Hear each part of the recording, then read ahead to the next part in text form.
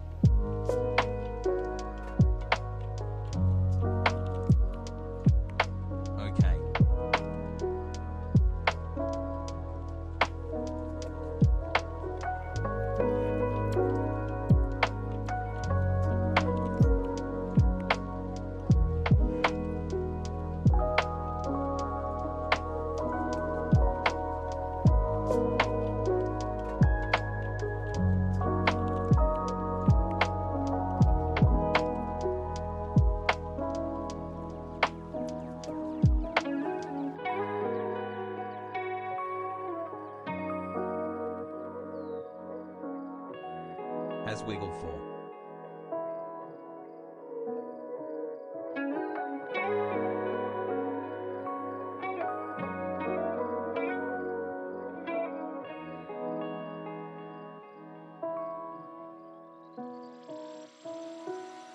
Happy November chat.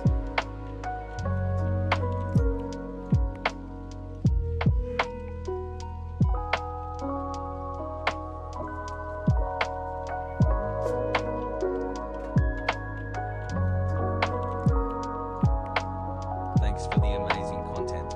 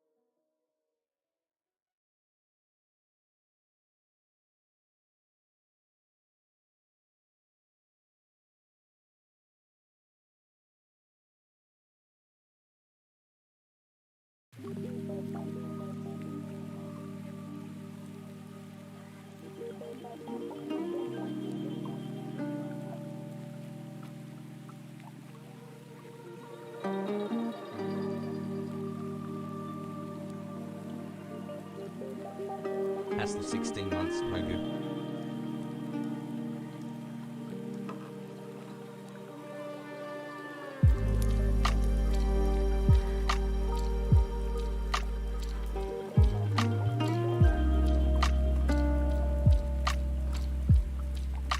Six years feels strong, man.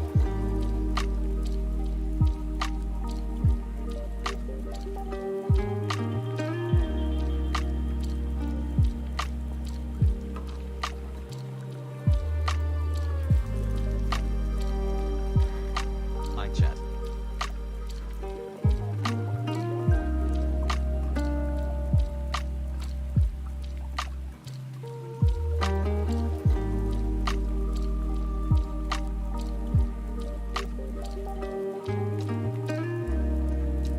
Welcome back.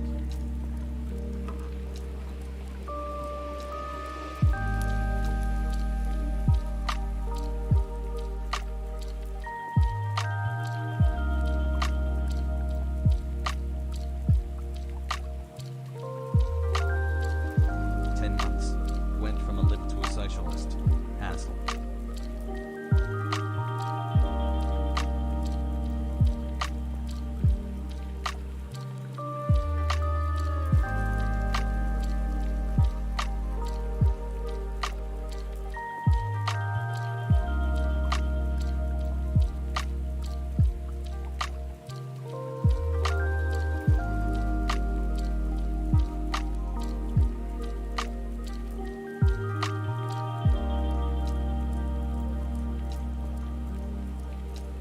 Months, I can feel the brain rot kicking in.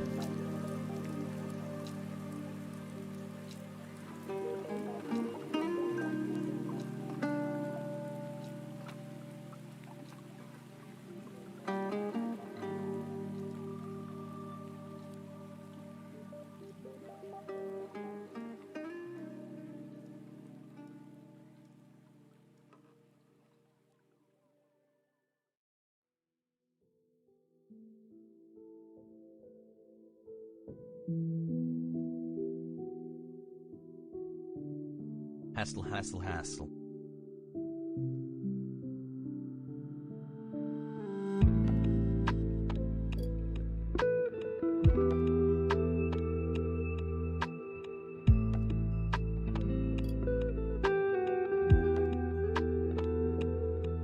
Hey chat.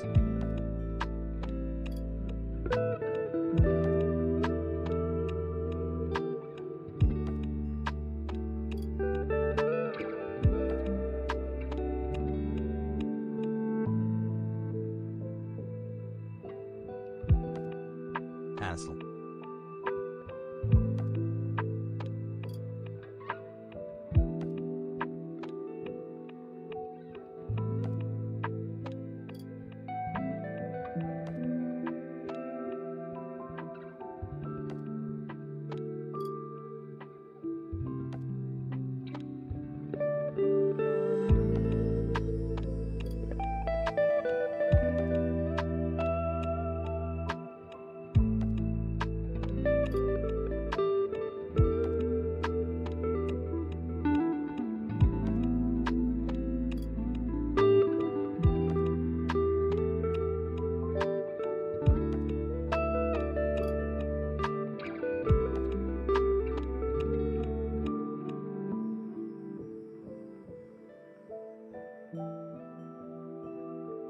Hi chat, happy Monday, I love you, say it back, plus a hassle, hassle, hassle.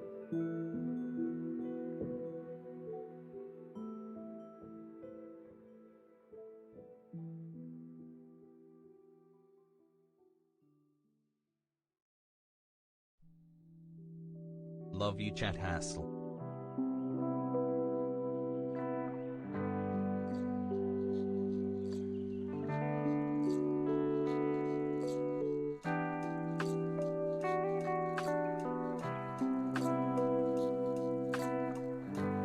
Hassle sending my love to Hasan and Twitch chat.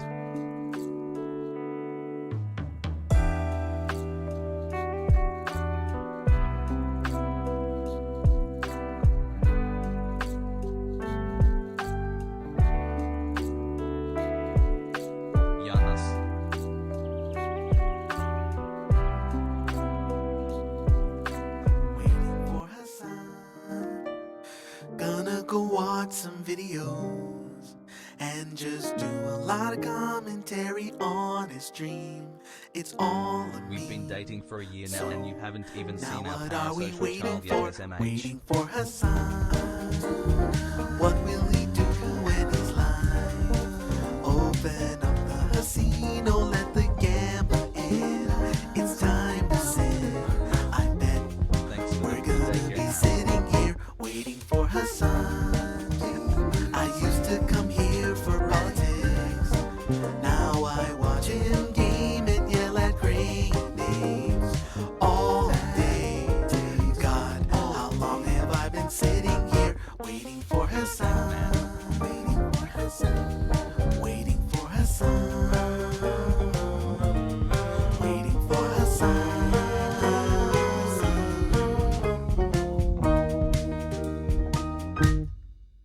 What's going on, everybody? I hope everyone's having a fantastic everyone. evening, a fantastic afternoon, a fantastic pre-noon. No matter where you are in the world, I'm Hasan Piker, and this is the HasanAbi broadcast coming to you live from 65 degrees and relatively sunny, maybe not so sunny, California, Los Angeles, and we are live and alive, folks. And I hope all the boys, I hope all the girls, and I hope all the NBs are having a fantastic one, because it is Monday, November 1st, 2021. We have now officially entered November. 1 year baby poggers. That's crazy. Just think about that for a second. I feel like 2021 just fucking is over before you know it. I feel like not that long ago I was, you know, continuing my life as Pog. Umberto Antonio Donato Pecorino, living as an Italian man, living a false reality. Like, that was literally the beginning of this year. The January 6th insurrection, which now feels like a lifetime ago in some ways, was in the beginning of this year, but like the Donnie saga was in the beginning of this year. Hey chat. So Hi. many things so many things happened so quickly, and we are now coming to the end of 2021. This is part of the broadcast where I tell you about my personal news, and I have a lot of personal news for you guys, obviously, because I was feeling very down in the dumps, very sad, very upset, fatigued, burned out. And, you know, I talked about possibly even quitting streaming for an extended period of time. And then, you know, on an impromptu note, decided to take a day off. And then that day turned into 2 days. Took Saturday off, Sunday off. 13 months of this degeneracy. I feel a lot better right now.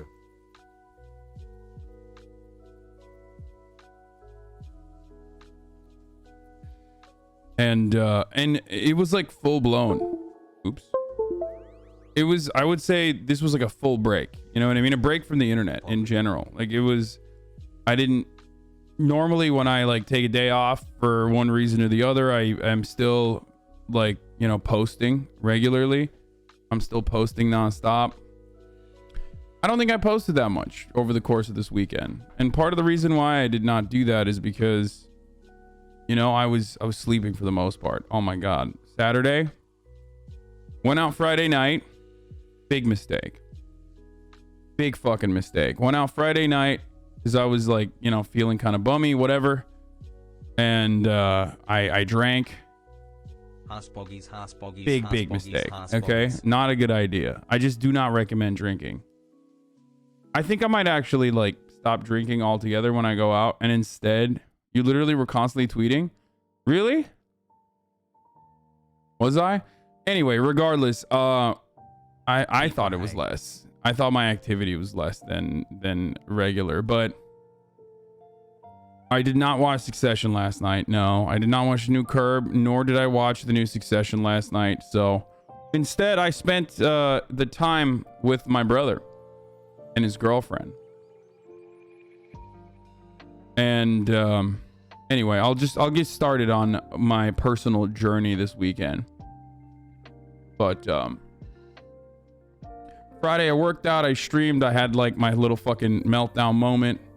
Because it was like really starting to get to me, all the fucking shit that I read on a daily basis on the internet. And more importantly than that, old heads and old fans of the show know, like, there is, sometimes I go through these cycles. I've been through these cycles before. I've had like a way worse workload in the past when I used to work at the Young Turks and also stream at the same time. But can I please get welcome to the jungle?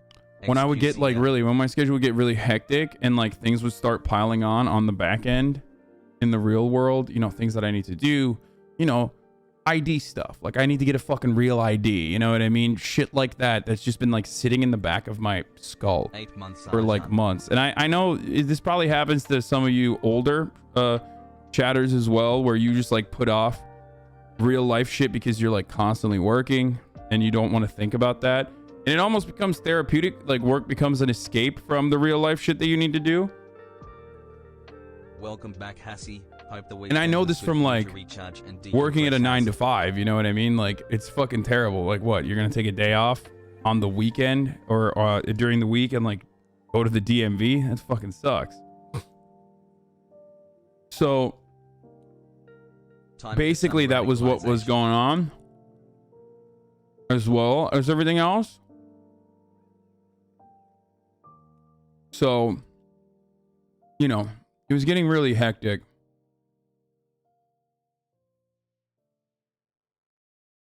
And the endless sequence of like cancellations, which is not even real. Obviously. Cancellation is not real, but it still gets to me, you know?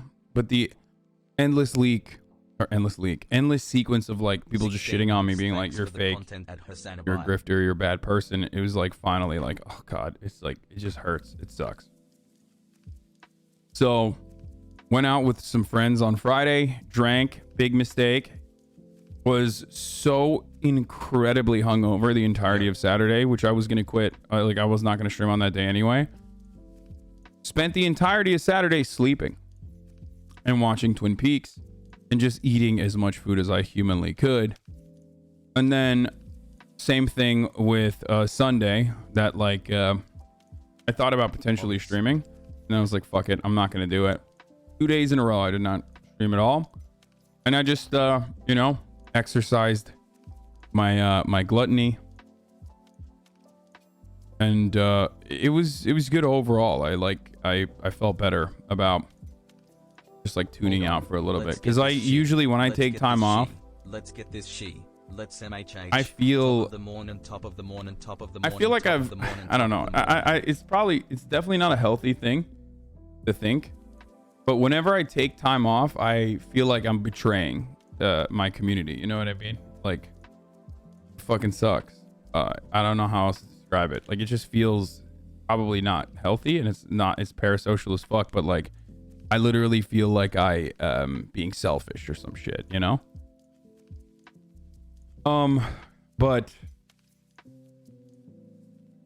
and it just like feels empty. I'm like, I don't know what to fucking do with all this empty space. Like, what do I do?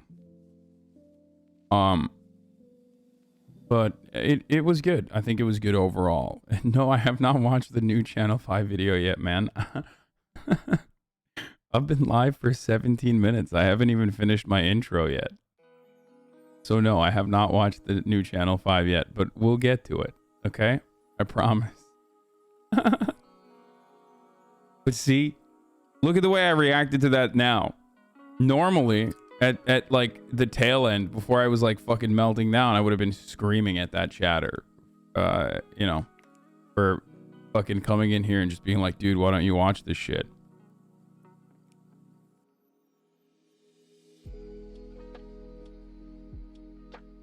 The Channel 5 video is 26 minutes old. That's funny.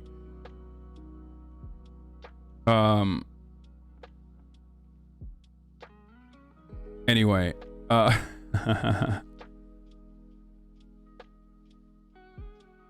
yeah. And on the first night, there was an LSF post. Someone clipped, of course, me fucking being like, I hate this. I hate it so much. Like, you know, we constantly get fucking harassed as streamers and it sucks. And like, the only thing to do is just like wait for someone else. Wait for the fucking weirdos to just like move on to someone else half the time. And like, people have made it their content to just like fucking, you know, in the most deranged way possible, just like shit on streamers, specifically me, as I was talking about myself. And even predictably, even on that LSF post, half the comments, and I've read through them, half the comments were like, yeah, fuck you. You made your bed, sleep in it. Like, I was like, why am I doing this to myself? You know what I mean? I'm just gonna stop reading this shit. Like, I could do that. You know what I mean? I've made decisions in the past in my streaming career to like avoid trolls and like obvious clout farmers that simply make a living off of extending this sort of drama, simply make a living off of just like making everybody as miserable as they are.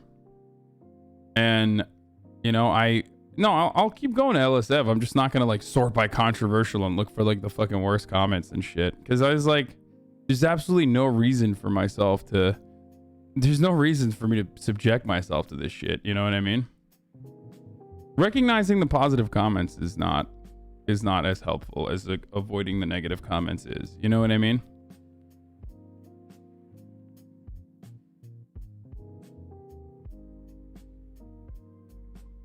Yeah.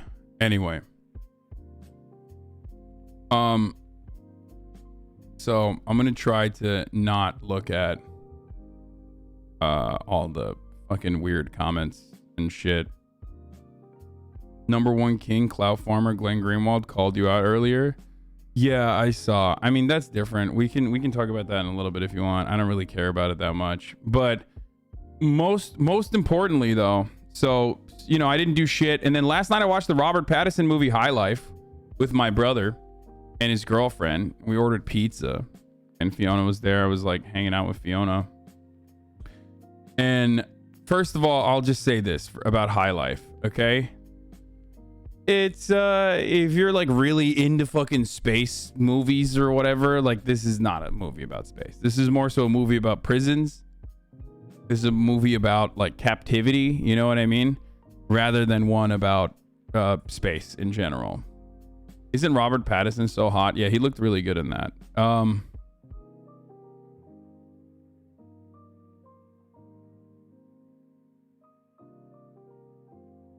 I saw it with Claire Dennis and Robert Pattinson Q&A. It was a decent movie. I think it could have been better, but whatever. It's not Dune? No. Why is it rated 5.8 on IMDb? I don't fucking know. But yeah, I'm gonna try to do a little bit better. I'm gonna try to do better for this community too. Obviously, for my own safety and mental health and happiness, I'm gonna try to, like, you know, not focus so much on the negative shit and just like ban and move on. Who cares if they fucking, you know, let that hatred fester, or just avoid reading it, or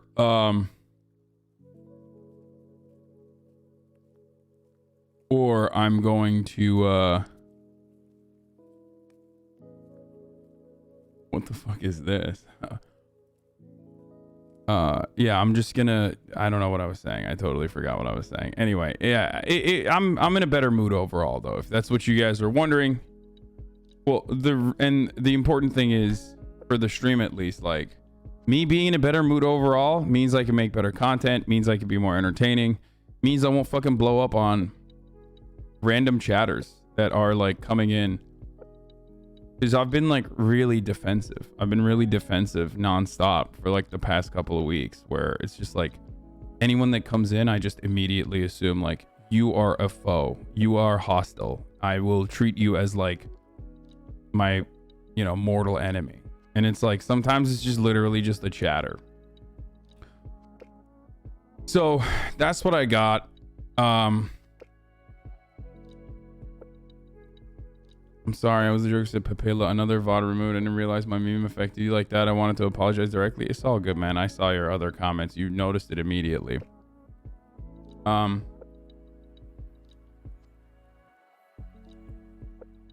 Mental health, one simply can't be left insane. Yeah, I mean, it's true.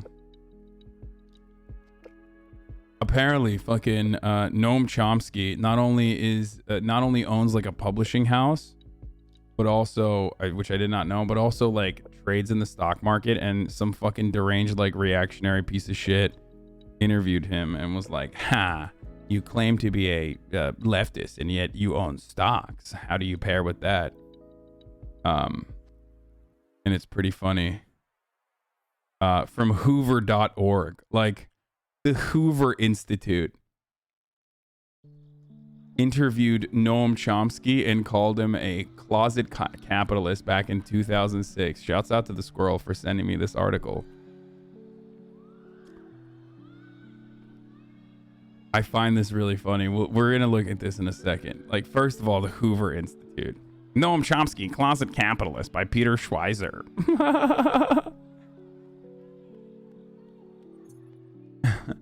How dare you maintain consistent anti-imperialist takes and also advocate for better material conditions for working class individuals around the world? That must mean you are a secret capitalist. If you yourself, look at this fucking, they even made like a nice little fucking meme alongside of it, as 2006 as a meme can get.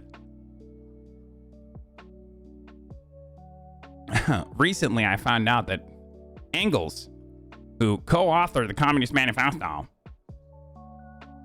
owned the factory. Makes you think.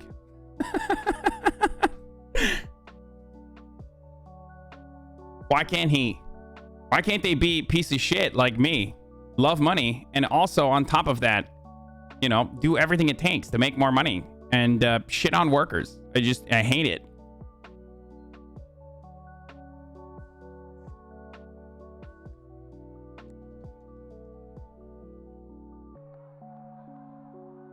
Like, why owning stocks and being a leftist is related? I mean, capital ownership is like fundamental to leftism. It's a big critique, is that like you literally fucking own capital, and you are the faceless, lifeless boss that every Marxist has talked about in perpetuity. Is that like it's a complete failure of the system itself. It's like the complete opposite. But there's nothing you can do in a situation where, like, you know, if you have no fucking if you have nothing, like if you have no social safety nets that are adequate and you can't survive without it, you can't survive without a fucking 401k, then don't be an idiot. Like I've said this many times over, like, yeah, obviously being a leftist is not fucking mean. Bro, I have a 401k. I'm no longer a socialist. I would love to own a 401k, but our government can't guarantee any type of social safety net. Yeah, being a socialist means you fucking die, okay? Being a socialist means you have to fucking die when you are no longer a productive worker, okay? When you're no longer important to the labor force, you just have to fucking perish. You have to wither away and die. This week, yeah. New Channel 5. We're gonna watch all that. So I'm gonna cover the news in a little bit. I'll just like tweet out that I'm live and stuff. But this week we also have a Twitch rival, so I'm gonna be in Nevada, and I will be live from Nevada. Like, I have a base of operations set up there as well. I hear that it's like absolutely fucking dog shit. The internet connections at the very least. So we'll see how well that goes. But like, we're gonna be doing like a massive Twitch rivals event. Some of you guys are probably aware of it. They've been like kind of low-key fucking posting about it.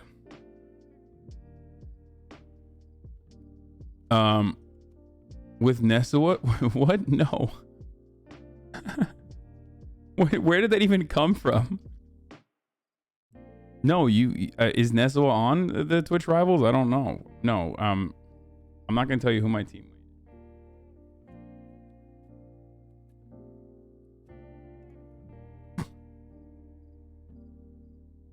Are you gonna do rivals when you don't play games? No, this is actually a very different kind of rivals. It's gonna have like actual fucking physical competition and shit. So I'm very excited about that.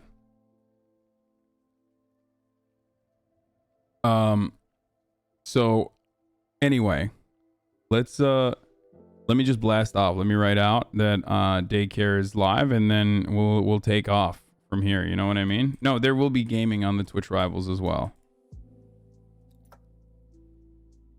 After a long ass 2-day break.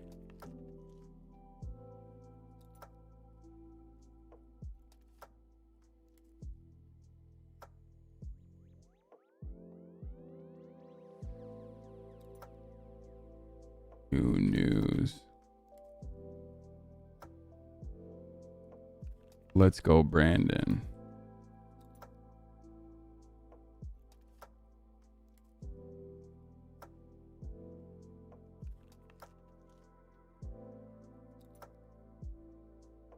Okay. Let's go, Brandon. That's right. I said it. I fucking said it. Twitch Rivals Ultimate Challenge live from Vegas day one. Yep, this is it.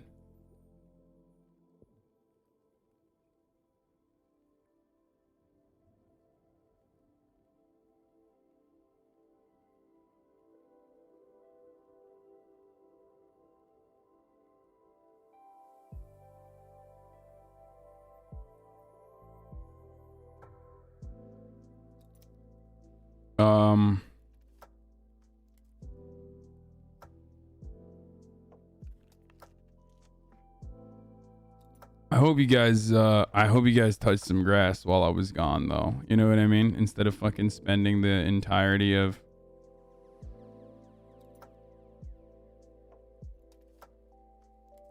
Oh, this is funny. I'm snagging a new Okay Buddy meme on here as well.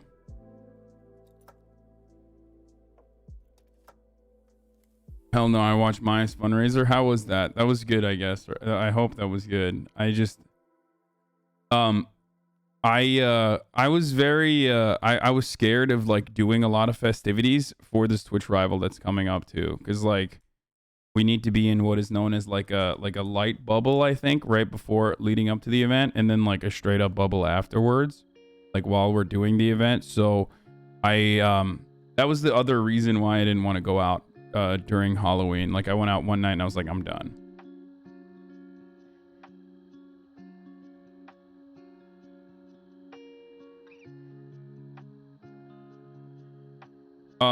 Here you go. I'm blasting the tweet so you can inform everybody that daycare is once again open, you know?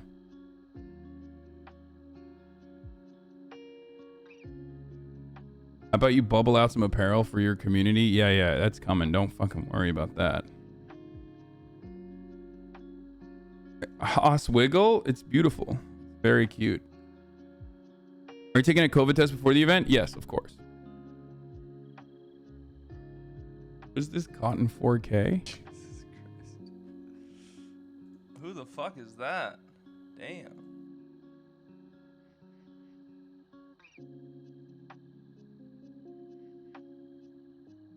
What is it? Oh my god, that's Ray. Jesus Christ. Who the fuck is that? Damn. Oh my god, that's Ray.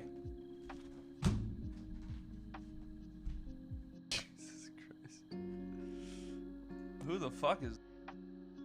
Poke went as you for Halloween? Wait, what? Really? I'll go to Poke. Hey. Hey, I was gonna say, like, am I get reimbursed for this?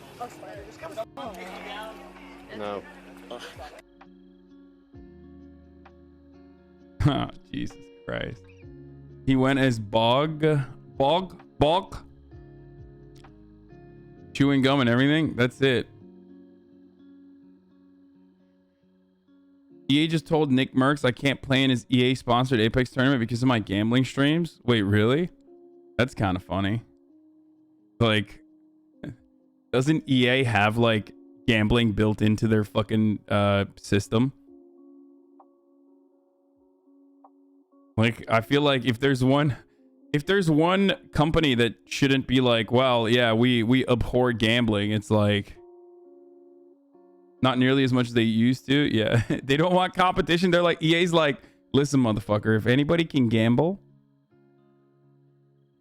if anybody is allowed to fucking gamble, it's us. Okay? Yeah. It's called a non-compete. You understand? Only we get to gamble on our, on our industry.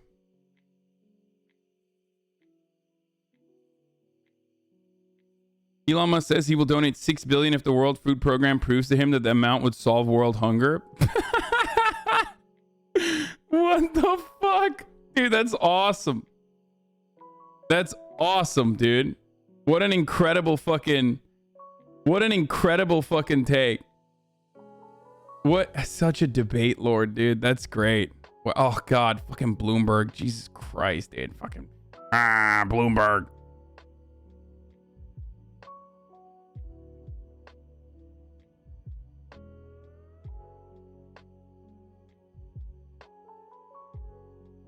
And no, I'm not gonna do a fucking.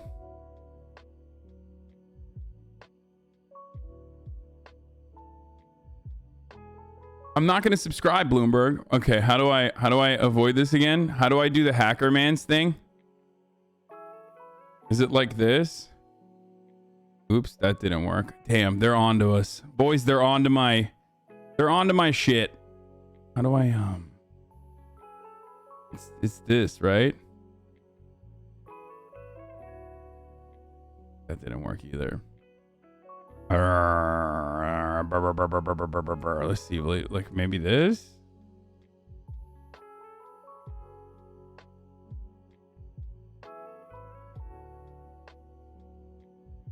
Click the log and disable JavaScript. Which one is JavaScript? Isn't this the JavaScript? I did that. It's not working. Then it doesn't load anything other than this part, which is fucking bullshit. Bloomberg is hard as fuck to bypass.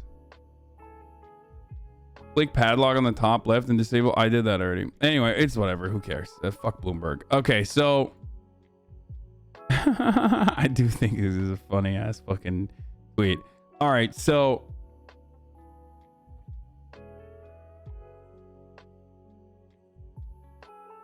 what is this?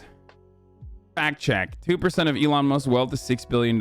If in 2020, the UN World Food Program raised $8.4 billion. How come it didn't solve world hunger? 2% of Elon Musk's wealth could solve world hunger, says director of UN Food Scarcity Organization. If the World Food Program can describe this on Twitter, on this Twitter thread, exactly how $6 billion will solve world hunger, I will sell Tesla stock right now and do it. But it must be open source accounting so the public sees precisely how the money is spent. Okay, so there's so much to say about this. Like, first of all, the thing that I find really funny always about these sorts of conversations is like, obviously it's not like, yeah, give me direct cash, like give me $6 billion and then like we end world hunger. No, there is the largest problem with food shortages and famine and world hunger right now isn't necessarily that like poor people simply can't buy the food. It's the actual way in which we produce commodities. Food is a necessary resource for survival, but because of the capitalist organization of the economy, food is created for profit by those who want to make profit by selling the food as a commodity. Okay?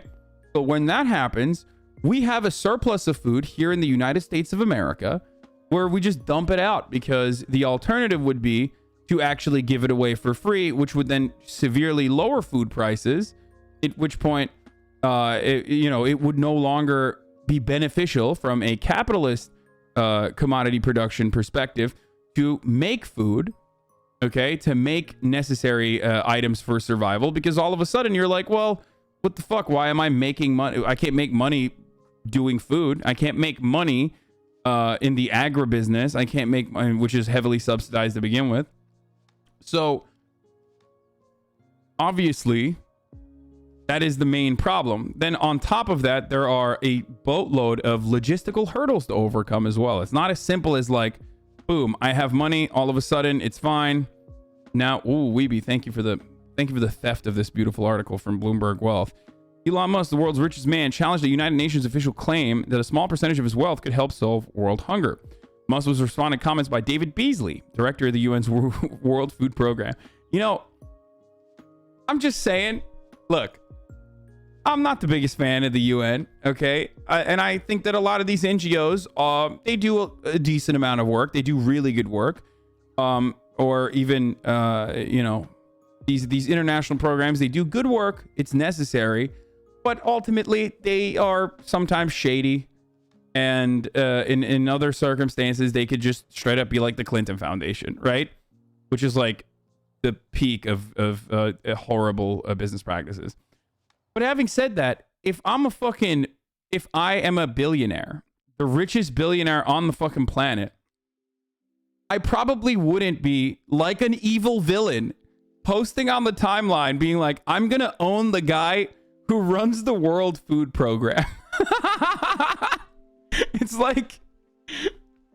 like, what are you doing? Are you literally just a villain? Like, he already has like the South African classic, at this point, cliche villain accent. You know what I mean? He's like, yes, I will destroy the UN World Food Program. That's right. I will destroy it. Millions of children around the world will go hungry. Because you dare defy me? You try to ratio me? Elon Musk? That's right. You will no longer exist. It's not a South African accent. I can't even do it.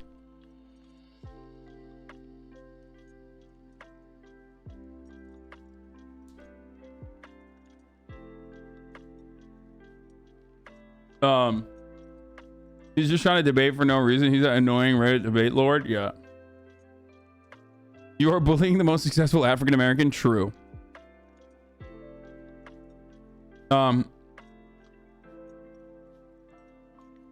Worked at a place that danced around saying we couldn't give away food waste because homeless people may sue the company for allergies. They were owned by Tesco's huge UK supermarket. Yeah, no, it's fucking bullshit. Musk was responding to the comments by David Beasley. Beasley specifically called for action from Musk and Amazon.com Inc. co-founder Jeff Bezos, two men atop the Bloomberg Billionaires Index. Just 6 billion could keep 42 million from dying, Beasley said. If the World Food Program using transparent and open accounting can describe this Twitter thread exactly how 6 billion will solve world hunger, I will sell Tesla stock right now and do it, Musk wrote in a Twitter post. Honestly, if I was the World Food Program, I would take this up. Because, like, no matter what happens in this situation, like, Elon Musk is going to, he's going to cuck out of this. He's 100% going to be like, well, I looked through the numbers and it's actually not cost efficient. You know what I mean? But like this back and forth is exactly the type of shit that like Redditors love and jerk off to. They're probably like, Elon, oh God, he's owning the World Food Program. He's so based. Epic Chunk is Keanu Reeves. Like, you know what I mean? And it's like, and not a single person will like take a step back and be like, wait a minute. Even if it doesn't fully solve world hunger, like, why doesn't he do that then? Why doesn't he liquidate only 6 billion from his seemingly endless amount of wealth? And like, actually, even if it solved like 20% of famine around the world, is it not worth? Like, I don't get it. And for those who say something along the lines of like, oh, why don't you do it, dude? HasanAbi, Twitch streamer, why don't you do it? It's like, dude, one, I already do, okay? And many others do as well. And you do as well. You probably play your part in this situation. But like, we're talking about a single person that is capable of like moving the needle that much, okay? Like, any sort of comparisons between Elon Musk and someone like myself or someone like anyone, even someone with $100 million is so fucking idiotic. I do not know where to begin that conversation.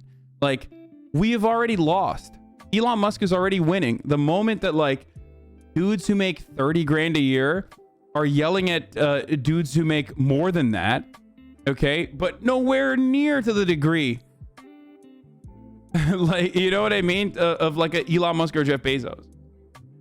10 people, the top 10, not 10%, the 10 wealthiest individuals in America were able to, if their like effective tax rate was increased to like, you know, like a mid-level manager with a good fucking accountant, if it was increased to like 20% in like unrealized assets being taxed as well, so ultimately like the amount of money they make that year would be taxable somehow, they would be able to fund single-handedly between the 10 top people.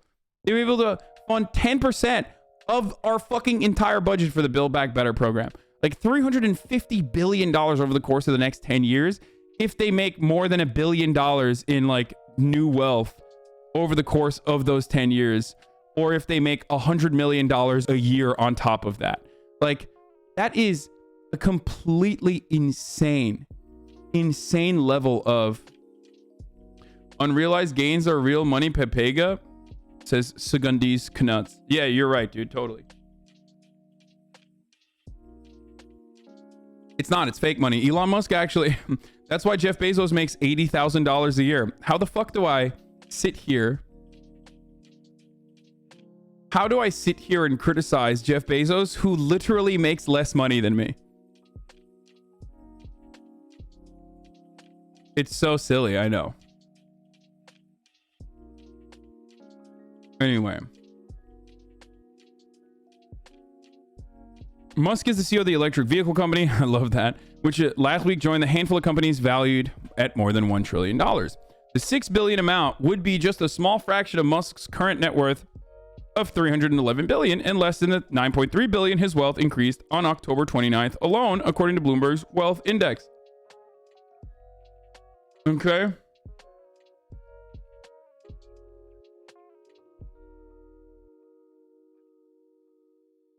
How to speak with a South African accent? To make changes to their voice. Important. Important break away from the actual news for a brief moment. Hold on. What the fuck? South African accent, I think, and in right, sign, and live. Okay, that sucks. But it must be open source accounting so the public sees precisely how the money is spent.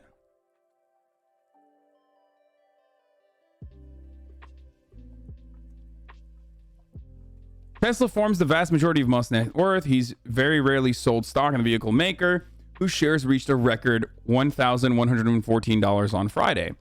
His fortune has also surged thanks to his stake in SpaceX, a private space exploration company that was valued at about $100 billion last month. I wonder how SpaceX gets funded. Do we know? Does anyone know how SpaceX gets funded?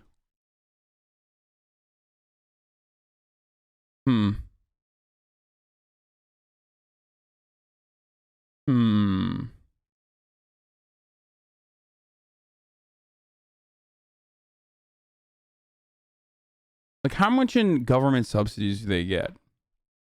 I mean, the damn near entirety of their work relies on NASA, publicly funded NASA research, obviously. But how much of what is the percentage of subsidies? I would love to find that out. Anyway. I mean, only recently they had a government bid for $2.9 billion. So, let's see. What is this? Los Angeles Times stirs debate Elon Musk's use of subsidies at Tesla, SpaceX, and Solar City. We don't even talk about Solar City. So that's like... Covers 3 companies affiliated with Musk. Solar City ranked 28th. In our top recipients, SpaceX and Tesla Motors ranked 22nd.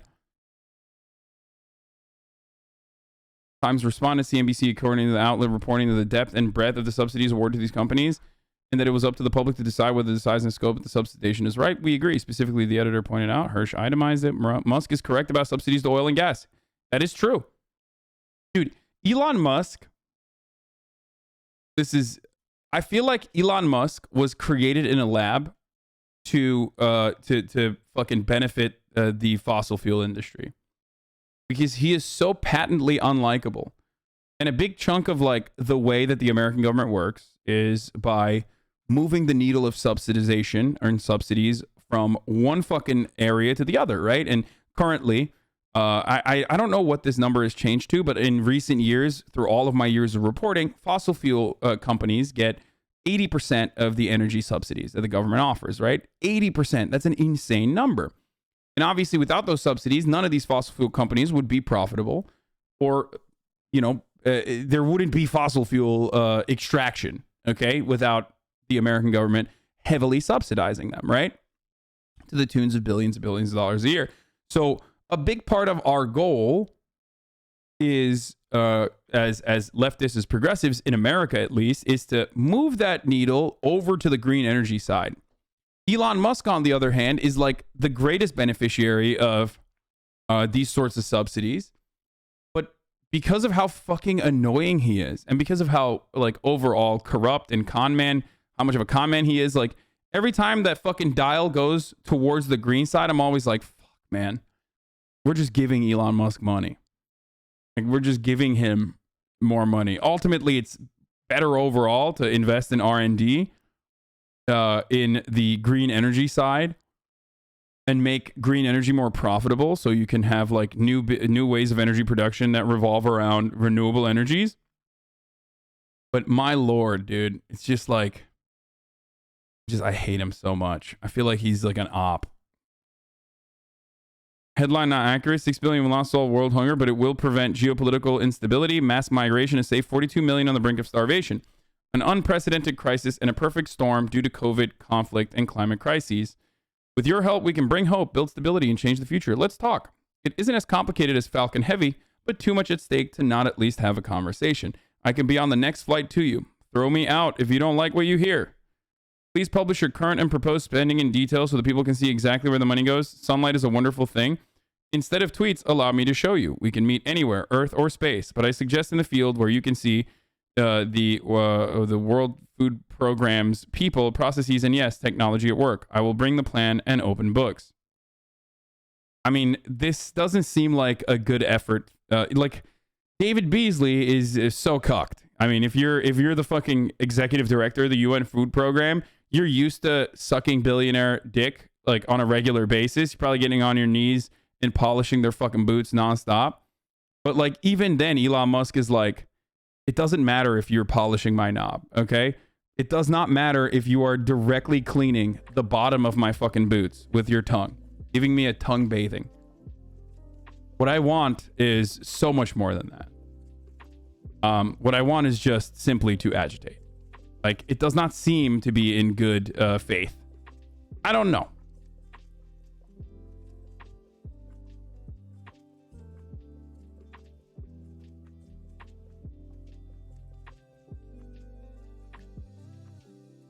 Well, and by the way, it's wonderful because like that's what debate lording is, right? The debate lording is, oh, what happened here? Let's see. Starving children as young as 9 forced to give UN officials oral sex to get food. Oh my God, dude.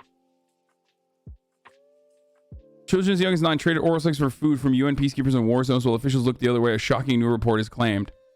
There you go.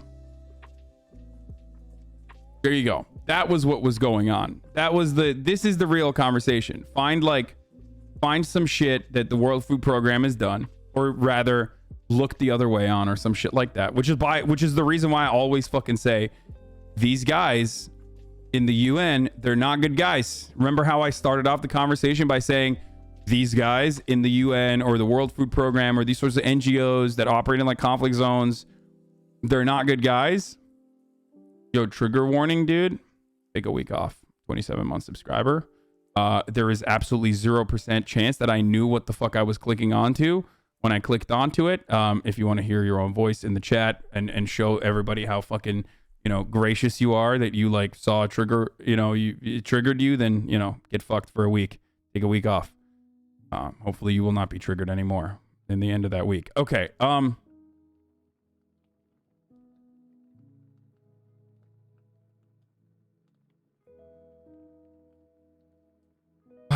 He wants to get humans to Mars and sees anything that would hinder that in the slightest is a massive roadblock, and any questioning about it is a slight. Going to Mars would be cool, but he's too up his own ass about it.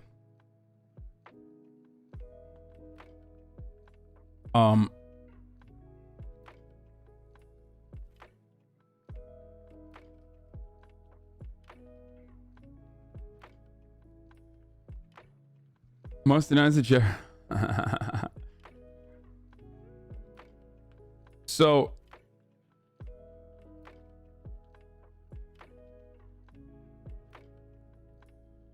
as we were saying, like, this was not a productive conversation in any meaningful capacity. Notice how he shifts it over to like, look at this Express article of something that happened under the watch of the World Food Program. Okay, boom, it's over. That was all he was trying to do here. And this is the thing that this is the thing that I absolutely fucking despise about debate lords, is that it's never about a productive conversation. So if you take someone who's like trying to do debate lording on the timeline seriously, and you engage them in good faith, or as good faith as you possibly can, and be like, yeah, I will show you everything. Please give me some fucking money. They will do everything in their fucking power to turn around and still own you. How about starting your own organization and run it as well as your businesses?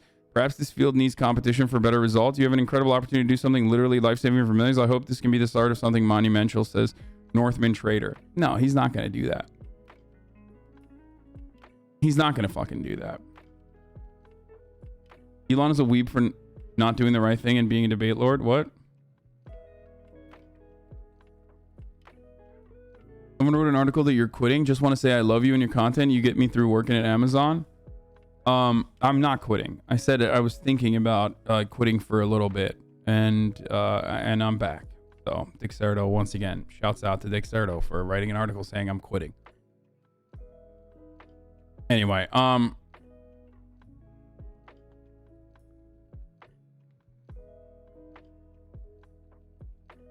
yeah, so there you go, dude.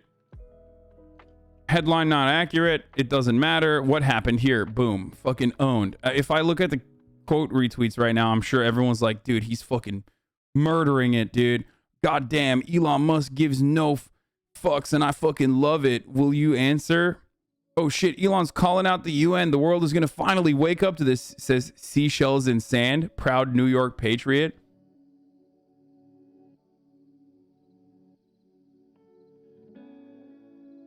So once again, the UN and organizations like that oftentimes are doo-doo. They're not great. I'm Washington's premier cannabis author, and you and your streams have inspired me to start the unionization process. I contacted the local 5104 in New York, and they're starting in San Fran too. Thank you from all of us for the inspiration to push for collective bargaining. Fuck yeah, dude. That's awesome. Congratulations. I hope it's successful.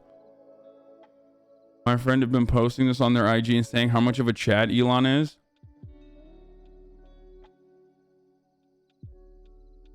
Elon destroys the World Food Program by posting an Expressco UK article.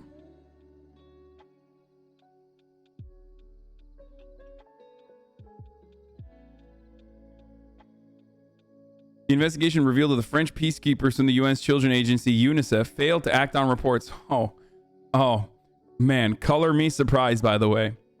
That the French peacekeepers from the UN's children's agency UNICEF failed to act on, you know, pedophilia and rape. That's crazy, of children. That's wild. UN Secretary General Ban Ki-moon expressed profound regret that these children were betrayed by the very people sent to protect them and said that he has accepted the panel's broad findings. No one has been arrested more than a year and a half after UN authorities were made aware of the sexual abuse allegations. 4 French soldiers were questioned last week and released without charge. It almost took a year for UN staff to respond to the allegations of rape by 6 children. One child reported he had been orally and anally... Oh, Jesus Christ. Okay, trigger warning. Yeah.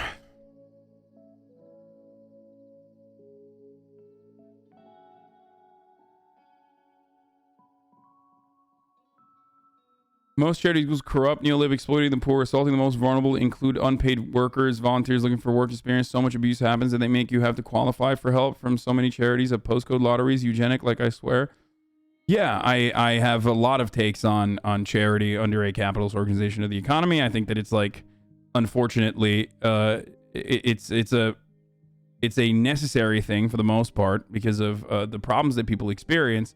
But also simultaneously, it can be a way for people to, you know, trade off their tax burdens back to these 501c3s that fucking operate in an exact same capacity to the way that some of the most corrupt institutions work under capitalism. So it's great. It's wonderful.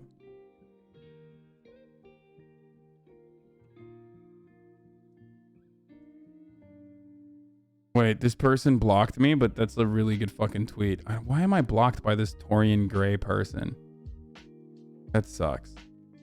Anyway, this Torian Gray person says, if you want to say fuck Joe Biden, you could just say fuck Joe Biden. Using a code phrase and then running off giggling is so infantile. I'm surprised Matt Gaetz hasn't tried to fuck it. It's a great tweet.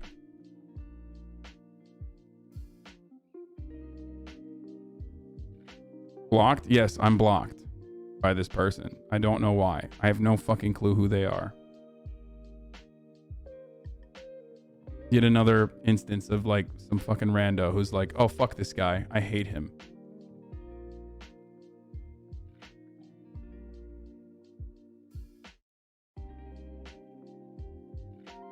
Oh, fuck yeah. The first episode, Patriot Purge Part 1 from Tucker Carlson's original is available now. Stream the Fox Nation series and all Tucker content.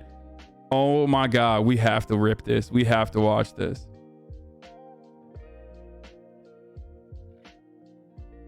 We have to watch this. Anyway, so I think that's enough for me on the Elon Musk thing. I want to clear something up here.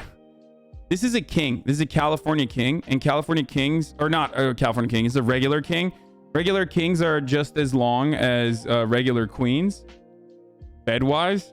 I don't know why it looks that way on this photo, but it's perfectly fine for my size, okay? I'm not like extra tall or anything like that. And the bed's fine too. I think it's just the pillows, the way it makes it look.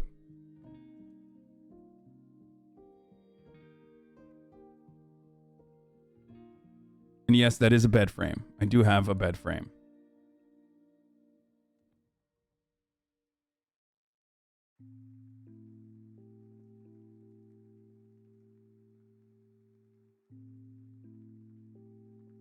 Are you worried about the damage that you might be contributing by platforming Tucker Carlson's rhetoric? Just curious. Yeah, no, I don't care because I'm a January 6th insurrectionist, baby. I'm a true patriot. Look at that. That was my outfit for Halloween. Terrible decision, by the way.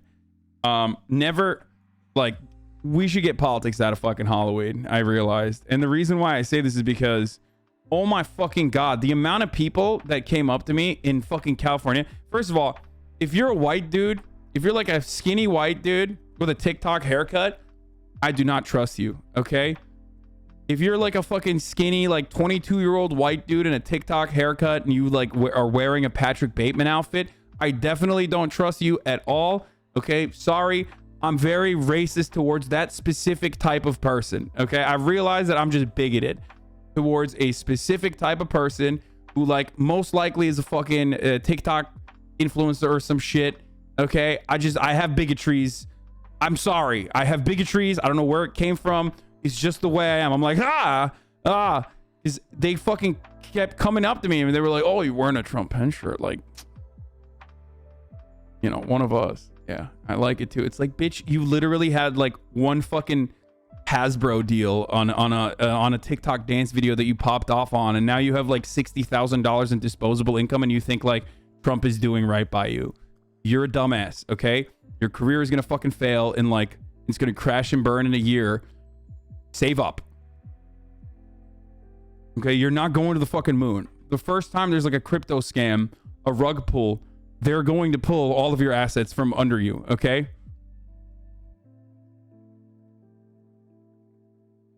The amount of like OnlyFans girls that came up to me also in a similar manner to discuss how much they secretly love Donald Trump was also wild. It's like, dude, again, you're not even in the fucking highest tax bracket. What the fuck are you talking about? Donald Trump literally wrote a tax code. His administration wrote a tax code that straight the fuck up actually increases your taxes. Okay? Those tax cuts that you saw, the marginal tax cuts that you saw, they are slated to sunset. Okay? Those tax cuts are only made permanent for the top marginal tax rate and also for corporations. You are neither of those things. Okay? I wish you well, and I hope you can still fucking, you know, continue to thrive and do your sex work. But like, oh my God, they're just pretending to be Trump supporters to fuck you. No, I don't know. I don't think so. Because they would like very quickly start arguing about how the election was stolen. And that was wild. It's just like someone in the heart of fucking Los Angeles, someone who's in like a sector where, you know, there's like sex work involved. And like you're like a straight up Trump stole the election. I mean, not Trump, Joe Biden stole the election type conservative. Like, are you 68 years old? Like, what the fuck? Where did this come from? And yes, I was drunk as fuck debating how silly this was by bringing up the American Enterprise Institute. Like, it's like the only study that is most commonly used by Republicans is the American Enterprise study that shows that 1,200 total votes over the course of 30 fucking years, with 1 billion ballots cast, only 1,200 times did they ever find like voter fraud. And that's like, I'm doing this in the middle of a fucking party and I'm drunk, okay? And it's like really, it was just terrible. It was a terrible experience. I was like, oh fuck. I was fatigued by it.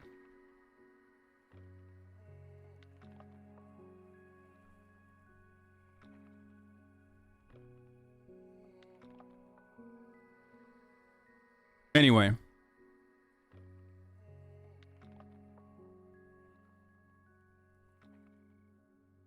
Yo, motherfucker, you were a 30-year-old white passing dude with a TikTok haircut like 3 months ago? I mean, I still kind of have it, but I'm too big and bulky to be a TikTok guy, okay? The guy I'm talking about is very specific. Anyway.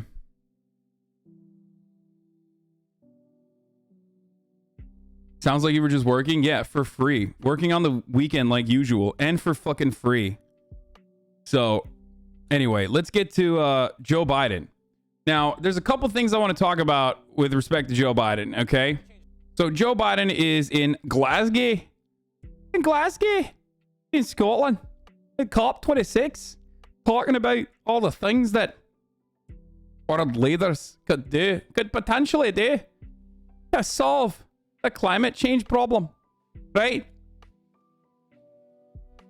It's a big circle jerk. That's what it is, right? That's all it is. It's this fucking giant circle jerk of like rich, powerful fucking leaders talking about like, you know, well, how are we gonna solve this problem? Oh, I don't know. It requires a lot of money.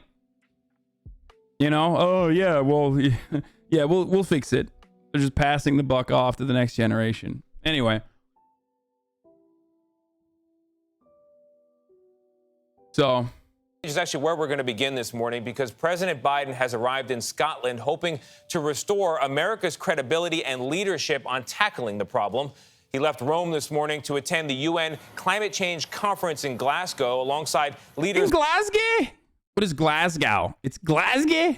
Of other countries that adopted the 2015 Paris Agreement. All of this comes after the president spent the weekend in Italy at the G20 summit. Weijia Zhang has been traveling with Mr. Biden, and she's in Edinburgh, Scotland for us this morning. Weijia, how are you? Edinburgh, Scotland. It's Edinburgh. I'm great, Tony, and I hope you guys are as well. President Biden put climate change at the front and center of his agenda on day one when he rejoined that Paris Agreement after his sick. We're so fucked, dude. You guys, I'm sure many of you already saw this, but like, what did they have? They had all the world leaders get together and like throw coins into a fucking fountain, right?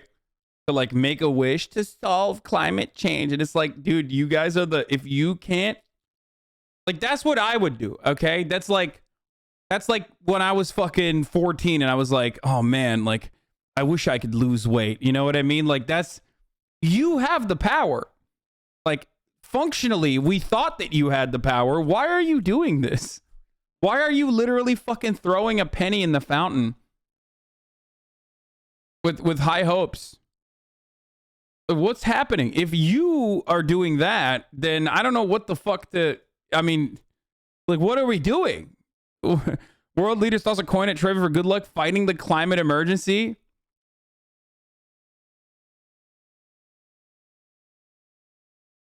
Like, who do they think? Who's gonna do it?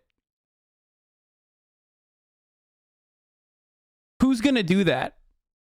I thought it was you guys. I thought we throw the coins and then you guys act on that need, right? It's like beyond a demand at this point.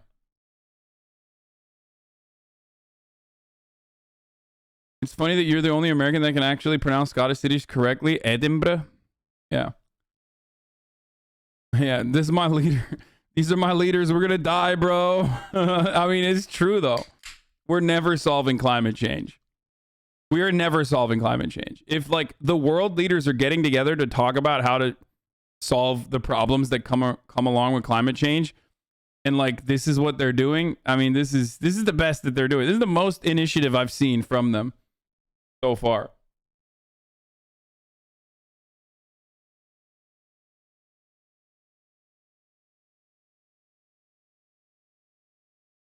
You know, that's what they're all there to come up with solutions. Yeah, it's not enough yet, but that's what they're there for. Yeah, 26 years, dude. This one will take. This year, they're still looking for solutions. I'm just looking for, dude, come on, bro. They're just like looking for solutions still. No, you know what they're looking for solutions for? First of all, let me just say something. One of the things that they're actually looking for a solution for is the inevitable mass migration that is going to happen as a consequence of the global south getting absolutely eviscerated by climate change. Okay, because here I'll use America as an example. When natural disasters occur on U.S. territories or on U.S. soil, if it's a place like Puerto Rico that already is like in debt, that already has like crippling or crumbled infrastructure, when an insane fucking erratic weather condition that is extreme and like normally once in a lifetime, doesn't really happen all that often, hits Puerto Rico, then there is no way to solve that problem. Like, we just will never be able to fully fix Puerto Rico, right? It's just too fucking expensive, right? If it hits the mainland, depending on where it's hitting, you can kind of patch it up, but the poor people suffer in that situation. Now, expand upon that, because that's a microcosm of the problem, and then expand upon that and think about it from a global perspective. When that shit hits like Haiti, Haiti's fucked, okay? What are the Haitian people going to do? Well, they're going to want to come to America. So that's the real problem for a lot of these world leaders. When they go to these sorts of conferences, they're like, yeah, what the fuck are we going to do about these like fucking migrants that are coming in? You know what I mean? That's the real inevitable disaster from climate change. Not necessarily like actual solutions. And they're not going to come up with actual solutions, because the actual solutions, and conservatives are kind of right on this, the actual solutions come from eliminating the profit motive and drastically reconsidering the way that we look at commodity production and the way that we look at energy production. Like, there's no other way to do it, whether it be like just straight up government regulation or full-blown undermining capitalism. A little bit of undermining capitalism is a necessity. And considering the reality that all of these people are still bought and sold by the same corporate benefactors, that's the reason why the best they can do is toss a coin to the Witcher, okay, in the fountain, and hope that one day magically we will eradicate the problems. You know what I mean? That's it. Predecessor pulled out of it. But as this summit is unfolding here in Scotland, lawmakers in his own party continue to negotiate legislation that includes more than $500 billion to help combat the problem. They know me, I know them. We can get things done together. President Biden argued his personal relationships with other world leaders allowed them to make tangible progress at the G20 summit in Rome. We passed a number of things here to end the subsidization of coal.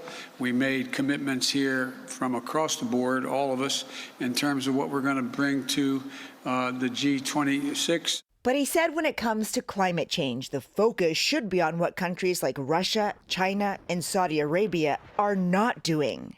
Not only Russia, but China basically didn't show up in terms of any commitments to deal with climate change. The leaders who... Wait, am I crazy? I feel like as far as like a recently developing nation goes, am I wrong to... I thought that China was doing fairly well with respect to tackling climate change. Like, developing papilla. I mean, obviously, like India and China, maybe not Russia, but and Saudi Arabia, but like, didn't they recently say that per capita China is not that bad, but they only look at total to make them look bad? China is a world leader in renewable energy installation by volume. Yeah, I mean, they're also a gigantic country that is like, you know, having its industrial revolution in front of our fucking eyes. So, or basically on the tail end of that industrial revolution, but still, like, you know, they didn't have 400 fucking years of, you know, sucking on the teat of natural resources of the third world in the same way that like Western capitalist nations were able to industrialize over the course of like many fucking centuries. But even then, with respect to like how quickly they blew the fuck up, like criticizing China from that point of view by just looking at the totality of their coal consumption is, I don't know. Maybe they're doing it secretly though. So maybe I'm wrong.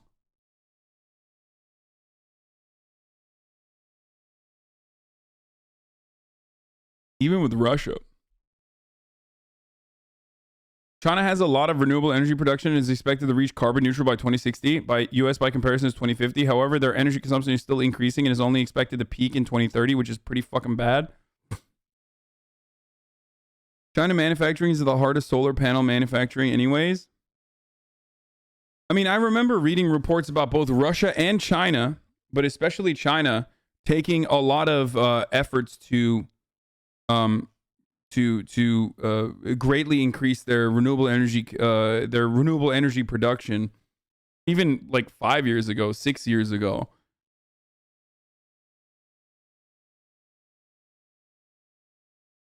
Regardless, though, of course, China and India and other countries that are still at the precipice of like their own industrial revolution, or still at the tail end of their own industrial revolution, are greatly going to increase their need for coal. That's what happens when you fucking have. That's what happens when you become a wealthy nation. That's what happens when your nation and the material conditions of your nation improve. It's just the unfortunate reality. He meant China didn't go to the event. That's it. Yo, President Xi Jinping, you didn't throw a coin in the pool. And let me tell you something. I don't like that. You needed to toss a coin in the pool, Mr.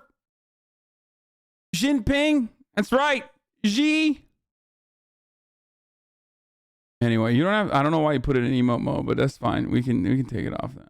Who attended the summit pledged to work to limit global warming, but offered few firm commitments. Secretary of State Antony Blinken insisted the talks were a launching point for future work. This is not tomorrow's problem. This is today's problem. President Biden also faced questions about his political standing back home. A new poll shows his approval rating has declined by 7 points since August, and 71% of Americans say the this is the cumulative CO2 emissions. Wait, cumulative? Of course, cumulative. The United States is gonna fucking blow everybody out of the water. If you look at cumulative CO2 emissions, obviously, like, yeah, no shit. The United States has been an industrialized nation for a lot longer than fucking China has, dude. That's ridiculous. But if you're looking at like currently what their output looks like, or what their cumulative, or not cumulative, but like what their CO2 emissions look like per capita. Lifetime CO2 is high, so all the US is still up there. That's why it's relevant. Yeah, of course. I mean, I already covered that part, though. Obviously, the United States is going to fucking literally be the largest source of fossil fuel, cement, and cumulative CO2 emissions. Like, that's ridiculous. It's about, would Russia or China help us if we were invaded by space aliens? What is this fucking shit, dude?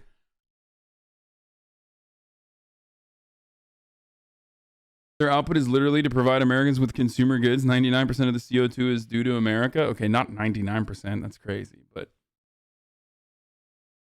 I think that CO2 emissions per capita, America still beats China. Again, for understandable reasons. China is fucking massive, and there's still like, there are still rural areas in China where fucking millions of people live, and obviously it's not as well developed as the damn near entirety of the United States. CO2 emissions per capita, if you look at it per ton, obviously China emits the most, right? In 2016, China emitted the most. Well, if you look at per capita, on the other hand, though, obviously, China is not going to be as high as the United States of America.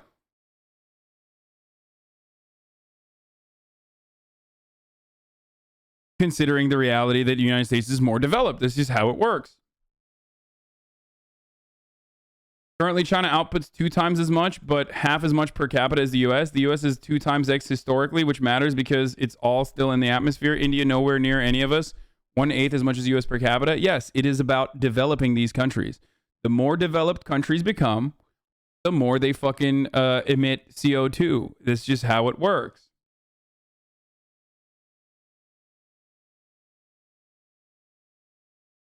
Wealthy nations lead the per capita emissions. Yeah, US, Canada, Australia, South Korea, Japan, Germany, Russia, Iran, UK, Poland, Italy, Malaysia. What the fuck, Malaysia?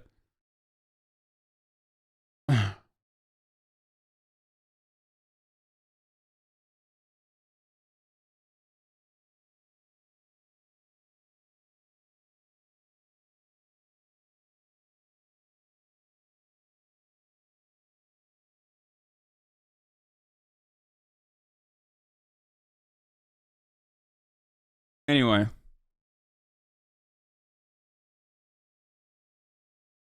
You're totally missing the point. The issue is that China and India don't need to deploy these types of assets anymore, as renewable plus natural gas is enough to support their industrialization. Yeah, is that why the United States is not doing it then? The fuck kind of take is that? Like, fossil fuel is still the most efficient energy. Like, that's just the reality. It's still the most bang for your buck. So no, it's not. Wait, oh, we got fucking we got nuke. I mean, it is the cheapest. It's like natural gas if fossil fuel, dude.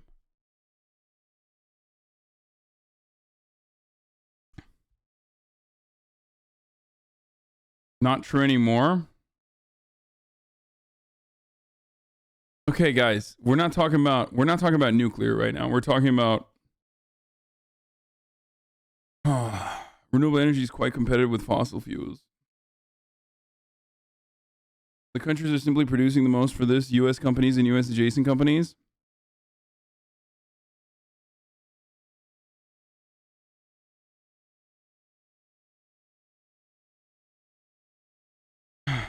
Also, steel is carbon intensive, so actually building things and developing is intensive, which is what the neoliberal hegemony wants. He could promote degrowth, but line go down. Cost effective, not efficient. Oh, fuck. I don't have a New York Times subscription anymore. Okay. Coal is still cheaper, or fossil fuels in general, not just coal, but fossil fuels in general, in comparison to renewable energies, is still,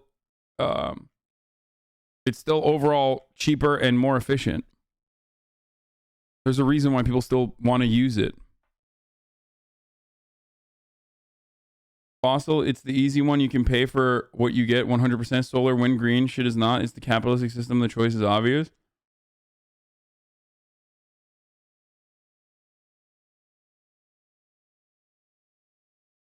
Anyway, so without getting into the additional details about nuclear, you want to know why France is so low relative to other? I know France is lower than all these other wealthy nations because they have nuclear power. I know. I got it. I love nukes. Okay, nuke me up, daddy. Okay, I want to I literally want to live in a pool of like radiated water.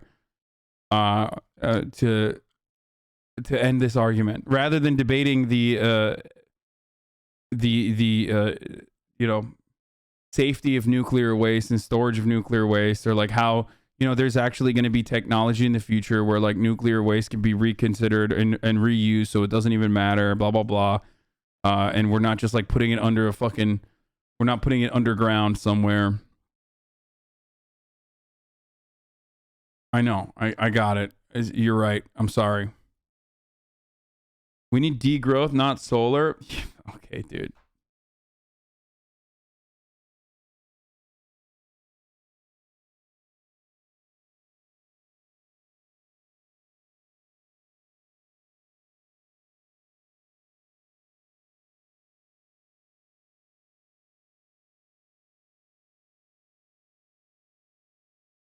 Anyway.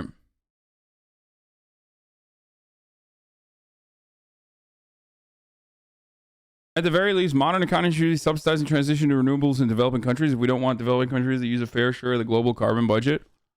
I agree. I mean, that's one of the things that they're supposed to be talking about here, aren't they? The country is headed in the wrong direction. I didn't run to determine how well I'm going to do in the polls. The president was hopeful that both his Build Back Better agenda and infrastructure bill would pass in Congress by the end of next week. Combined, they have $900 billion in climate resistance and dealing with climate and resilience. And it's the largest investment in the history of the world that's ever occurred. And it's going to pass. But progressives like Vermont Senator Bernie Sanders want assurances that moderate Democrats, namely Arizona's Kyrsten Sinema and West Virginia's Joe Manchin, are fully on board. You don't have to have all of the legislative language, but you have to have a statement which says A, B, C, D, and E is going to be in the package, and 50 members of the Senate are supporting it. White House Press Secretary Jen Psaki, who did not come on this trip with President Biden, tested positive for COVID-19 on Sunday. In a statement, Psaki said that she last saw President Biden on Tuesday before the trip when they sat outside more than 6 feet apart with masks. The White House says President Biden tested negative yesterday. He is scheduled to be here in Scotland for the next couple of days, helping to put together a global framework on climate change, and he plans to be back in Washington on Wednesday. Nate? Definitely need to pop a Smurf commune leader costume. What? Okay. I don't even care about like the fucking bill. Okay. Manchin is holding the bill hostage. He did like a fucking this is the only thing I'm going to talk about briefly about this infrastructure bill. Okay. I just like he came, he did a press conference this morning that apparently could have been like just handled with a goddamn email. The entire point of this is that like he's still holding it hostage, and he's saying he won't support the 1.75 trillion reconciliation bill Democrats are negotiating until there's greater clarity about the impact. So what happened, motherfucker? Like they lowered it to 1.75, and even then he's like, actually I decided 1.75 is not enough, which is exactly what I said was going to happen. I literally said this was going to happen, and he's doing it. He's like, yeah, I got everything I wanted, but turns out I wanted more. Okay. Jayapal signals that Manchin's comments will not impact progressives, says they will vote for the infrastructure bill and the 1.7 trillion. The president says he can get 51 votes for the bill. We are going to trust them. We're tired of continuing to wait for one or two people. So the progressives have already buckled. They've caved, and they're like already saying yes to what the fuck? Fucking competition. This is probably someone else. This is probably a different Hasan that's trending. Anyway. She says on CNN, once the final negotiations are done on the 1.75 trillion, they will be ready to vote for both bills, and she'll let Biden try to get Manchin on board as he promised. I trust the president. So they're cooking you in the comments. Ultimately, it's just like they're done, and now the real conversation now is just about whether we can even get the 1.75 trillion dollar package through. The way the table's set, we will engineer our way out of climate change. What? I've been salting my coworkers into believing that they have labor power. I've done this by utilizing the syntax and agitprop you've equipped me with. We are now in contact with the CMRJB, and we are drafting demands. Love you. Fuck yeah. That's awesome.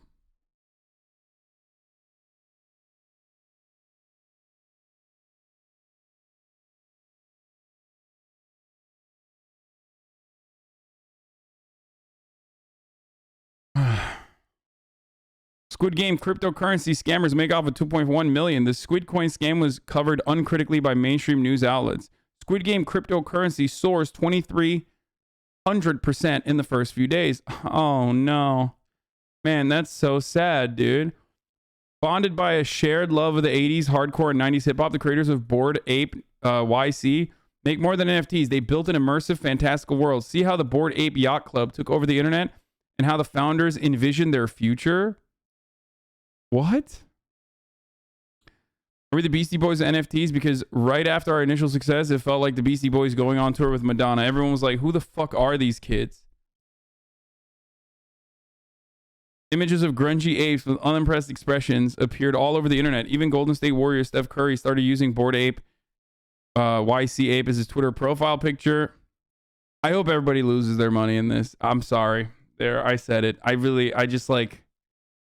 I mean, that only means that someone else is going to fucking... That only means that someone else is going to make the money, though. And that person who's, like, making the money is probably going to be making so much more. And that person is the top piece of shit. So I contacted the FBI field office and gave them everything. For what? Major news. All three of these Bored Ape YC were hacked tonight over Discord. Guys posing as buyers in Discord were helping me troubleshoot a problem we thought was happening. They walked me through the language settings of my MetaMask and had me choose an option and took over everything. I stole it back for you. I was just trying to help.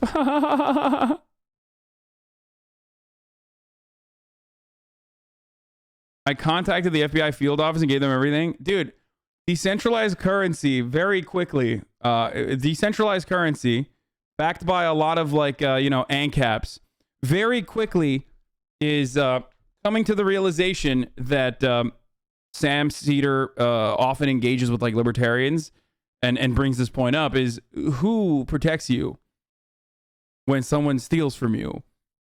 There needs to be like, I don't know, some sort of fucking regulation.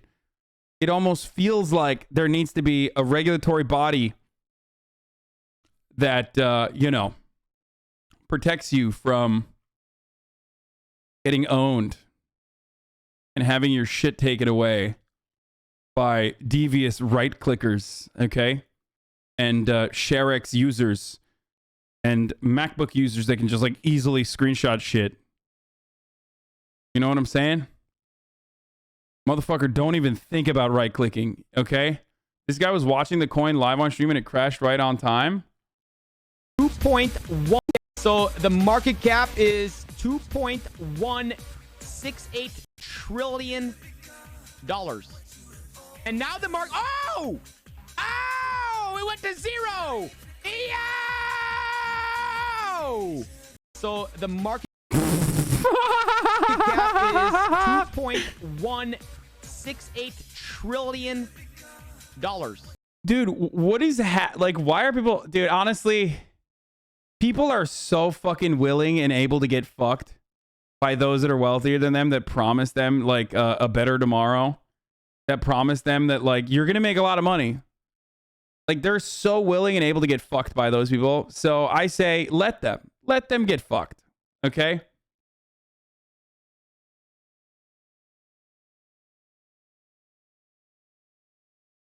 It was coded so that literally only the devs could sell the coin. Oh, that's so awesome. That's so fucking sick, dude.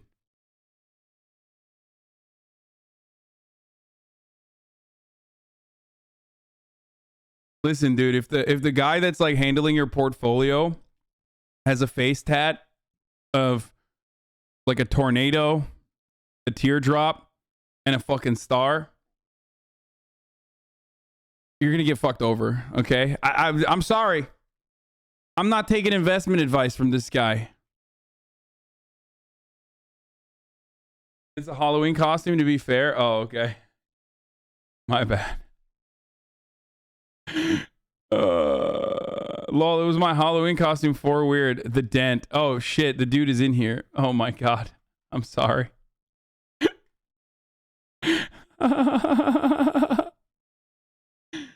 Surface level Andy.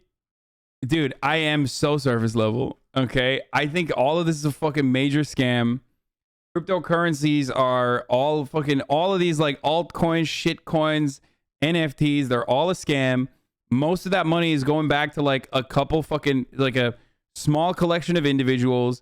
You might every now and then get away with gambling and like pulling out at the right time. But ultimately, if they're warned people about the shitcoin all week, regardless, you're so wrong. Okay, if I'm wrong, then have fun with it. I give up. I give up trying to tell people not to fucking engage in this shit. So I don't care, you know? And I will make fun of you. It's all gambling. Apologize? Yeah, no, I'm not apologizing. And it's funny that you lost all your money. The key difference is between a shit coin and not. Yeah, what if I were to tell you it's all shit coin?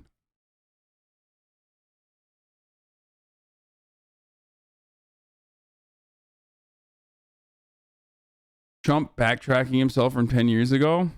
The biggest fear of missing out somehow overwrites the fear of getting fiscally fucked.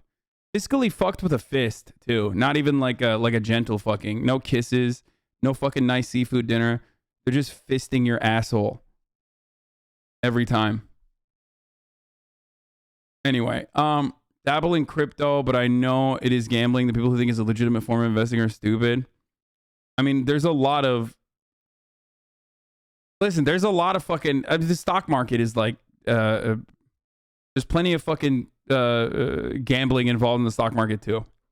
Unless you're following Nancy Pelosi's husband's, unless you're tracking Nancy Pelosi's husband's moves, you're getting fucked harder than Siswet 19. I mean, you probably aren't because, like, you know, the stock market is bullish as fuck, and it feels like it's going to be in a permanent growth stock market, which is not. But aren't NFTs just digital Beanie Babies? No, they're worse because at least with a Beanie Baby, there was like a literal fucking Beanie Baby. Okay? There was like an actual product there. With the NFTs, there's nothing. It's like right-clickable. It's just a certificate that is just sitting there burning a fucking part of the Amazon to make sure that that certificate is there always. And you can point to it to be like, this is mine. Which ultimately doesn't even fucking matter. And like 90% of the shit that like NFTs are supposed to solve, you could do without an NFT.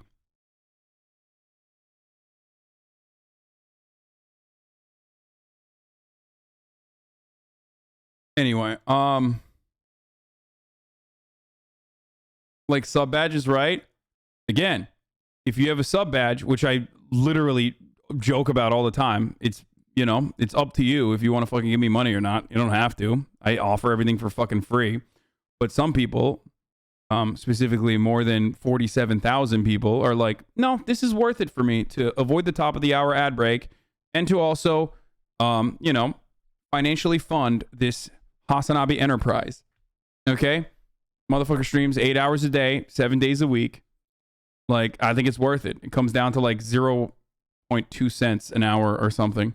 So, you know, and you get to avoid the ad breaks. You get to have emotes, and you get to avoid the ad breaks at the top of the hour, like the one coming right now. The first of the day, as a matter of fact. Because at the top of the hour, there's a 6-second ad break, a contractual obligation that I must run. But if you no longer want to see ads, if you want an ad-free broadcasting experience, all you need to do is subscribe. You can do that for $5, or you can do that for free if you already have an Amazon Prime account. So, no, I think that, like, I am offering you at least... Functionally, I'm offering you a little bit more than fucking NFTs. At the end. Okay?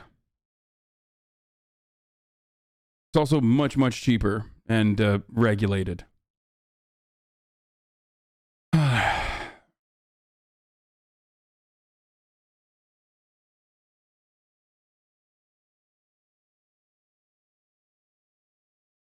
I just say it's gambling, and one of the reasons people gamble is because they see it as their only way to get out of squalor, so laughing at them seems kind of weird. There's a reason the lottery is called the poor tax.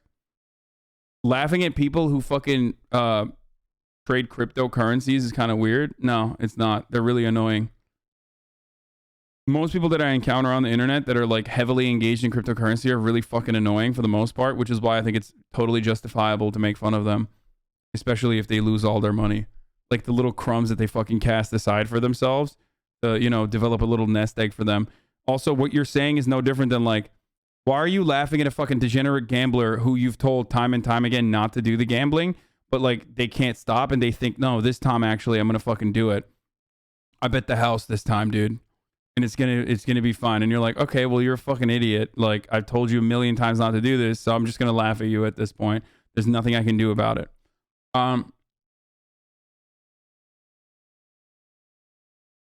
You're just giving other people that were there before you money. This is upwards wealth transfer always. Anyway, here's the 1 minute ad break now.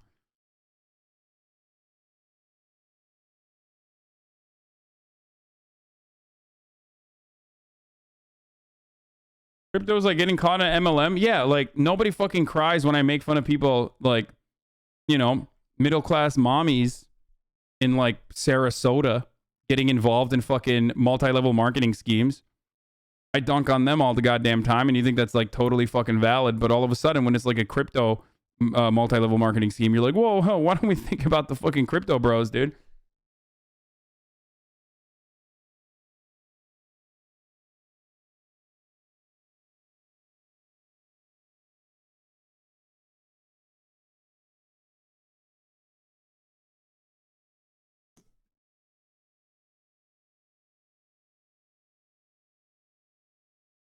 Anyone who's like upset at me making fun of crypto bros either has never encountered one in the wild and does not know how fucking annoying they are, or they themselves are a crypto bro and do not want me to make fun of them.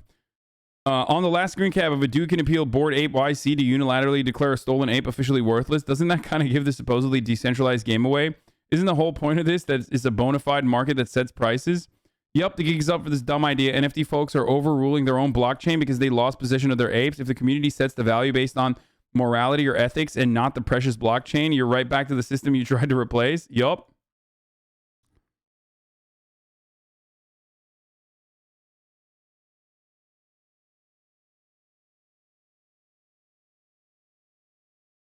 I work at a local food place and customer asked if we accept cryptocurrency.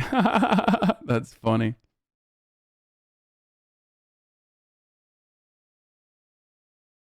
Only invest in crypto what you're willing to lose. That's the rule of thumb. If you're lucky enough to win, then good job. Yeah.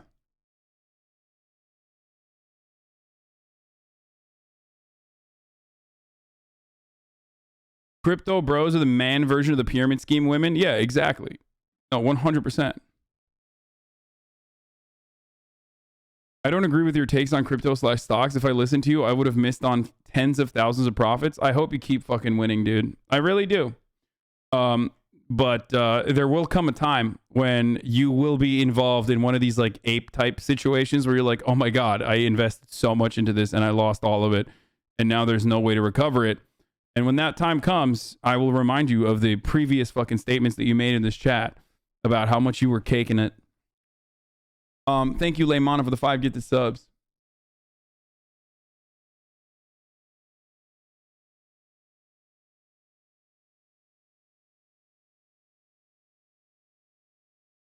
Anyway, Trump 10 years ago. Well, you know, the biggest change I've seen in Congress is Israel literally owned Congress. You understand that 10 years ago, 15 years ago. And it was so powerful. It was so powerful. And today it's almost the opposite. You have between AOC and Omar and these people that hate Israel. They hate it with a passion. They're controlling Congress. And Israel is not a force in Congress anymore. Wait, what the fuck? Wait, what? What the I'm sorry, what did he just say? I mean, it's just... Bro, this is yet another incredibly prescient and powerful example of like, as long as you're pro-Israel and you advocate for pro-Israel policies, you can be literally the most anti-Semitic person. Like, remember everybody chirping about how Ilhan Omar was like, the Israeli lobby is an incredibly powerful influence, which she is 100% correct on, and I defended her to nonstop. And everyone was like, wow, that's so anti-Semitic. This motherfucker literally is like, Israel owns Congress, and that's good. Why? Like, what? It's a foreign country, man. What's going on right now? I mean, that's like, that's a wild take. Almost as wild as saying AOC now controls Congress because, like, she has no fucking power whatsoever. But, like, amazing. I've never seen such a change. And we're not talking about over a very long period of time, but I think you know exactly what I'm saying. They had such power. Israel had such power, and rightfully, over Congress, and now it does. Rightfully, it's incredible, actually. Well, you know the biggest change. Well, you know the biggest change I've seen in. My man said. My man said, Israel owned Congress, and rightfully. Rightfully, they owned Congress. It was so good. What the fuck? Yo, wait, what? They had such power. Israel had, what I'm saying, they had such power. Israel had such power. Dude. Being like a hyper fucking militant Zionist basically is just like being a Nazi. But instead of being like the Jews are bad, you equate the interests of like Jews all around the world to the interests of Israel and the hyper militant Zionist wing of like Israel. Okay. And then saying it's actually good and like greatly exaggerating it to a degree and then saying it's actually good. Like that's the only difference. Like this is some Nazi shit. Like a Nazi would be like, A Nazi would be like, Israel owns the American Congress and that's bad. Okay? Donald Trump is saying Israel owns the American Congress and that's good. How about Israel doesn't own the American Congress? I don't know. That's like, am I crazy? Can we just not, like, why? Why is that a thing? I mean, there is a profound amount of influence that the Israeli lobby does have, okay, with respect to American foreign policy. Their goals in Israel, the right-wing, militant, hyper-Zionist Israeli government, and their goals in Israel completely align with the goals of the American State Department, okay?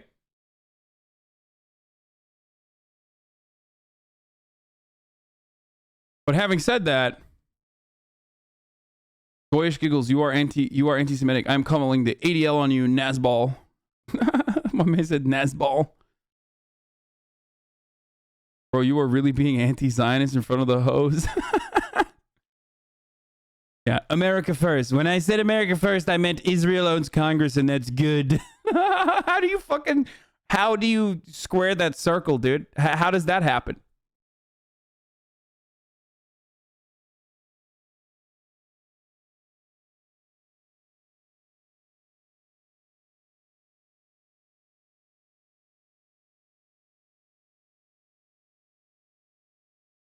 Anyway, I already ran the top of the hour ad break.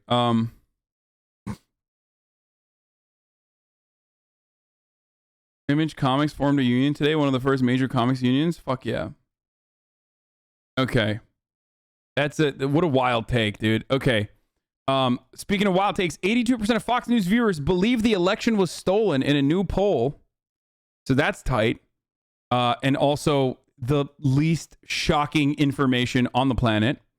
According to the PRRI's 12th annual American Values Survey that focused on the impact of the former President Donald Trump's false claims that the 2020 election was stolen and other conspiracy theories that fueled the January 6th Capitol insurrection, in total, 18% of the 2,508 adults sampled across all 50 states said they agree with the statement.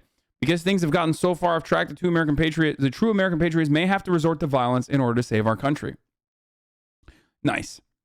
Survey, which also looked at questions regarding the American identity, pluralism, and in the United States, and American exceptionalism, found that only 29% of Republicans believe life has changed for the better since the 1950s, a substantial decrease from 46% in 2020. 70% of Republicans say American culture and way of life has changed for worse since the 1950s, compared to the 63% of Democrats who think that American culture has improved with the strides made in the civil rights, women's rights, and LGBT rights since the 1950s.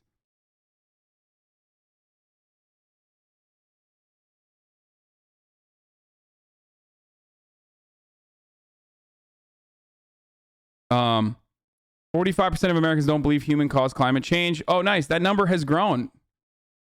Like one of the latest, the most common study referred to said that 33% of Americans didn't believe in anthropogenic climate change, and now that number has grown to 45. Fuck yeah, dude. Fuck it. Yeah, who cares? It's over.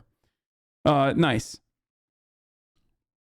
Nearly half of Americans don't believe global warming is human-caused. That's so stupid, dude. Oh, that's awesome.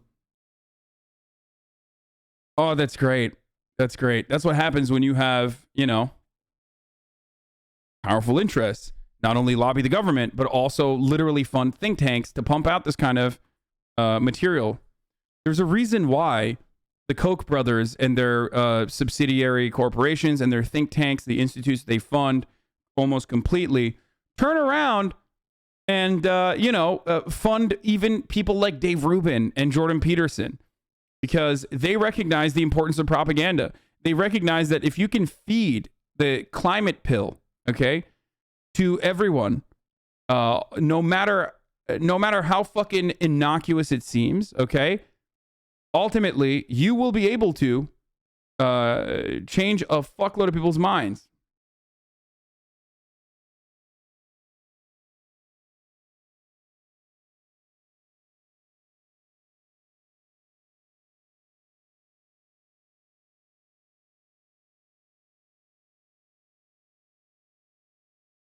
You have any evidence against it?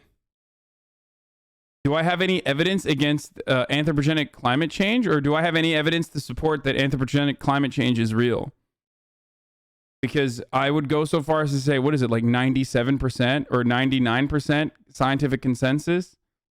on this issue, but I guess like all of them are in the New World Order and they're Chi-Com, you know, Chinese socialists, and that's why all scientists are lying, probably. Including the scientists that were hired by Exxon that recognized anthropogenic climate change all the way back in 1985 and then chose to hide it and instead immediately rushed to create one of the most nefarious propaganda machines that has led to 45% of Americans straight up just denying something that 99% of scientists have been talking about. So, yeah. The consensus taken in 2021 says is greater than 99% consensus on human-caused climate change and peer-reviewed scientifically. Oh, Jesus Christ, dude. You can make motherfuckers believe in anything, dude. As long as there is enough money to be made off of making people believe in shit and obviously like deny what is happening in front of their eyes, then yeah.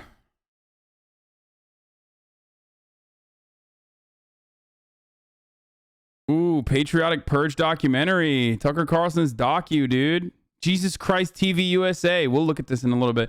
As the leaders of the world flip a coin to decide our future, scientists give humanity a grave warning. The world scientists show that without immediate goal or immediate total system change, the activities of the global growth economy will lead us to mass death and extinctions by around 2045. Yeah, no, that seems chill.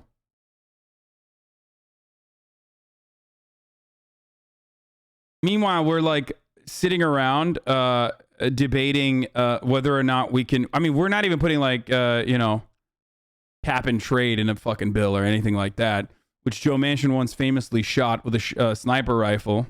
Have you guys ever seen that? This fucking dipshit.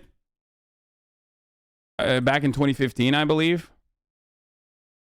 I'm Joe Manchin. I approve this act because I'll always defend West Virginia.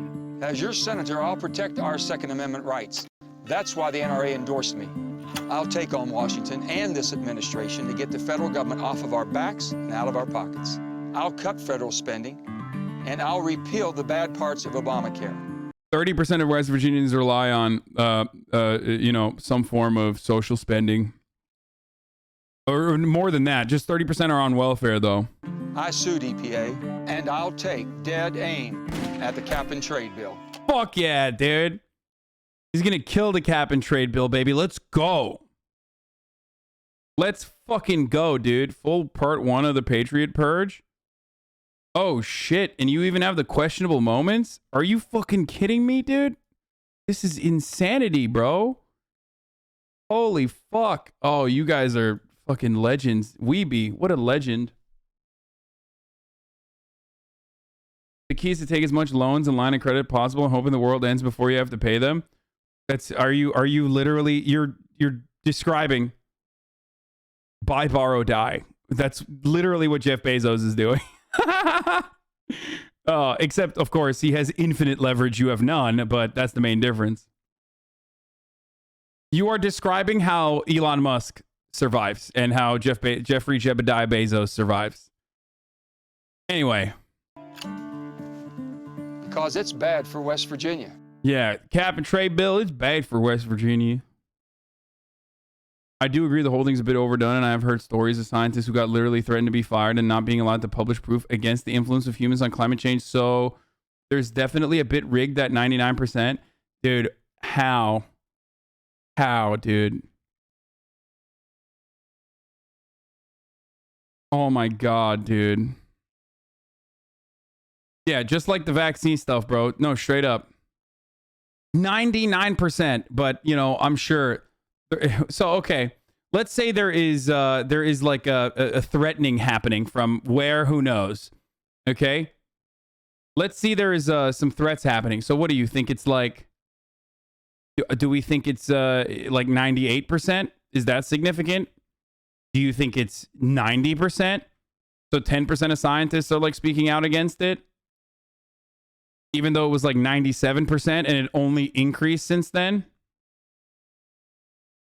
Why is it that like scientists can have this sort of consensus, and they rarely do on things like they rarely do on anything.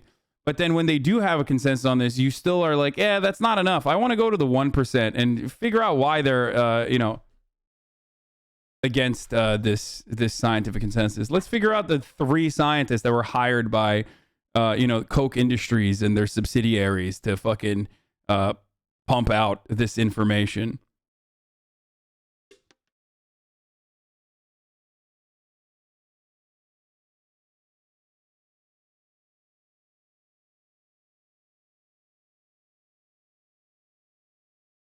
I've proved that climate change doesn't exist right here. Oh, this is a wonderful video. And are a public service of your television provider. C-SPAN, created by cable.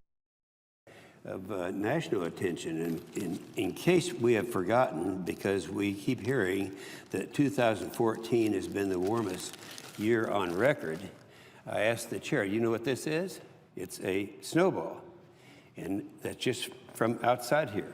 So it's very, very cold out, very unseasonal. So here, Mr. President, catch this. That's right. Get fucked. Get fucked, idiots. Global warming? That's a snowball. Yeah. It fucking snows still. So where's the global warming? Dude, it's so awesome. Fuck it, dude. At some point, you just gotta be like, this is hilarious, and just enjoy, you know? Yeah, go along with the ride and just fucking enjoy how idiotic people are, because there's no other way to like consume this sort of information and like not feel fucking terrible about it. You know what I mean? Here's some more fun news. Breaking news: after threats that 10,000 NYPD officers were gonna fucking quit the force over the New York City vaccine mandate, the actual number of brave warriors was taking unpaid leave is 34. That's right. That's right. 34 fucking patriots. But let me tell you something. They're all going down to Florida. They're all going down. They're moving down to Florida. We're going to fucking live down there. Ron DeSantis, hit my line, dude. Glenn Greenwald, once again, being the worst debate lord of any. Dude, I've been mentioned by him literally all fucking morning. It is making me lose my goddamn mind. He like brought me up in a fucking conversation about, oh, here it is. One of the overlooked points in the New York Mag profile on Matt Taibbi is the irony of calling him a grifter. The easiest way by far to get rich in media over the last 5 years was to become an anti-Trump Russiagate resistance fanatic. Ask Adam Schiff in his #1 book on the New York Times list. People driven by enriching themselves rather than conviction, grifting, knew that the easiest path to profit and fame was becoming a Russia and Trump obsessed #resistance extremist. I hate these conversations. It's always like back and forth. Everyone is saying, you're a grifter, I'm a grifter, no, you're a grifter, no, you're a grifter, no, you. It's literally just like a nonstop back and forth. And it's so fucking silly, dude. Yeah, we're all grifters, okay? Yes, we're all grifters, dude. Jesus Christ. I hate this conversation so much. People driven by enriching themselves rather than conviction grifting. That's why it's so ironic that those of us who refuse to do that are called grifters. Those on the center left who thrived, most did so with constant anti-Trump agitprop. It saved Chris Hayes' job and made him millions. It turned tons of unknown charlatans into rich social media stars. It paid off the Lincoln Project's debts and bought them new boats. And Hasan Piker, a left-wing commentator with a huge online following, has attracted criticism after buying an expensive new home. But shouldn't the left be concentrating on things such as getting into power? So, I caught a stray there from Mr. Greenwald, okay, who I have said time and time again is like not in it for the Substack bucks, as many people think, but I still suspect is in it for something so much sadder than that. And you guys have said that I'm wrong, but I think he just wants to be a cool kid, okay? I think he fucking despises Matty Iglesias and Jake Tapper and everyone who was called a brave hero for standing up to Donald Trump from the comfort of their fucking homes while he was getting literally ass fucked by the Brazilian government nonstop. I don't mean that in a homophobic way. You know what I mean? Like just straight up fucking being constantly persecuted for actually doing good investigative reporting, okay, in Brazil. So while that was happening and everyone was like considering him to be an enemy of the state, while you know, everybody was like fucking getting nice like media deals. He got really fucking pissed and he was like, fuck this shit. I hate it. I hate this so much so that his brain fucking fried. And now he just wants to be like the cool guy that hangs out with the Red Scare girls. And at his old age, he's just like, it's like so much worse than just like trying to make money. Now, the reason why I say that, because people are saying it's the Thiel money, man. You have no fucking clue. Glenn Greenwald makes absolute fucking bank off the public speaking circuit. And even before that, was getting paid $500,000 fucking dollars by Omidyar. Okay. Pierre Omidyar, who he shits on now, literally built the Intercept around him. Okay. Around him and around Jeremy Scahill. So if he just wanted money, he could keep making fucking money off the Intercept. Like a fuckload of money. He gets 10x that now. It doesn't matter. It's like, I'm telling you. He makes a fuckload of money on speaking gigs and shit like that. I think if there's anything, he was just, it's sadder than like trying to make money. He's like, he was just upset. And you like the Intercept still? Of course I do. He wants to be the Giorno elder statesman who the kids look up to. And he could have been that if he wasn't like being like a fucking weirdo. And so many like post-left or so many leftist people thought that like, you know, they mistaked conservatism with like being, I don't know, disruptive and different from the rest of the crowd.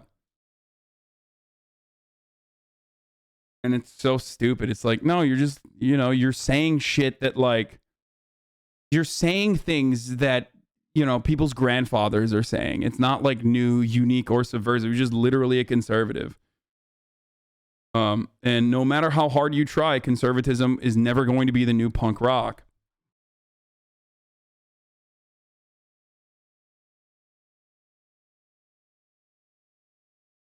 Why not go after anyone on MSNBC or CNN or anti-Trump? He picked you and you love that dumpy.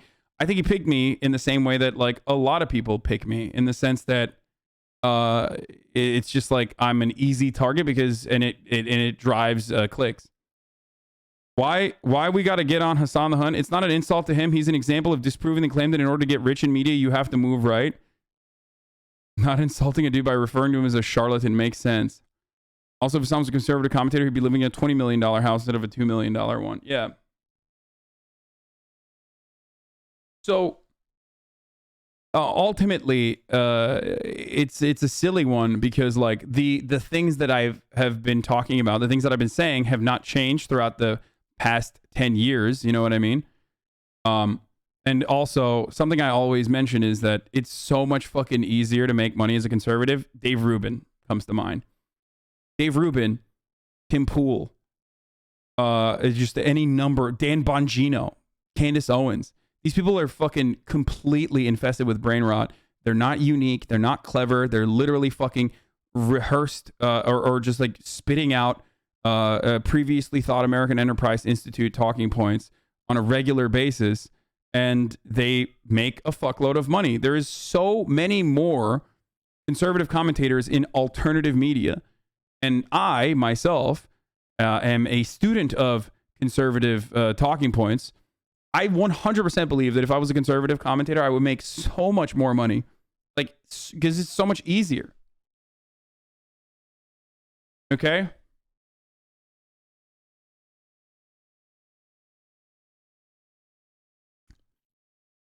Anyway. For anyone withstanding on the left in 2015-6, such as me and Taibbi, by far the easiest career money path who have been churning out endless Trump as Hitler, Putin took over. Drek, we choose not to do that precisely because our dignity and conviction wasn't for sale. But like here's the thing that's like really dumb, right? So you ended up aligning with people that do the exact same thing, but on the conservative side. It's like the problem with Glenn Greenwald is that I don't disagree with his fucking anger towards liberals. Okay? His anger towards liberals is warranted. His anger towards liberal mainstream media is warranted. It's understandable. But the issue is he never fucking he never turns that like machine gun of skepticism towards Republicans who are transparently awful and don't even fucking hide it in the same way that like liberals do.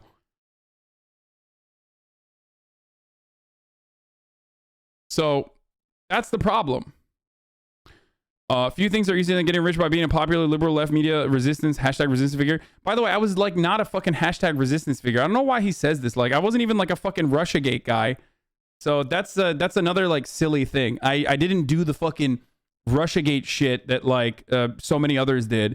I was critical of the Russiagate narrative regularly.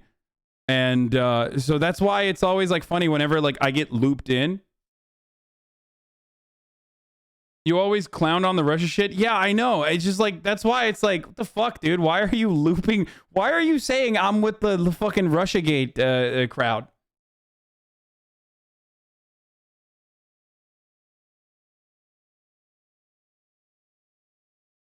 For anyone with standing in the left, anyway, a few things are easier than getting it. The grifter label comes from two things: liberal hubris, their inability to believe anyone could see the world differently, absent corrupt motives, and projection. Those who have no convictions for which they're willing to sacrifice assume everyone is similarly deficient. Like, a lot of this also stemmed from Matt Taibbi's like brilliant reporting on the Let's Go Brandon conversation, which I will get to.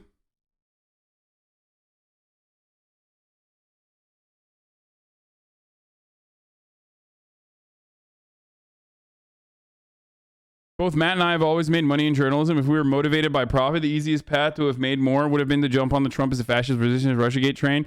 Easy, ample money with zero conflict. We both refuse to do that. He's just like a permanent contrarian.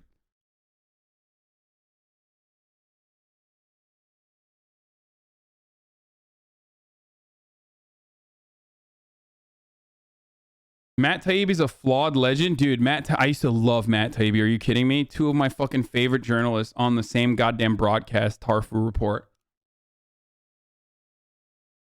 It was my favorite podcast. Like, that's how much I love. I love Matt Taibbi. I love friend of the show, Alex. And like,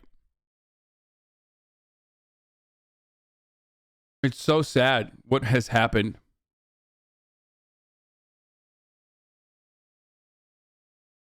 He clarified later that he was using you as an example of not moving right and making lots of money, so he was just clickbaiting you for that tweet? Yeah.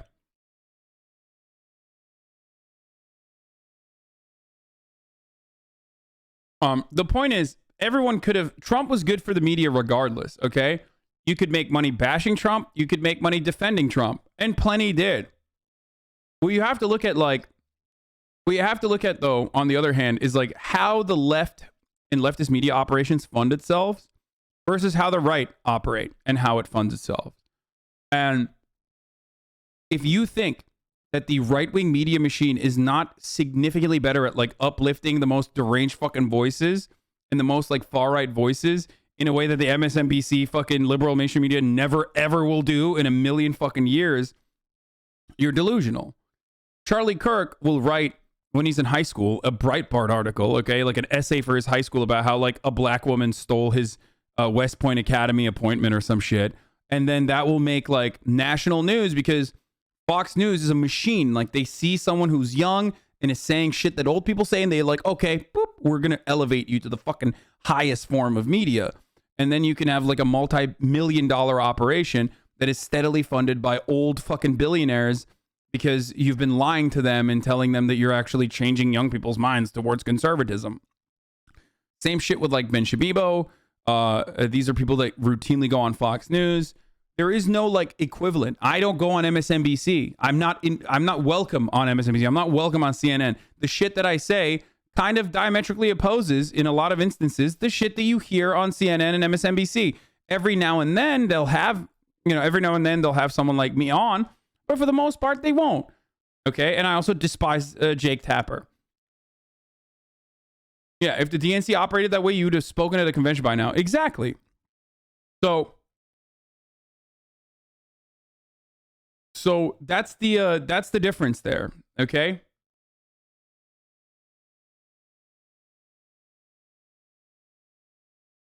And that is the problem.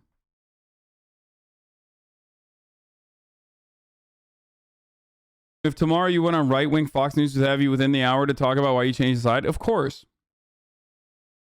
100%. And Glenn is not involved.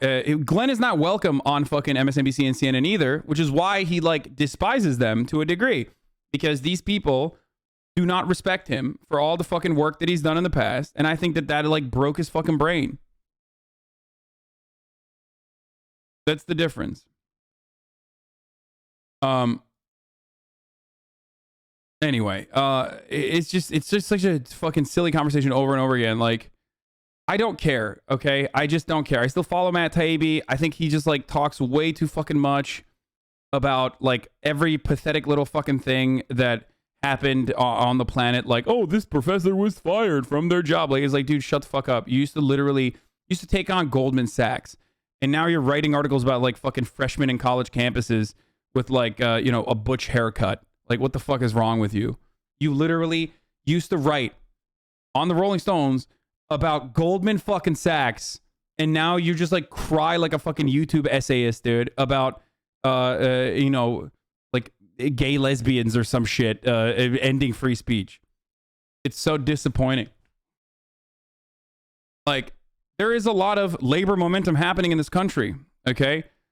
And if you are truly still, pro-American worker and whatnot, but your coverage exclusively revolves around like writing substacks about like fucking, cancel culture and like defending Dave Chappelle or whatever the fuck, and rarely ever about like actual labor organizing and labor momentum, then you probably don't fucking give a shit. You're just kind of in it for yourself. Your brain rot. Your brain is rotted. Anyway. Regardless, it's just like so stupid and so silly, and I hate fucking nonstop talking about it. But like, he wrote a "Let's Go Brandon" article, you know what I mean? Like, and there were definitely fucking psychotic liberals that were saying stuff like, there was a fucking pilot that said "Let's go Brandon." Here it is. Southwest Airlines is launching an. We're gonna talk about this now, okay? A fucking Southwest pilot said, "Let's go Brandon," which is a substitute for "fuck Joe Biden." This is like a thing that happened. I briefly brought it to you guys. I wanted you to peek into the world of the conservative mind and how fucking childish it is. But originally, a reporter at the Talladega, rally was interviewing, I forget what the name of the dude is, but he's like Brandon something, who had won at such a young age. And she goes, "Oh, they said they're saying let's go Brandon," when the crowd clearly was saying fuck Joe Biden. And then conservatives took that and were like, "This is our secret. This is yet another example that the mainstream media is like hiding the truth. Everybody hates Biden." They're like fucking little kids. So many songs were made about it. We've covered the fucking songs. They're so bad. And now it's become like the conservative crying call. You know what I mean? It's like fucking rally to say, let's go Brandon, and it's a substitute for fuck Joe Biden. Okay, this is what conservatives are doing. For those of you who are unaware, this is what your like conservative dad is doing on Facebook. Internal investigation after a. Kind of like the fuck Trump one in 2016. Yeah, except the difference is people were just saying straight up fuck Donald Trump. Donald Trump could eat a dick. Donald Trump could die. Like, all this sort of shit was like very commonplace amongst liberals. Why won't conservatives just fucking say fuck Joe Biden? I say fuck Joe Biden on a regular basis. What a bunch of goddamn pussies, dude. Just say fuck Joe Biden. You literally say he's an international pedophile. Why is it so hard to say fuck Joe Biden? That's what I'm saying. It's like, it's so stupid to just be like, Joe Biden is a pedophile and he's eating babies in the tunnels under the White House. And the vaccines are going to make your babies be edible by Joe Biden. And then like they turn around, they're like, also, let's go Brandon. Pussy. A pilot reportedly signed off a message to passengers by saying, "Let's go Brandon." Now, that is a phrase that has become conservative code for swearing at President Biden. It actually means F Joe Biden is what it means. Pete Muntean with us here on this. What's going on? Well, what's so interesting here, Brianna, is that these commercial flights have really become this political flashpoint. We've seen these fights on board in huge numbers by passengers. In this instance, it's a Southwest Airlines pilot who has used the public address system to sow political discord. It's typically used to calm down passengers. He said this phrase, "Let's go Brandon." It means F Joe Biden. This was reported by an Associated Press reporter who was on this flight from Houston to Albuquerque on Friday. And now Southwest is acknowledging this incident. And it says in a statement, Southwest does not condone this incident. Oh, no. Like, I'm sorry, but this being a matter of national news is so fucking stupid. Like, the fact that so many fucking people are crying about it one way or the other is so stupid. Employees sharing their political opinions while on the job. Southwest is conducting an internal investigation into the recently reported event and will address the situation directly with any employee involved. It says, while continuing to remind all employees that public expression of political opinions while on duty is not acceptable. Now, this is not the only incident like this, just ones that passengers have heard. The United Airlines Pilot Union sent a memo to all of its pilots just last week saying to not use the emergency frequency that pilots use, typically not for screwing around, to say this "let's go Brandon" phrase. They say, and it's like this is turning into a larger issue now because conservatives are kids, right? They're like, they got, child brains. So the more liberals like get mad, the more conservatives are going to do it, and like the bigger an issue this non-issue is going to turn into. Say they sent out this memo because of this, and it says that frequency is not to be used as a political pulpit. I'm a pilot, I fly a little airplane, I monitor this frequency all the time. You're supposed to listen to it. I've heard FJB, I've heard "Let's go Brandon." This is a real problem, and it's happening in a place where pilots can only hear, but also now in a place where the passengers can hear too. And you've heard that on that line from commercial pilots? It's anonymous, so you can't exactly tell. The frequency is 121.5, which is called GUARD. And so you're supposed to listen to it all the time. It's for Mayday calls. It's for serious stuff. Yeah. But yeah, I've heard it. So you've heard it. All right, Pete. We'll see. We'll see what happens here. Yeah. Pete Muntean. They're like kids. They're like, F Joe, F, let's go, Brandon. We're doing it. Ooh, we're owning the libs. Shut up, bitch. I can't wait for you to get that gay autism vaccine. It's gonna be all over your veins, baby. That's how Joe Biden fucks you. Okay. That's right. He makes you a gay, autistic, and infertile. That's right. Inject it directly into your fucking veins. Sponsored by Pfizer and Moderna. Yes. So good. Yeah, meanwhile, all you have to fight back is, let's go, Brandon. Oh, I said it. I'm such a meanie. Get fucked. Anyway, but yeah, to be fair, liberals were fucking losing their minds. There was like some lady that was like comparing it to ISIS, some fucking CIA lady, which is pretty funny. Do you guys have some of those good ass tweets?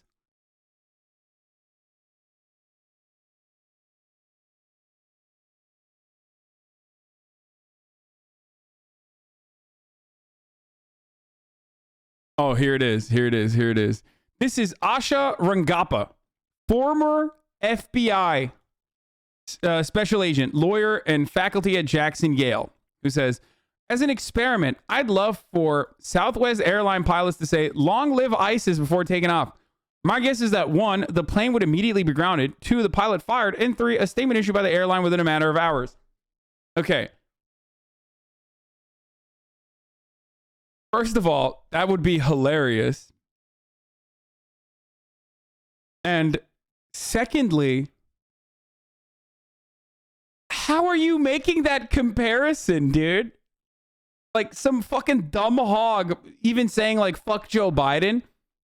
How is that like, saying I believe in the Islamic Caliphate and long live jihad before you fucking fly a plane, dude? Like, these are not equivalent. You know what I mean? Like,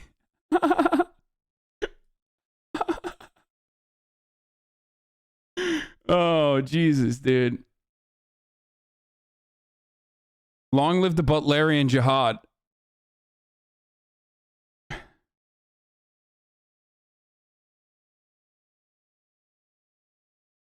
I'm a leftist NASCAR fan. I am the 1%.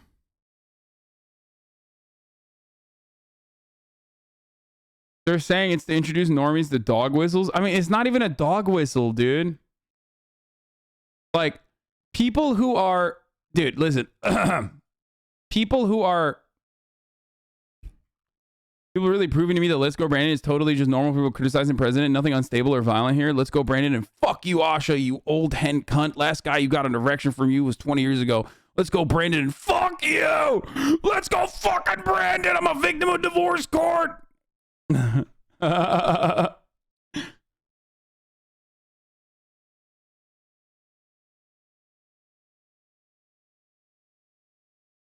Oh, man. I mean, this is hilarious. Like, losing your mind over like Let's Go Brandon is fucking hilarious. I'm sorry. Joe Rogan, fake new Insta post, peep it. What is the monkey balls one? What the fuck is this? Not only Australia has had the worst reaction to the pandemic with dystopian police. Yes, dude. Let's go. Police state measures, they're truly inconceivable to the rest of the civilized world, but they also have the absolute dumbest propaganda. Edit, apparently this is not real. It's an ad from a satirical show. You're having a reaction. You're gonna be fine. Hold still. Wait, what brand have you made of it? I don't know. What's in it? Medicine. Medicine? How long is it research for? I don't know. What are the stats from Europe? You could die. What does Joe Rogan say? Call Joe. We don't question the science when our life depends on it. So why question it when millions of lives depend on it? Science has our backs. Get the vax. Wait, what? Why was he mad at this? This is like kind of a funny fucking... Joe Rogan is a comedian, by the way. Even if this was a real ad, like, okay, it's pretty funny regardless. Like, even if it was a real ad. Even if it was a real ad, like, it's a funny ad and kind of, you know. I just don't understand why he's so salty. Doesn't it being satirical completely negate whatever point he was making?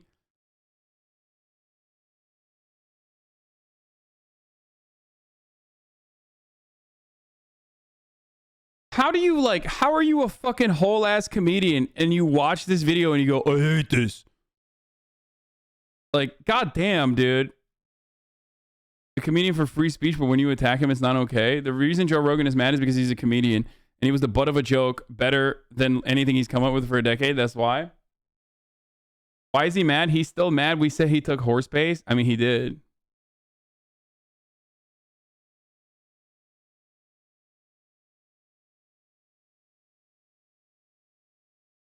Joe Rogan be like, oh, I can spread as much vaccine misinformation as I possibly can, as I physically, humanly can. But if you ever point out that that's like kind of funny, if you ever point out that like, you know, that has like any sort of like serious impact, then fuck you, actually. That's such a bad ad. Why would you make this bad ad? Everyone is Nanette. This is my fucking only political point of view, okay? Everyone is a Nanette for their own causes. There's no such thing. Ultimately, you either, you know, die young as a legend or you live long enough to become the Nanette of comedy, but whatever your fucking own personal brand is. Okay? That's it. Hasan is a Nanette for home ownership. True. Exactly. Crispy new Rubin shenanigans.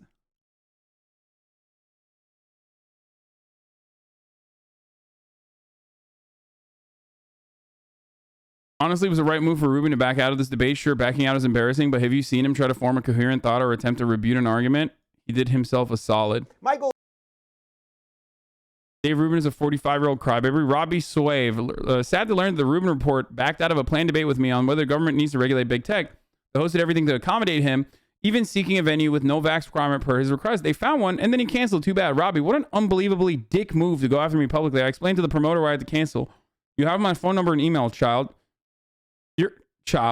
Your explanation was so vague, it has no explanation. It was no explanation whatsoever. Obviously, we were not entitled to your time, but it's pretty rude to agree to it. Then ask the host to make a bunch of accommodations for you and then back out weeks later. Okay, I don't have time for these childish games. Consider the bridge burned. Oh,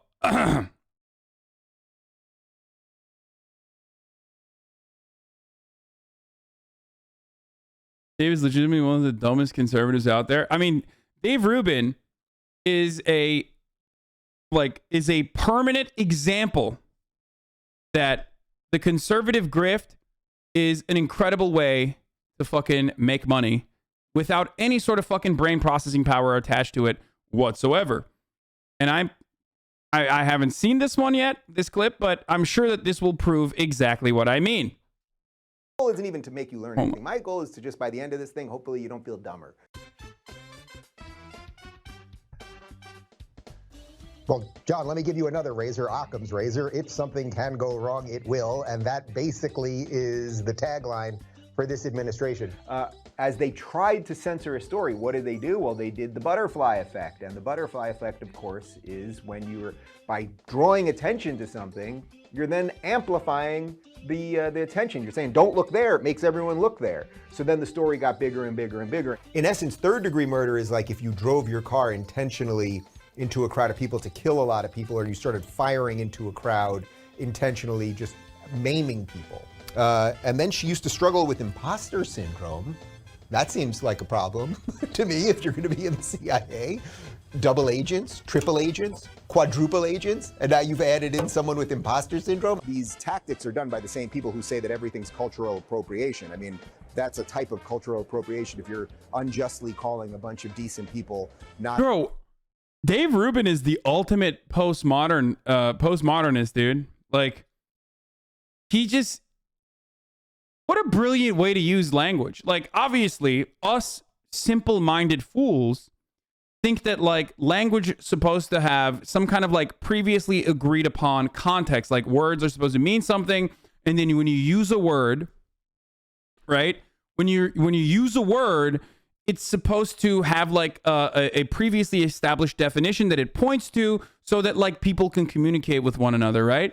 Whereas Dave Rubin, with the mega mind that he has decided words can mean whatever I want them to. Okay? It actually does not have to mean anything that you simpletons, have all gotten together and previously agreed upon. I will use whatever word I want to in whatever context I want to, because I am not confounded. I'm not chained by this antiquated way of thinking. And I love that. To be honest, I think that's brilliant. I love that. He's like, this is cultural appropriation. Actually, this is cultural appropriation. You are culturally appropriating right now. Doesn't matter. Doesn't have to actually make sense. I'm just using whatever words I want to. I'm using buzzwords. Don't even need to learn the definition, dude. Okay? I respect that. I do. Nazis and bigots and everything else. And gaslighting is when, in effect, it's a phrase that sort of was born online because it's the idea that you go sort of so over the top with your response to somebody that it burns down the whole house. So instead of making... See, that's brilliant. That's brilliant. He took... First of all, the reason why I personally love this is because, like, I feel like, oh my fucking Lord, I feel like people go to therapy too much, okay? I was having this conversation with someone the other night where it's like, I feel like we've gotten to a point where, like, I think some therapists just, like, fucking jerk you off and allow you to just, you know, learn medical terminology or, like, really aggressive terminology so you can just, like, apply it and use that to justify your deep derangements and your pathological obsessions and you know, it's not actually productive, and rather it's just like you fucking being able to, like, unload into someone and feel good about yourself simultaneously for all of your hangups. Okay? Anyway, but that's a larger conversation that I will not get into right now. And I feel like what some people have learned from therapy is just simply medical terminology that they can use to justify their fucking pathological obsessions or their experiences and whatnot. And one insanely annoying aspect of that has been that, like, everything is post-traumatic stress disorder and everyone is fucking you know, everyone is toxic. Everything that you do is toxic, and that you know, everyone is gaslighting, right? And these are supposed to be terms that have, like, a lot of weight, a lot of power to it, right?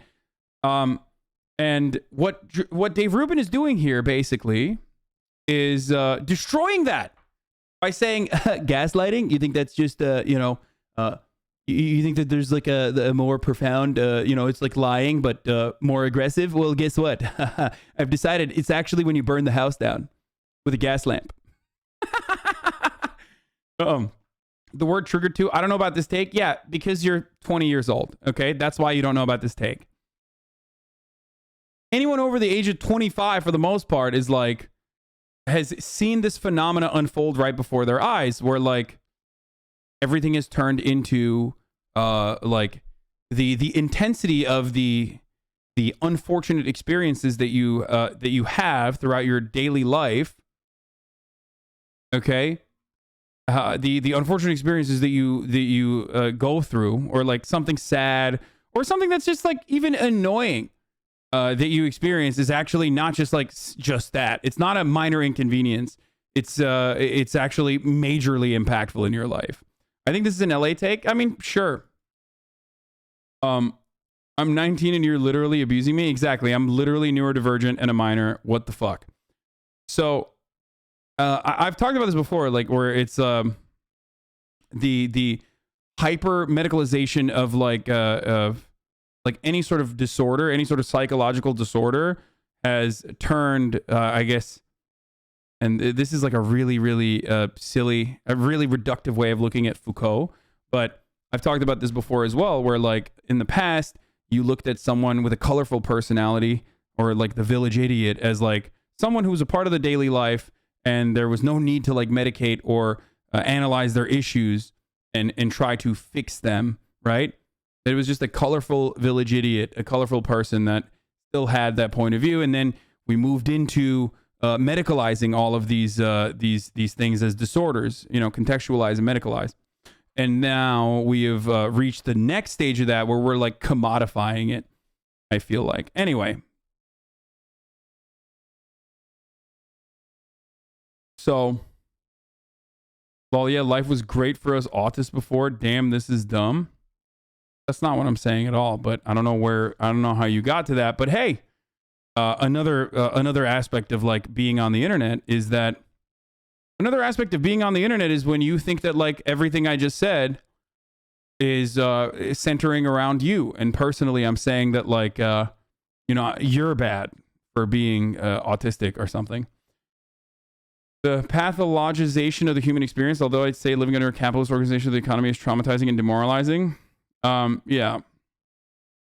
I don't know why you constantly hate on therapy. Yeah, I don't. I routinely tell people to get therapy. This is an extremely online take. I think so. Yeah. Regardless, though, shouts out to Dave Rubin for absolutely eviscerating these like, no, you're shaming people for going to therapy. That's bad.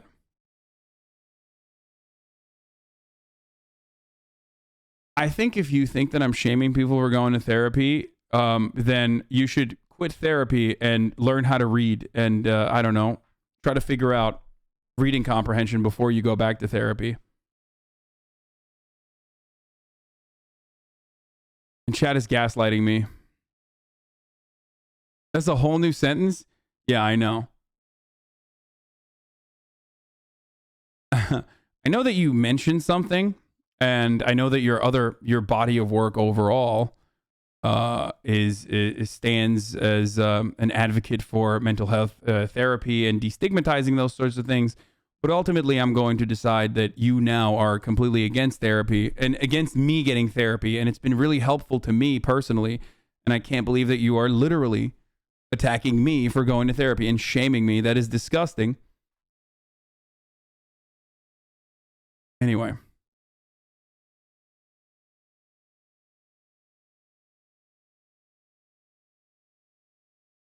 Let's continue with the Dave Rubin like take. A cogent point. If you're arguing with somebody, instead of making like... I love this take because those who heavily disagree with you fall in the category 100%. Just a sensible point. You gaslight them, meaning you just say something so crazy or so over the top that you've just destroyed the whole thing. But this literally, and people often don't use the word literally correctly, this is literally George Orwell's 1984 newspeak. I think is that because he has beat them systematically or systemically, depending on which way you like it. The fact that he has done that at every turn about impeachment, about Russia, about Ukraine, all of these things, right? I don't think he came this far to know that at the end, you're at the final boss of the video game, that he didn't have a secret weapon. I think he probably knows things. It seems to me that we're in an almost unavoidable conflict with China now. They have so much of our debt that we know we can never pay it back. There's nothing, like, they're our debtors, and we've got more weapons than our debtors right now. That's, I mean, talk about a mafia move. It's like, because most of the time you watch something on TV and you feel dumber at the end. Like if you watch CNN for 5 minutes, you feel dumber. You feel dumber, you have a headache, you're angry, and you want to punch people. I don't know that I can make you feel smarter. I just don't want you to feel dumber. That guy has like a fucking career in a conservative commentary, because that's how easy it is to be a conservative commentator. Okay? That's it. That's all you need to know. You don't have to be unique. You don't have to be interesting. You don't have to have like, profound points of view. Yeah, Chinese debt.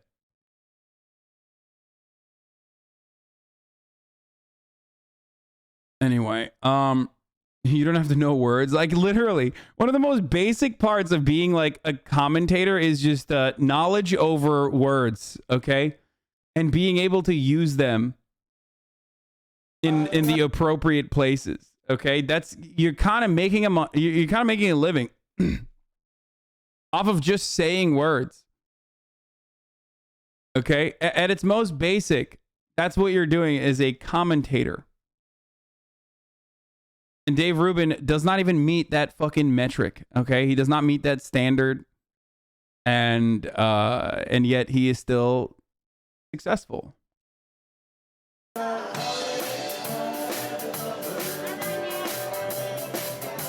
We're watching people in Nashville rating Biden's presidency. Get ready. Be on the lookout for some let's go Brandons in this one. Let's go Brandon. I said it. Ooh, I'm such a meanie. The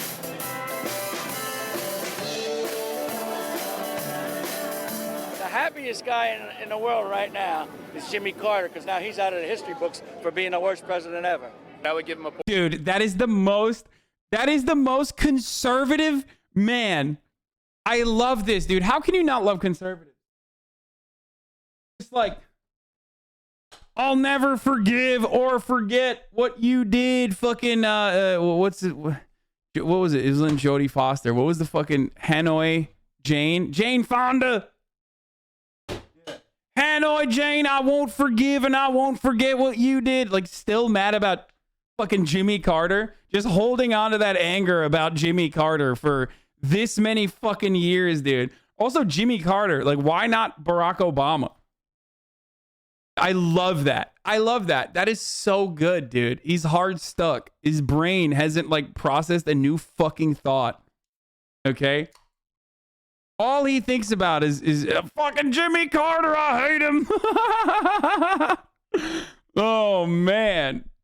It's like being hard stuck on the top of the hour ad break, you know what I mean? And just like expecting it and getting upset. That was not a good segue, but fuck it. At the top of the hour, there's a 60-second ad break, okay?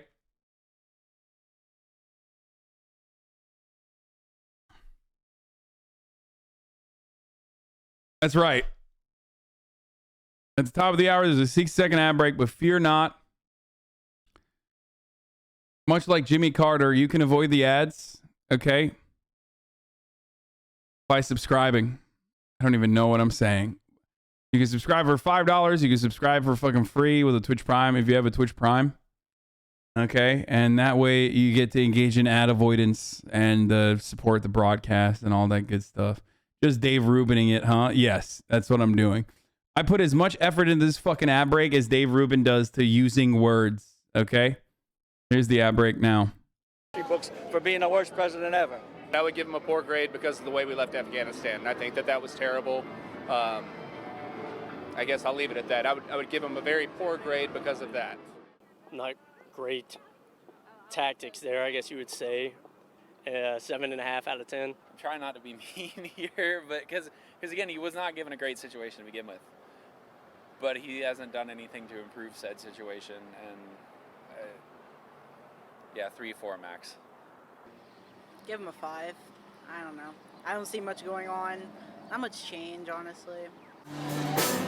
She's right. A through F. What's a middle letter in the alphabet?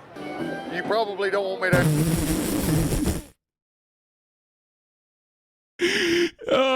The smartest Joe Biden hater. I mean, even though like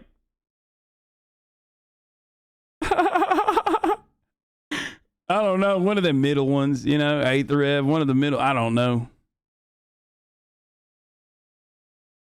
That's awesome. I love this guy. He's a sick ass fucking, that's a sick bolo too. Smartest cowboy hat wearer. You probably don't want me to answer that question. Z. That's what I'd give him, a Z. Stinks. I just don't think he's doing much of anything but messing up the country. I don't. That's right, brother. Oh, they got a lot of juice out of this one. They were milking this cow right here. They were like, Jimmy Carter, tell us more, please. I don't know where to start. There's inflation, the border. Forget about it. Pound of bacon now. I love bacon. Who doesn't like bacon? Forget about it. Hey, how you doing? I'm the only Italian in fucking Nashville, Tennessee over here. Forget about it. Fucking forget about it. I love the bacon. He's inflating the fucking bacon over here. And it's $9 a pound now. Forget about it. This guy's got to go. Forget about it. Oh, he loves it, dude. He knows. This guy loves being in front of the camera. I love that.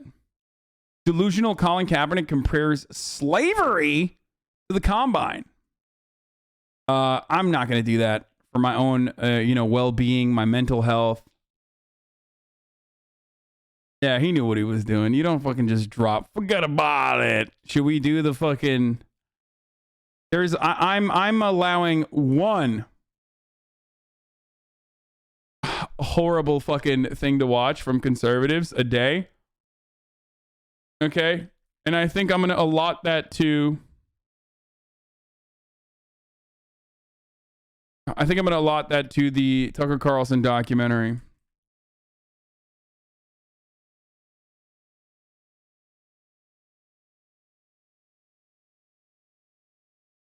That's right.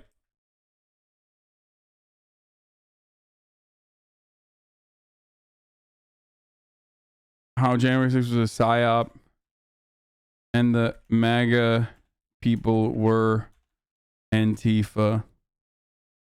Get in now for this visual masterpiece. Let's do it. Shouts out to Weeby and those who fucking not only clipped this, posted this. We're gonna do Channel 5 Utah Rap Festival and shit later. This is the last bit before we move on to like more fun stuff. I'm gonna do this. I'm gonna do this. I'm gonna do the John Oliver, and then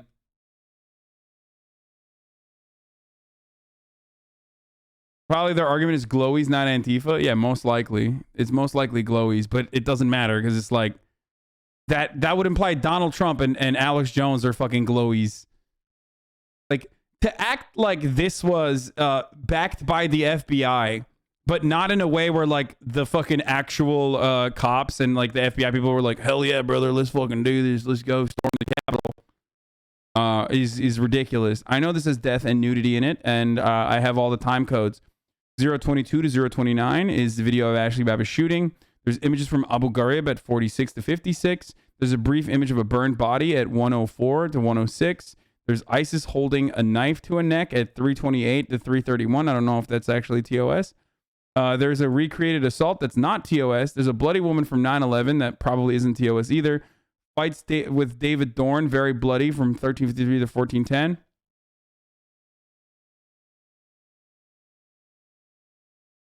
What? Why did you guys say Hostanox?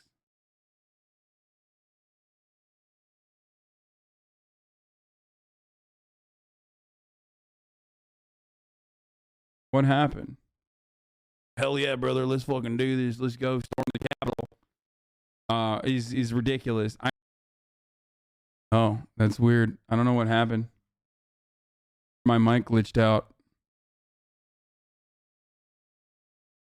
I don't know if it'll happen again or what the deal was. I hope it doesn't happen again, but yeah, I know there's a new Austinox video too, or a new Hasan video. We'll do that too.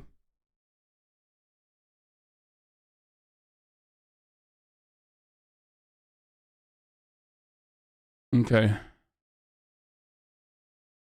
Let's do this, partner. Let's go.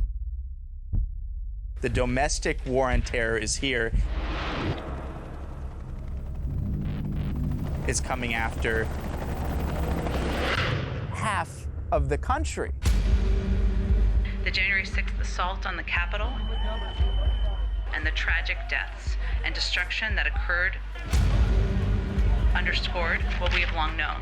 The rise of domestic violent extremism is a serious and growing national security threat. The Biden administration will confront this threat with the necessary resources and resolve. America is not a place where you hold. Wait, hold up. 46 to 56? Oh shit. I'm glad I stopped. For months in solitary without charges. This is what Guantanamo was set up for Al-Qaeda terrorists who were not U.S. citizens. You don't. I love that. I mean, they just straight up are like, no, that's for like brown people. They showed images of the Abu Ghraib prisoners being fucking assaulted and tortured, naked images. It's all censored, but even then it's like, you know, I don't want to show it. But yeah, I love that the fucking, in the first 46 seconds of this documentary, a homie was like, that's for brown people. Like, we torture the browns, not the white supremacists. What the fuck? Which is a great way to start off a documentary, I think. That's, you know, I mean, he just literally admitted that, like, which is wild. Yeah.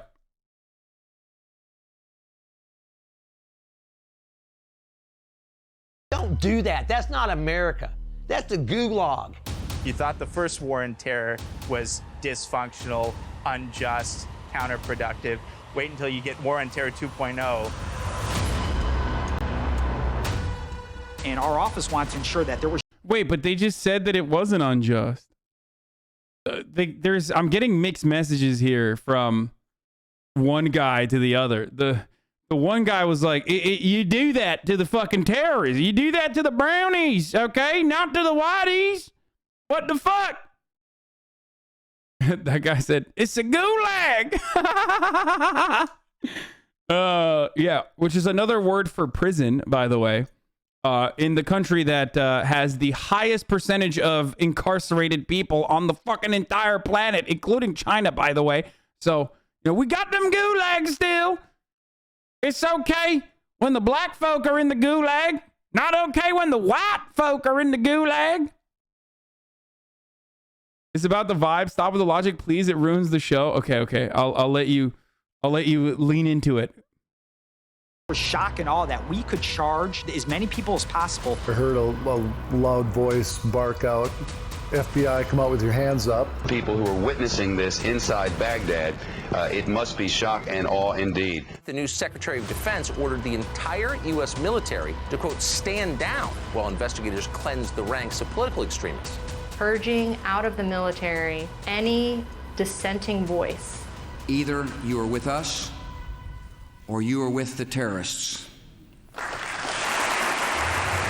Bro, they're literally, but they agreed with this. Every single freak in this fucking documentary 1000% agreed with George W. Bush when he said that. And not only that, but like Tucker Carlson, the guy who made this documentary, literally on record was like, we need to glass the entirety of the Middle East. They are all primitive apes who deserve nothing but endless amounts of violence. That's your guy. What party was he a part of?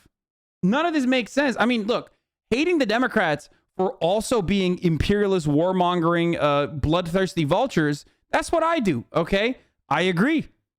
They are fucking pieces of shit as well for continuing America's imperialist project. It's a bipartisan effort. But, like, you can't be like, yeah, I was a political commentator literally during the Bush era, and I was on the record supporting George W. Bush.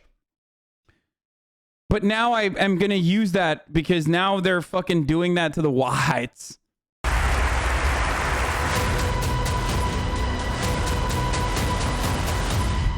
January 6th was a honeypot. They're going to use this event for every bit of political persecution they can milk out of it. Wait, what? Wait. He also... Dude, we're not even 2 minutes in. First of all, that's not how honeypots work, man. Wait, what? Why, he did the Dave Rubin thing. It's like, oh, it was a honeypot. Wait, I'm sorry, what? That's...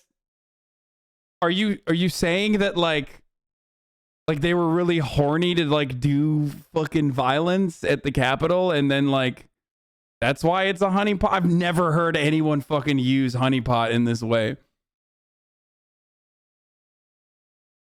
When you milk the honey into the pot like Pooh Bear. The insurrections were supposed to fuck Mike Pence. Yeah, like literally. It was a honeypot because they wanted to clap Nancy Pelosi's cheeks. Nancy Pelosi was looking real sexy, okay? Turns out she's a government asset, okay? We were duped. She did that thing where she fucking sprayed her pheromones out of her titties. Like one of them aliens, you know? And when you get the pheromones in the air, you get horny. You're like, oh man, I gotta go. I can't control myself. And then I fucking broke through the Capitol, and all of a sudden, she's not even there. Only her scent remains, okay? And then we found out that it was a government asset. Sprayed everywhere. Think about it. Uncontrollably horny. That's right.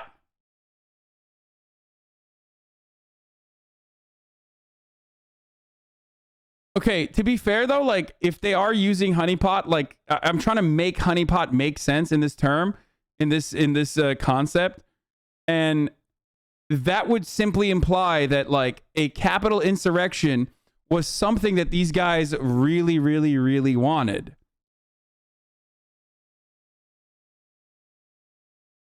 Like personally, they just really wanted it, which is a self-report.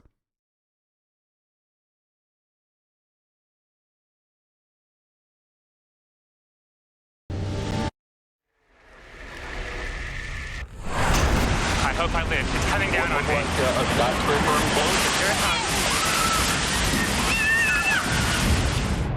In the years after 9/11, the media and the national security state. You can't distinguish between Al-Qaeda and Saddam when you talk about the war on terror. Used exaggerated threats and outright deception. Contacts between Al-Qaeda. Bro, hold the fuck up. Wait, Tucker Carlson is like anti-war on terror now? Wait, when the fuck? Wait, hold on. Guys. The Tucker Carlson? Wait, that's so weird. Well, you know, good thing Tucker Carlson wasn't literally a fucking prominent political commentator back then who, you know, openly said things about the Iraqi citizens. Place filled with a bunch of, you know, semi-literate primitive monkeys. But I just have zero sympathy for them or their culture, a culture where people just don't use toilet paper or forks. And the way they treat women, you know, I agree with you. Their culture is, but you're in their homeland. Dude, I love when a conservative shock jock is like, yeah, the way they treat women's really wrong. It's like, bitch, what about you? Like, what about the way you treat women? What the fuck? Yeah, that's why we gotta go and fuck their shit up, because the way they treat women is wrong. Me, on the other hand, I beat my wife every night, and that's how you're supposed to do it. When we do it, it's okay. Oh, that's so funny. It's like, yeah, we gotta... I mean, low key, this is why there's bipartisan consensus, right? When it comes to the Imperial Project, conservatives are like, we need to go bomb shit up because they're mistreating women there. And then liberals are like, we need to, you know, make them woke with the missiles that were a Hellfire missile strike is the most successful way of stopping Iraqis from, you know, mistreating the women. That's why we need to stay invading Afghanistan, because women's rights. Doesn't matter who's saying it, okay? The best way to defeat misogyny in Iraq is by killing everyone, okay? Including the women, of course. Indiscriminately murdering people. And you're over there as an American who they hate, and they want nothing more than the Americans off of their soil. So they're not going to play games. I mean, they can just shut the fuck up and obey, is my view.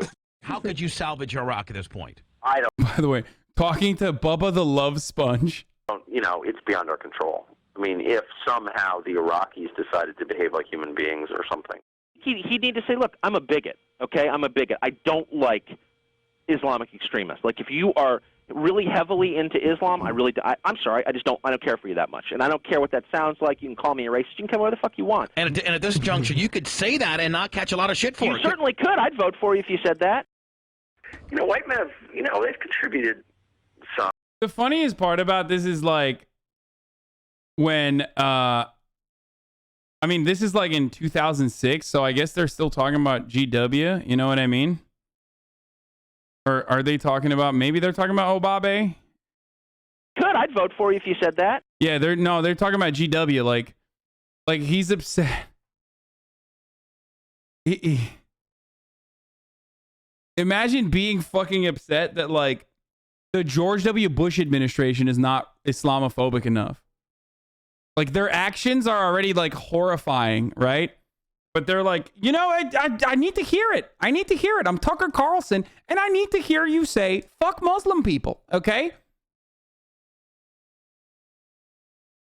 Or even when it's the Obama administration, it's the same shit. It's like you're gonna get mad. Like that was like the entire gripe of like so many of these like classical liberals that came out under the Obama administration. Their gripe was that like Obama wasn't being racist enough and he wasn't being Islamophobic enough. Shouts out to fucking Sam Harris for that one, by the way.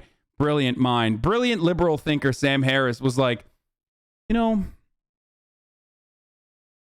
it's not enough that we are continuing the war on terror. We should also have nuclear first strike capabilities and keep doing more racist shit to the Muslims that live here because, it's just simply not enough to murder them in their homes when they're trying to go about their daily lives. I think that that's not going to be enough. Like you're basically saying like, no, I care about the aesthetics more. You know what I mean? White men have, they've contributed some, I would say, like creating civilization. Sam didn't say that. Sam Harris didn't want a nuclear first strike or literally write numerous think pieces about how actually racial profiling is good. You think Sam Harris didn't actually fucking say all the same fucking racist dumb shit that you are conditioned into knowing is racist now and stupid? Like Sam Harris, who had Douglas Murray or Charles Murray on his. Oh my God, I fucking caught that. Fuck, that was so good. Sam Harris didn't just do all of that, but also literally had fucking Charles Murray on his podcast and defended him regularly on race science. Because he did do that. Sam Harris, Charles Murray, and the allure of race science. This is not forbidden knowledge. It's America's most ancient justification for bigotry and racial inequality. Sam Harris also wrote numerous articles, including one famously called In Defense of Profiling. Sam Harris also got fucking absolutely cumstered by Noam Chomsky in an email chain where he tried to say that collateral damage was acceptable when you were bombing a fucking factory that literally creates medicine. I think it was in Sudan, right? And that was simply collateral damage. When America, because he's an American exceptionalist, Islamophobic piece of shit, ultimately. He's a liberal who is, again, an America-centric, America-obsessed, entitled, imperialist piece of shit.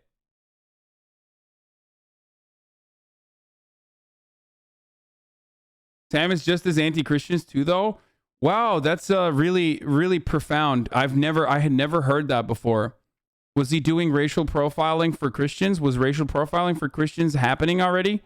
And that's why he was justifying it? At a time when, like, America is not persecuting Christians, the hyper focus on the persecution that Muslims were experiencing domestically, despite the fact that, statistically speaking, at the very least, that, like, American Muslims are literally fucking significantly less powerful in American politics, especially when you compare them to the fucking zealotry of evangelical Protestants that actually hold on to fucking centers of power, even though literally American Muslims are more progressive when it comes to LGBT issues than, for example, again, the psychopathic white evangelical Protestant Christians. Weird that he was like hyper focusing on that group of individuals. Weird that you were still trying to defend that in 2021 in the year of our holy Lord. Holy fucking shit. That's so interesting that you are doing that.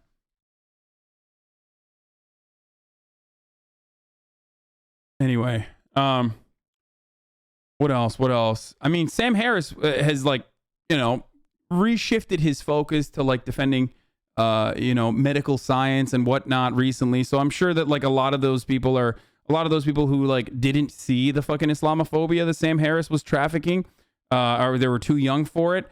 And the Charles Murray and the fucking straight up, like, white supremacist arc he had for an extended period of time. I'm sure that you will turn around and only see him as the guy who's, like, bravely defending, you know, the scientific community against Brett Weinstein. But Sam Harris has always been and always will be a gigantic piece of shit. I mean, in defense of torture.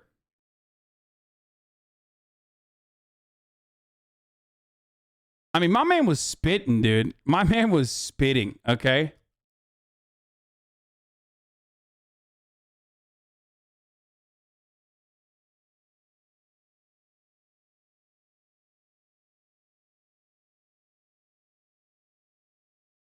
Yes, the sudden influx of atheists coinciding with the Middle East war.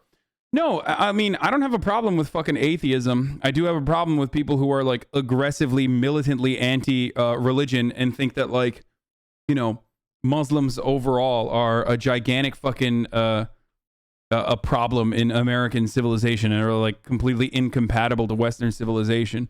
It's a Western supremacist attitude, and it is really fucking stupid.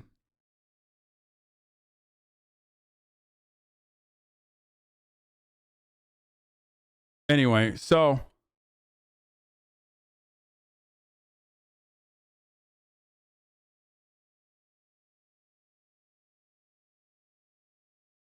Sam Harris is one of the main psychos that drove me away from the online atheist shit over a decade ago. Dude's a huge piece of shit, and since the beginning of his relevance, yeah.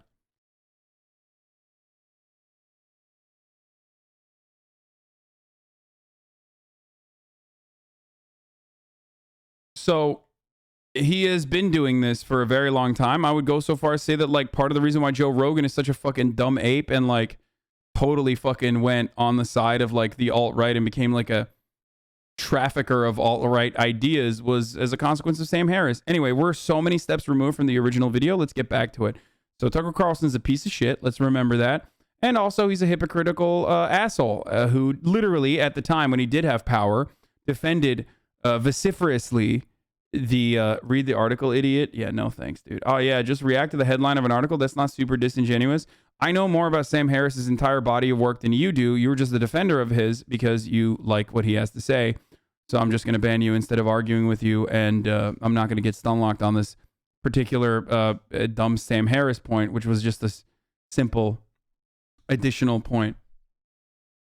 Motherfuckers like, imagine reading an article that was chosen to be titled "In Defense of Torture" and not actually looking at the incredible defense that he made to torture Muslims. You're a fucking idiot, dude. Anyway, get fucked. So,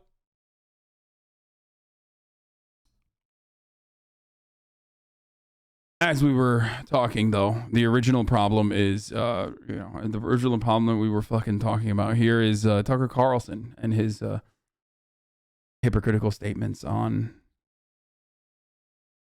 the Iraq War, which he defended wholeheartedly. Al-Qaeda and Saddam Hussein's regime, there are others. We know they have weapons of mass destruction. to associate certain ideas with certain events. 9/11, the Saddam Hussein weapons of mass destruction.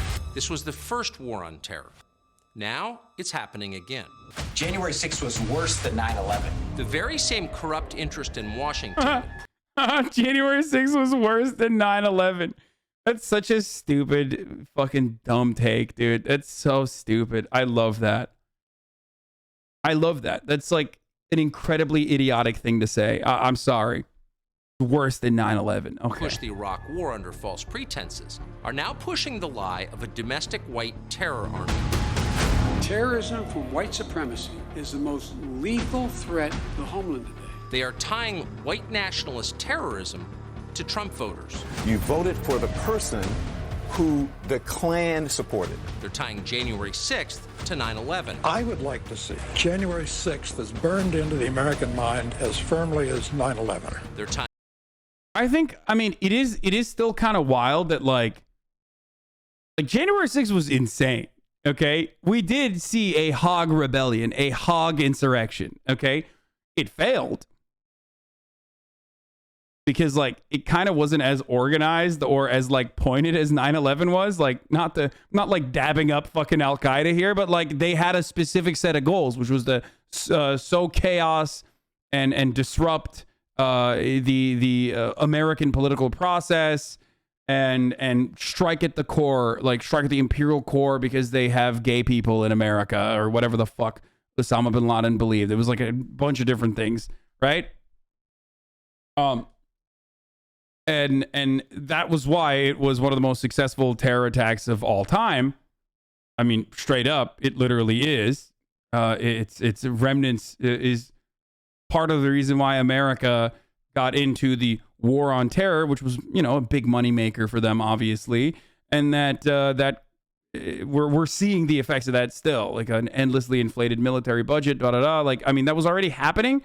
Osama bin Laden was like the perfect fucking person to point to, but it's literally the most successful attack because it created a ongoing war on terror narrative that justified in the hearts of many Americans this endless conquest. So the January 6th insurrection, on the other hand, none of that. You know, there's none of that. It's just like a bunch of fucking hogs who got fed up and were very angry and wanted to release some stress. You know, maybe it makes it to the top 5 if you're gonna consider it like a terrorist attack. But ultimately, come on, like they had no fucking set of goals. You know what I mean? They were just like motivated by anger and like Trump was pointing them in that direction. And that's it. Watch the Mojo Terror tier list. Yeah. Millions of law-abiding Americans to Al-Qaeda and ISIS. Pushing the fucking, it doesn't show you the blood, but it doesn't matter. The thing I was going to say, the thing I was gonna say is like, I mean, yeah, they didn't kill. There was no, like, they didn't get to literally soy in terms of body count compared to the 7,000th white domestic terror shooting. Yeah, like there are, especially if you look at it from a body count point of view, like there's literally fucking like white supremacist terrorists. Like El Paso was worse than January 6th. Okay. But it was like another Tuesday and we forgot about it. You know what I mean? You had a fucking white supremacist, like Trump-aligned psycho who went to El Paso, or Walmart in El Paso, to kill as many fucking Mexicans, in his words, as he possibly could. Okay. Them more into this violent white extremism, much the way bin Laden, did, sort of inspiring people to be this way. You link two concepts together, even if they don't belong together. No external terror. Yeah, they don't belong together. Dude, this is literally the anti... My man read Rain from friend of the show, Spencer Ackerman. Remember how I did that like big interview with him? I feel like they read that book and were like, how do we make the exact opposite of this book? Because he ties like white supremacist terror and the way we analyze it in America to like, domestic terror to fucking outside foreign intervention or foreign acts of terror, and how differently we treated that, and how... while there is some truth to the fact that like the FBI and our surveillance, like our FBI and our surveillance state is now like reshifting its focus to you know, white supremacist domestic terrorists, but like ultimately it's nowhere near comparable because we will never do that. Terrorists ever did this to us. We've never worried like this, even after 9/11. You put it in a headline. MAGA terrorists, Al-Qaeda. When you shove it in people's throats enough, Not Al-Qaeda, white supremacists. then they come to believe it. January 6th is being used as a pretext to strip millions of Americans, disfavored Americans, of their core constitutional rights and to defame them as domestic terrorists. But they are. Like, white supremacist terror is kind of at the heart of like being an American. Like, to deny that is Tucker's docu is clip chimp the movie vibe. Like, I'm sorry. Like, you know, let's be honest. White supremacist terrorists have always existed and always will continue to exist. I would go so far as to say that Tucker Carlson loves white supremacist domestic terrorists and fucking agitates them to do acts of white supremacist domestic terror. Okay? But because it's so fundamentally American that criticizing white supremacist domestic terror oftentimes is seen as a substitute for criticizing America. Because that's how profoundly American white supremacy is. That when you criticize white supremacist domestic terrorists, you're basically criticizing America. And there is truth to that. There is truth to that. But what exactly happened on January 6th? How much of what we were told about that day is a lie? Love that. Darren Beattie of Revolver News is one of the few in media who's done real reporting on what actually happened on January 6th. The establishment narrative. Bro, this is literally Vice. Like, they took the Vice, like, font and everything. What happened, I guess? Will we ever know? There were so many secrets. It's like, what? Dude, everyone watched it. The fucking dumbasses were filming themselves. What do you mean? We not only watched it in 4K, we watched it in numerous different pixelated, you know, phone camera recordings. They live streamed it. We didn't have to, like, you know, I literally live streamed the entire thing. 200,000 of you were in here also watching alongside myself.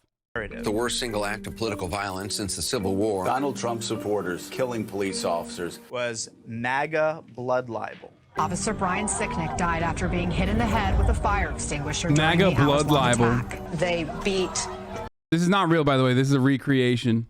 a Capitol police officer to death with a fire extinguisher. Officer Brian Sicknick died after being hit in the head with a fire extinguisher during a fight.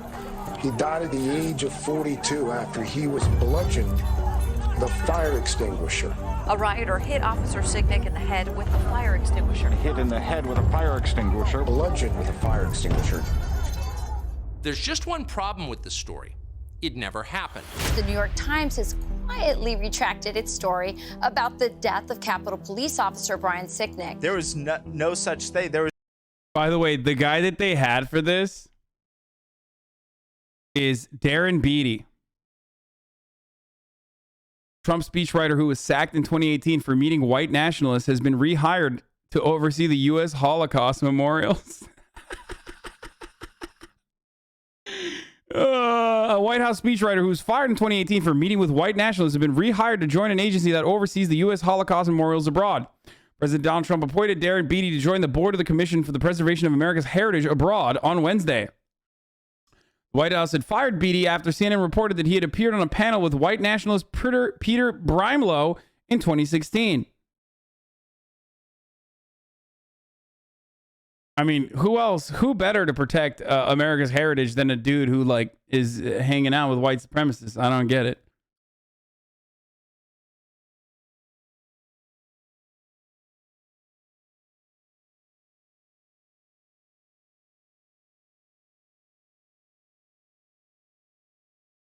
That's the only reason he knows the term blood libel? Yeah, because he was writing it, dude.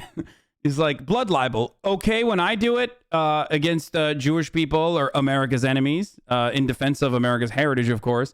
Blood libel bad when it's against the MAGA. It's a MAGA blood libel, which is to what? Like, accurately portray the events that unfolded on January 6th that literally hundreds of millions of people were able to watch in real time live. Holy fuck. There was no fire extinguisher involved at all. And the paper is backpedaling, admitting that it's possible he was never even hit at all. New York Times retracted the story. They moved to a different story. Caterers seen spraying bear spray into the face of Officer Brian Sicknick. It was bear spray. It was bear spray that killed Officer Sicknick. Revolver News found the video shows no spray coming out of the container. It's what is this article, dude? Oh, that's awesome. Okay. So, first of all, I don't even know the details of this, but like, well, he still died. Like, how do you think he died? Is he not dead? Are we about to find out Brian Sicknick is actually alive? I'm Tucker Carlson, and we found Brian Sicknick. He's right here. a lie. Sure enough, eventually. Wait, was there... Wait. Did he infrared that after? Can you do that? No spray coming. Doesn't that literally have to be like actual infrared cameras? You can't just like fucking add infrared after like a non-infrared camera literally shot the footage, right? It has to be like an actual infrared camera. This is no different than just fucking doing an Instagram filter. What the fuck? Whoa. Wait, hold on. I'm so confused by this.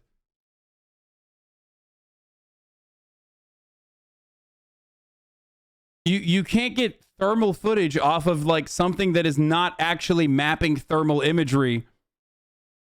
It's just if you take it with like a shit camera, you can't magically enhance it, for example. You know what I mean?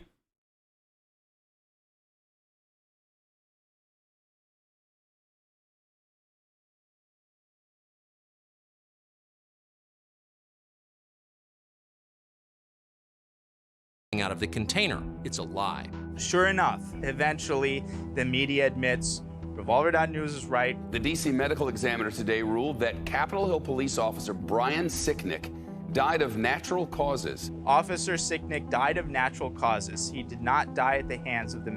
Okay, I can't help but fucking love this though. The idea that like another fucking cop just like died of natural causes while they were being trampled. It's like, first of all, do cops die of natural causes and then are considered like line of death deaths or line of duty deaths all the time? Okay, happens all the time. Oh, heart failure when he was chasing after a perp. It's like boom, line of death, fucking line of duty death, right? But like, I mean, he was in the middle of like being trampled, you know? That's like, it's kind of a weird thing to just be like, it's just natural causes. MAGA mom, and yet you still see in the mainstream media this reporting that it was a deadly mob. A murderous mob. A murderous mob. A murderous mob. Deadly January 6th attack on the Capitol by a mob of Trump supporters. They got the word death. By the way, there were definitely murderous motherfuckers. Like, what the fuck?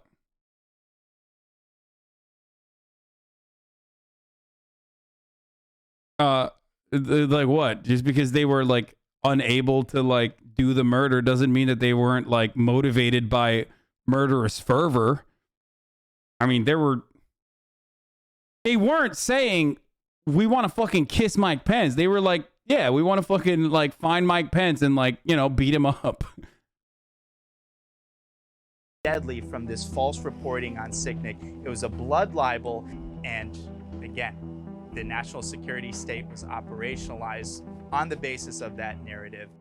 Just as non-existent weapons of mass destruction were used to justify violence in the first war on terror, a false news story published by the New York Times became the pretext for a national crackdown.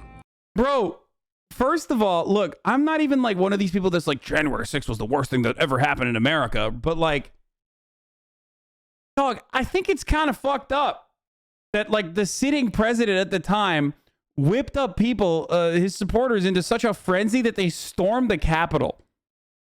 Like, are we just gonna act like that's the only time things are bad and fucked up is like when someone is also murdering people on top of that? Like, what the fuck? And if you want to look at like Trump supporter murders, like there were plenty white supremacists. that murdered motherfuckers like under the Trump administration. There was a lot of that. So, you know, white supremacy is a little bit more complicated than just like. Do you think they defend leftists in this way? No, because like Starbucks windows, storefronts break down, and Tucker Carlson's like, this has gone too far. BLM is the same as Al Qaeda. Why are we letting them get away with it? Like that's the Tucker Carlson rhetoric when it comes to like fucking like kicking a tear gas canister back at the cops. Is like, why are we letting them get away with these acts of terror? This is a really dangerous cloud of poison that our brave military members and our military members here domestically, the cops, had to endure when those scary black people kicked a tear gas canister back at the cops. I mean, yeah, he literally has said, Tucker Carlson calls for the government to take decisive action against terror organization Black Lives Matter. It's immense political power, and it does have immense power. The group Black Lives Matter isn't really much of a group. It's a relatively small, flimsy organization. In fact, it doesn't really have a legal existence of its own. Officially, the primary Black Lives Matter group is simply a project of another nonprofit called Thousand Currents. Now, why is this interesting? Well, it's interesting because the current vice chair of Thousand Currents is a woman called Susan Rosenberg. I have no idea what he's talking about. I've never even... And she's a convicted terrorist who spent 16 years in federal prison before she was given a pardon by Bill Clinton on the very last day in office. Bernie Kerik remembers this well. He's the former police commissioner of New York City, but before that, he worked in New Jersey, and he personally escorted Susan Rosenberg from the federal courthouse in Newark in 1985. He knows the story. Okay, I don't care about all these details about this person's background, but like, so he's again justifying that Black Lives Matter is a terror organization that needs to be persecuted to the full extent of the law by pointing to Susan Rosenberg, apparently. What the fuck? I think DOJ should be looking at Black Lives Matter as a terrorist group, as a terrorist organization. And I find it astounding that all of these U.S. firms, some 200 that you have chronicled on your show. Oh, this is Bernie Kerik that's saying that. Just amazing that all these rich ladies in Aspen and Greenwich think BLM is about ending racism, which obviously all of us are for. Yeah, right. Okay, dude. When in fact, it's a revolutionary group. Maybe the U.S. government can take decisive action, and by doing that, make it really clear that this is a terror organization.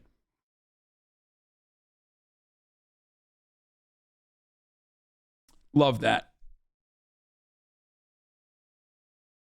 BLM terror organization, but of course, you know, white supremacist domestic terrorist, not a terror organization. Ali Alexander organized the January 6th rally. After 9/11, I spent my early adulthood growing up in a post-9/11 world with an Arab name. It's open season on hate towards Muslims. I mean, you also look Arab too, bro. Like, I know you think you don't, is like, you know, you're surrounded by white supremacists that you work for, but like, it's not just your Arab name that kind of gives it away. I know you got the Habsburg job, but nobody's looking at you like, wow, that's like royal inbreeding right there. You know what I mean? They're not thinking you're white. As an InfoWars guy, by the way, holy fuck. I hate him so much. Jesus Christ. He's such a fucking lame-o. Muslims and Islam. At one point in 2012, had to have a member of Congress call the FBI to get me removed from a watch list. And now, in this post-1/6 world, I'm on a list yet again because I've been deemed a minority in dissent. We are now hearing from the man who organized last week's rally that turned into Bro, they put him on the watches because he's ugly, dude. That's why. a deadly insurrection. I know what it's like to grow up in America and post-9/11 as Arab, and I know what it's like to grow up post-January 6th as a Trump supporter who demanded election integrity. Dude, I can't. I was just demanding election integrity, dude. You know, when we were storming the Capitol, we were doing that to demand election integrity. It's so fucked up. That's awesome. Ali Alexander was trying to build a movement of people until it was a rhetorical gun cocked and pointed at Congress. The vanguard of delusion of anti-democratic, attempt at a putsch that represented by Stop the Steal. My life has been torn apart. I regularly receive violent death threats. It has prevented me from returning to my work. I lost all of my social media and any ability to engage in commerce online. Aaron, remember, the Department of Justice says not only is it investigating what happened inside the Capitol, but the conspirators and instigators who may have started this whole thing.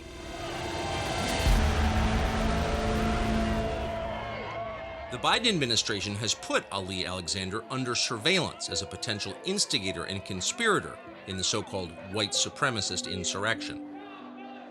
I've been told that I'm a white nationalist. Me. I've been told that Stop the Steal was a movement of white supremacy.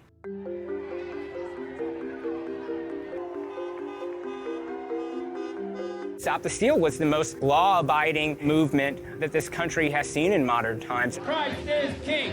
Christ is king! None of the Stop the Steal rallies have ever had a police report or an instance of violence. None of them. Over 500 rallies, and I think that that's why we had Republicans and Democrats supporting us. It was rigged. What can I tell you? That is not a conspiracy. There's a lot of Bernie. Oh my fucking God, dude. Oh, yeah. Yeah, dude, totally. Democrats are all about fucking... You know, leftists, Democrats, liberals, they were all about storming the White House, actually.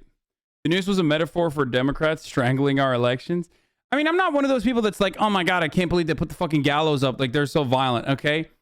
I'm not one of those people at all. I'll be honest with you. Yeah, the gallows is a powerful imagery, okay, about like fucking, you know, saying, listen, if you're a fucking elite and if you're in a position of power, like, we're coming for you if you don't fucking act right. Having said that, though, like, there is so much more violent shit that there's so much more violent shit that has happened in the Trump movement, and this is just the understandable culmination of like the final logical step of the conservative movement when it comes down to the actions they took. It's like, yeah, of course, like what do you think is going to happen if you don't act right, though, you elite? Yeah, you're a fucking idiot, dude. Sorry. Like comparing a Twitch streamer to like literally a fucking politician that's like, yeah, I don't think your parents deserve to have fucking dental care. You are the reason why we all suffer. I'm just letting you know. Anyway. Yeah. So where was I? Sorry, I'm not getting stun locked.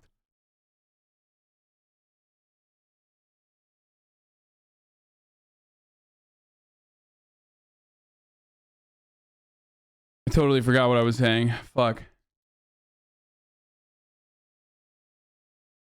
Voters who believe strongly, progressive voters who believe that their elections are also rigged in the primary. And what it proved was that we were a bipartisan movement that had a spectrum of beliefs, but we all kind of centered around one thing, and that's that our bureaucrats, these are non-elected officials, should count. You know what's funny about the fucking Bernie Sanders, like the election was stolen from Bernie Sanders or whatever kind of takes, and the comparisons that people make to like, you know, the January 6th insurrection and stuff like that. Or not January 6th insurrection, sorry. About how the election was stolen from Donald Trump. The way that the Democrats, like in the primaries, game the system, and very openly so, is quite similar to the way Republicans try to steal elections, okay? And actively so. It's just the more conservative party, the more conservative, and I don't mean party with like a fucking capital P, I mean with a party as in like the organizing body, is using undemocratic methods to go against the interests of the people in a lot of instances. And that's precisely at the heart of how like Republicans steal elections all the time when they say they're stealing elections. So when they fucking turn around and make the comparison to like Bernie Sanders, it's so laughable because like it is media manipulation, and it is a system that completely goes against the democratic interest. That's how you do it. It's not like fucking there was electoral fraud in the sense that like there were fake votes being cast for, you know, Hillary Clinton or some shit, you know?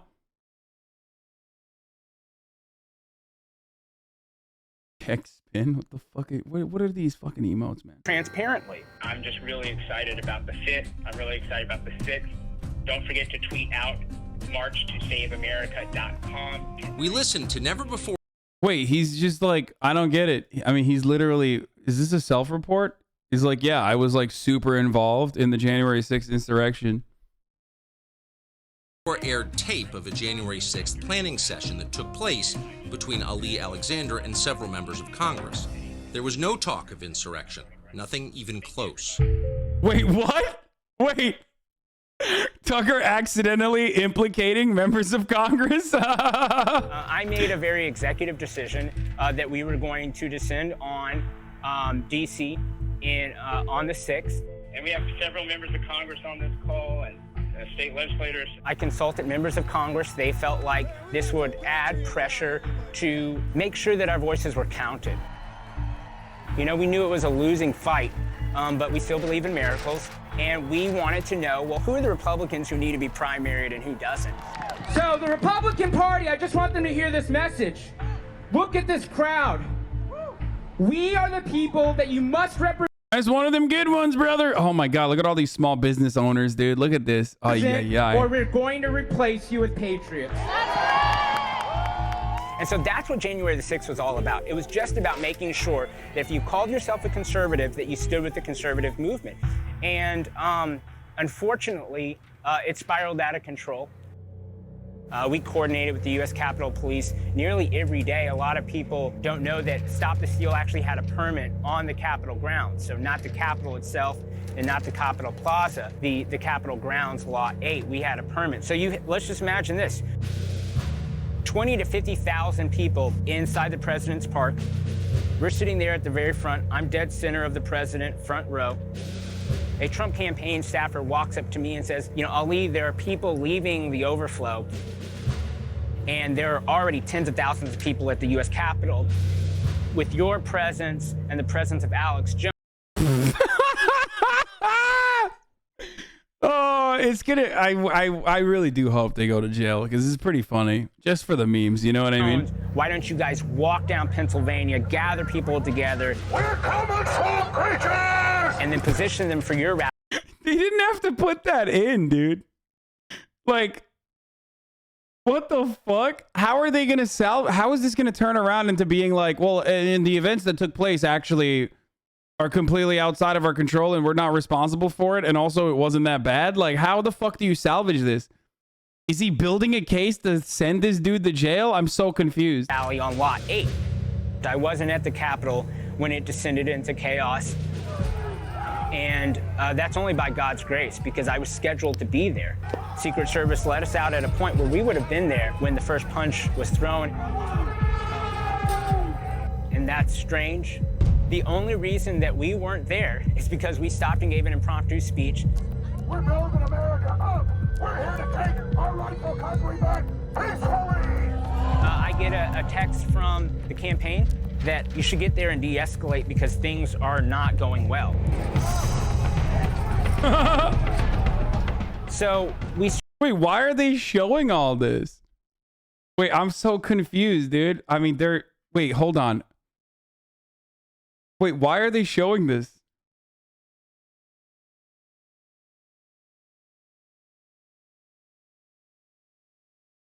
Is Tucker Carlson like building a case to prosecute these guys? What the fuck's going on, dude? They're like, yeah, we wanted to protest peacefully. It's like punching a cop in the fucking face. Started to approach the side of the Capitol where no protests had happened in November, no protests had happened in December. All I thought was, I need to get them to the other side, and I need to get them to Lot 8. Let's march around to the other side. And all we are equipped with are megaphones. And let's not fight the police and give the system what they want. Maybe 1,000 people are listening to us. Come off the stands. Out of 75 to 100,000 people there in front of us. And it was a very helpless feeling. Wait, why? I'm so confused. Like, didn't they just like kind of start this off by being like, it wasn't like that big of a deal? And then they're like, and also it got out of control and people were just fucking up cops. Despite the fact that like they coordinated with the cops, and cops basically opened the fucking floodgates, and they were still fucking up cops.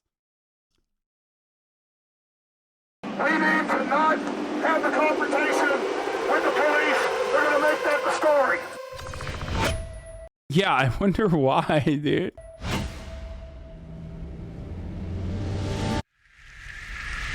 Dude, where is this going? I want to know. Okay, this is exciting. There's a bloody woman from 9/11 coming up.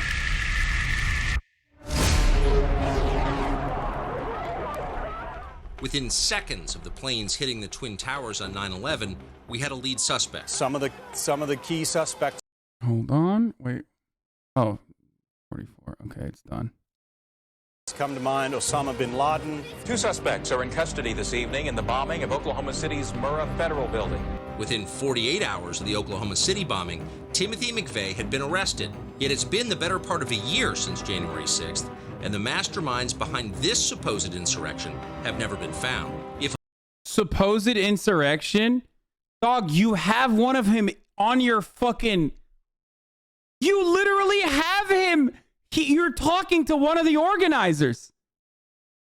You just showed him. He just said what he did. He didn't even try to, like, vindicate him. He didn't even try, like, they're not even doing... Am I missing? Like, I feel like I'm missing a bone in my fucking brain to, like, be able to see the messaging here that Tucker Carlson and other racists have. You know what I mean? Like, what level of cognitive dissonance are we at? Like, you're missing conservatives. Oklahoma bombing doesn't count. Dude wasn't even brown. Yeah, I mean, what the fuck? I literally do not understand. He's like, where are these guys that, that unfolded these events? We never found the masterminds. I mean, you did. And he literally fucking openly admitted it. So, I mean, one of many. But I don't understand how you are. This is what he just said. We're all trying to find. Yeah, exactly. We're all trying to find the guy who did this. More like domestic heroism, brother.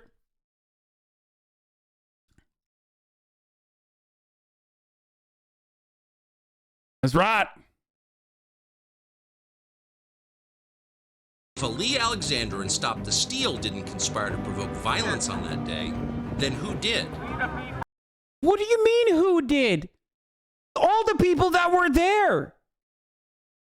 Why wouldn't they? If you keep fucking telling them over and over again that there's like psychotic pedophile vampires in the fucking White House on a regular basis that's like stealing elections, it's no different than the guy who talked to fucking Charlie Kirk, who was like, when do we start killing these fucking libtards, bro? Like, that's it. You conditioned them to do this. And then when they did it, you're like, how did this happen? That's crazy. I guess it's like, again, it goes back to like the hyper individualistic mentality where it's like one man was motivating everybody to do this. It's like, and that man is never like the guy who's like, we need to, take the swamp monsters out of the swamp. Well, I found this video of Ali Alexander that went kind of viral. So I want to let you guys know how we're responding because I was the person who came up with the January 6th idea with Congressman Gosar, Congressman Mo Brooks, and then Congressman Andy Biggs. We four schemed up of putting maximum pressure on Congress while they were voting so that who we couldn't lobby, we could change the hearts and the minds of Republicans who were in that body hearing our loud war from outside. So I'm going to tell you this. This is my commitment to you. Any hotel that shuts down, me and my team at stopthesteal.us will find rooms for those people. Period. If me and my hotel that shuts down, me and my team at stopthesteal.us will find rooms for those people. Period. If you trusting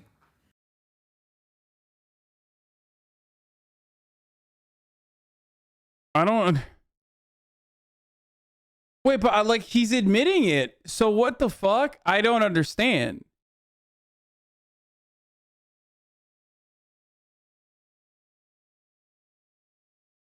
What else do we need to know?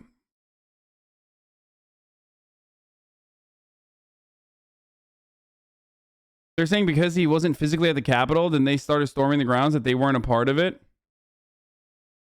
I mean, these pussies never actually fucking sit in the front. You know what I mean? The whole purpose is like they get everybody agitated, they get everybody riled up, and then the dumbass foot soldiers are the ones who fucking go into action. Like, that's the... It's just like, you got to look at the organizers at some point. You know what I mean? Yeah, like, Osama bin Laden wasn't on the fucking plane. I mean, not that this is like a comparison to 9/11, but... Like, oh, well, you know, sorry. He didn't have the box cutters, so is he really all that... Is it really his fault? I mean, they were just... Maybe these guys were just like flight enthusiasts that decided to operate in the way that they want to.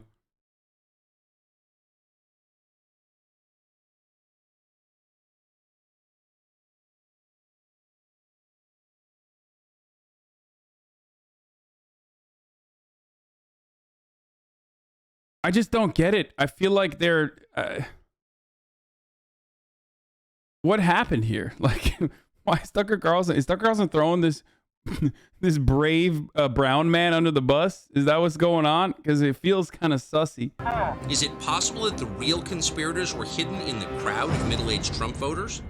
Journalist Elijah Schaefer was at the scene on January 6th. The election was totally fraudulent, as we all knew. 100% it was stolen. And these congressmen and senators are going to see we mean business. January 6th was just, you know, mom and dad who were mad about what they saw to be an election that they thought was unfair, rigged, fortified, stolen. It doesn't matter what you say it is. They were just angry, and a lot of them just got caught. Oh my God. Oh my God. The argument is that these guys aren't real MAGA Trump supporters. They're actually fucking... It was Antifa. Oh my God. This documentary is gonna... Oh, I'm gonna come. It's gonna make me nut. So all the fucking moms and dads, they just like, they were there, but to peacefully protest, and it was the Antifa that did all the violent shit. Oh, it's so good. Oh, fuck yeah, dude. Caught up in the front lines of chaos. Oh my gosh, we just got tear gassed in the middle of a prayer. Are you kidding me? They thought that rioting was like a game, maybe. Washington, D.C., this is happening near the White House. A protest started getting out of control. During 2020, rioters caused about $3 billion worth of damage and killed about 24 people over the course of 8 months. This is David Dorn in his very last moments on Earth. He's a former police captain protecting a store. I happen to believe that... Holy shit, they just straight up show David Dorn. Dude, they just do not give a fuck about, like, showing dead black people. Holy fuck. Hold on. There's more David Dorn coming up in a second. A lot of the ways they treated rioters that were left-wing. Kamala Harris was working to help the instigators, the criminals, get out of jail. Giving the narrative that there's no consequences for acts of violence, even on federal grounds. Cases being dropped from the federal siege in Portland by leftist rioters. I believe that was part of setting a narrative to gaslight the right wing into thinking that they could riot too and get away with it. Oh my God. Dude, these guys are awesome, dude. No way, dude. He just said, what the fuck?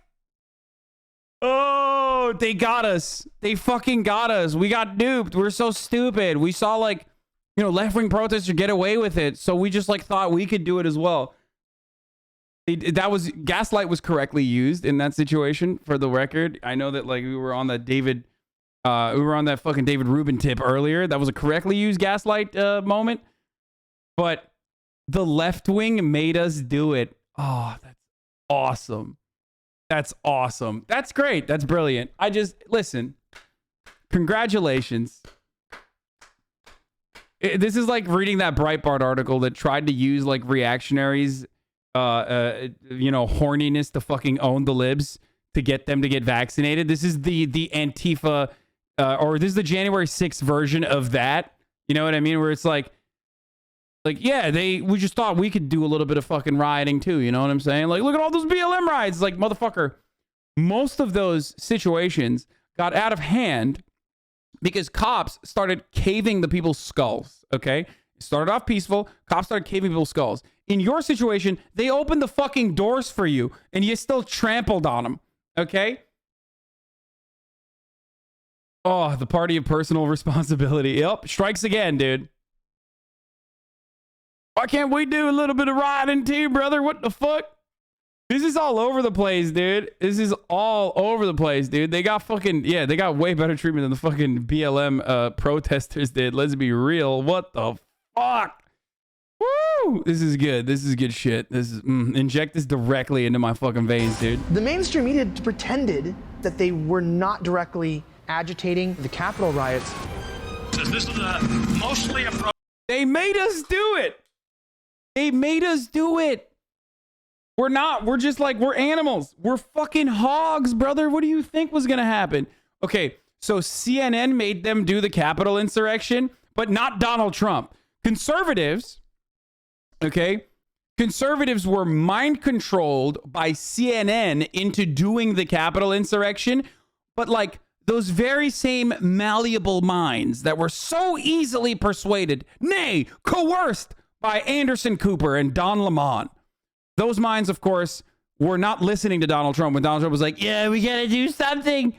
These guys, they're all fucking swamp monsters. Or when Alex Jones was like, oh, they're all psychopathic pedophiles, brother. Like the night before, we need to fucking storm the Capitol and let them know our reign and our anger. Like those words did not matter. The words of Anderson Cooper being like, I don't fucking know, that, it's top of the hour and it's time for a 60-second ad break. Like, that's what made them fucking storm the White House. You know what I mean? Like Anderson Cooper saying that you can avoid the ad break at the top of the hour as long as you subscribe to the HasanAbi broadcast for $5 or for free with a Twitch Prime. Like, saying that was what it caused people to be agitated. You know what I mean? Yeah, that's right. I just fucking segued you into oblivion. You're in the sunken place now. You've lost all control over your bodily functions. You're fucking spitting, pissing, shitting, and farting because you now are in the ad space. Now, you don't have to be in the ad zone, though. You can avoid that. You can have an ad-free broadcasting experience. You can subscribe for $5. You can subscribe for free with a Twitch Prime. Okay? That's how you get out of the ad space. But ad space is coming regardless. Somehow the left can dupe millions of people and gaslight everyone into playing 1,000 dimension chess. And in reality, we can't even fucking pass the infrastructure bill that everybody wants. Exactly. Exactly.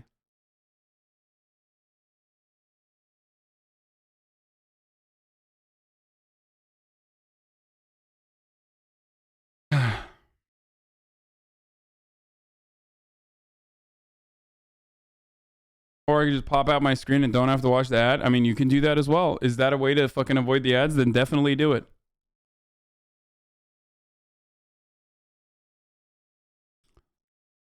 Anyway.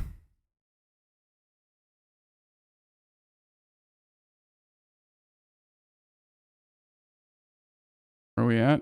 1443. Protest. It is not, generally speaking, unruly. I just don't even know why there aren't uprisings. Can I speak to Pelosi? Yeah, we're coming, bitch. Why did they show that? Like, that's what I'm saying. Why did they just show? You don't have to show that. That hurts your cause. Like, even in this situation, they can't help but like flex a little bit. Like, yeah, we fucking did that shit, bitch. That's right. You know what I mean? Are they showing him because they want to be like, that's a libtard? Or are they showing him because like CNN made him do it? 2-minute ad? No, I ran a 1-minute ad.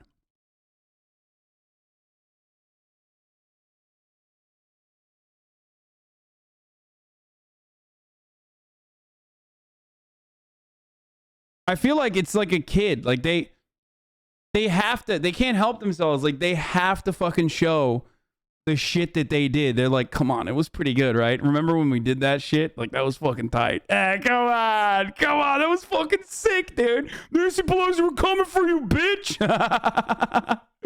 Uprisings. Can I speak to Pelosi? Yeah, we're coming, bitch. Like, he's wearing a camo MAGA hat, dog. What the fuck?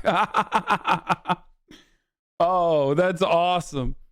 Yeah, that seems like a guy who was gaslit by CNN into doing that, I think.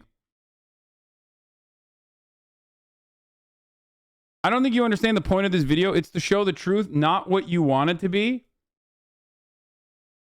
Okay. If you, let's say you're an enlightened centrist and an intellectual of the highest magnitude here. If you don't think that Tucker Carlson is like a biased smear merchant and is like operating to do as much propaganda as physically, humanly possible, I don't know what to tell you. I think you're lost, brother. Like I'm biased. I openly admit my biases, but like, you know, we all saw what happened on January 6th. So kind of weird that they have like an additional underlying narrative that like what happened on January 6th wasn't all that bad, but then we're still going to show what exactly happened, which was kind of fucked up and really bad.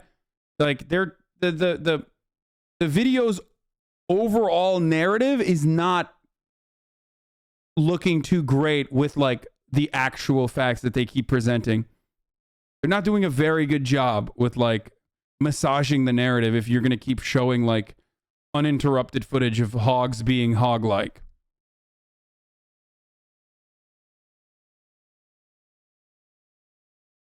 Anyway. Just keep going. It's no wonder people are taken to the streets, and I support them. Show me where it says that protests are supposed to be polite and peaceful. The Boston Tea Party, rioting. Do not get it twisted and think that, oh, this is something that has never happened before. And oh, they're saying that because like CNN was saying that Black Lives Matter protested and that was like honorable and just, and protest is not supposed to be fucking peaceful, that conservatives who only watch CNN, famously, they literally only watch CNN, and that's why they were like, oh yeah, they're talking about me, brother. We get to do a little bit too. I love that. That's a good narrative. It's solid. And this is so terrible, and where are we, and these savages and all of that. If you see anybody from that cabinet, you get out and you create a crowd. And you push back on them. Peaceful protest. Peaceful protesters. Peaceful protest. Peaceful protest. Peaceful protest. Peaceful protest. Peaceful protest. Peaceful protest. Peaceful protest. Peaceful protest. Peaceful protest. Peaceful protest. Peaceful protest. Peaceful protest. Peaceful. By the way, they're showing, like, wait, hold on. I got to show you this image. So this is a gallows of like someone, it's like Donald Trump. I think it's like a figure of Donald Trump being like mock execution by a guillotine. I've never even seen this one. I love when conservatives find like all this shit. It's sick. So they're saying that like CNN was considering all the things that they did to be a peaceful protest. So like basically they're doing what conservatives do, right? Or this is the best conservative argument that you can always get to, which is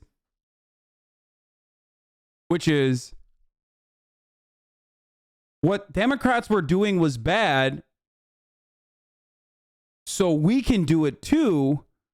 Okay, but the action is still bad, I guess. But like, no, not when we do it. Okay, that's literally what the argument is, owned and blown away into smithereens by your mom teaching you a fundamental truth when you're younger, which is two wrongs don't make a right. Okay, but conservatives, for some reason, I guess, like are suffering from fatherlessness and motherlessness or whatever the fuck. They haven't gotten that lesson when they were like fucking 8 years old. So that's basically what they're doing. Gesturing at imagined hypocrisy is the only argument conservatives have. Yeah, it's like,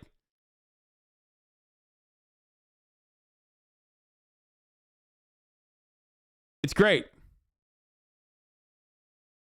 Also, Black Lives Matter was not like a strategically organized, executed action that was like wholeheartedly backed and agitated by the fucking sitting president in the same way that like, you know, a grassroots protest against police brutality that happened all around the fucking planet. Not even just in like Minneapolis, but like not even just the entirety of America, but like literally the entire fucking planet. Okay? is the same as like a coordinated, calculated attack on the Capitol led by literal sitting fucking Republicans.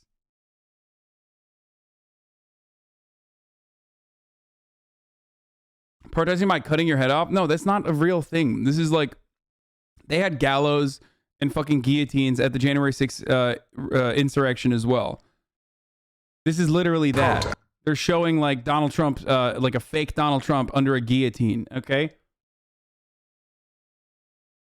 Peaceful protesters. Too many see the protests. How come you didn't reply to XQC yesterday? He needed your backpack? That's not even true. He needed my backpack. He never told me that. If he wanted my backpack, I would have given him my backpack. As the problem. No, the problem is what forced your fellow citizens to parasocial juicers take to the streets. The media and Democratic Party leaders created the environment that made the January 6th violence all but inevitable. But were there other agitators there that day? All but inevitable. So actually, a group of like MAGA hogs that got fucking whipped up into a frenzy by Republican media, including Tucker Carlson, who regularly agitated against this, totally believing like hook, line, and sinker in a false narrative. Like all of those guys, they actually did this because CNN told them it was okay to riot. And also, they actually did this because there were secret agitators in the crowd. Got it.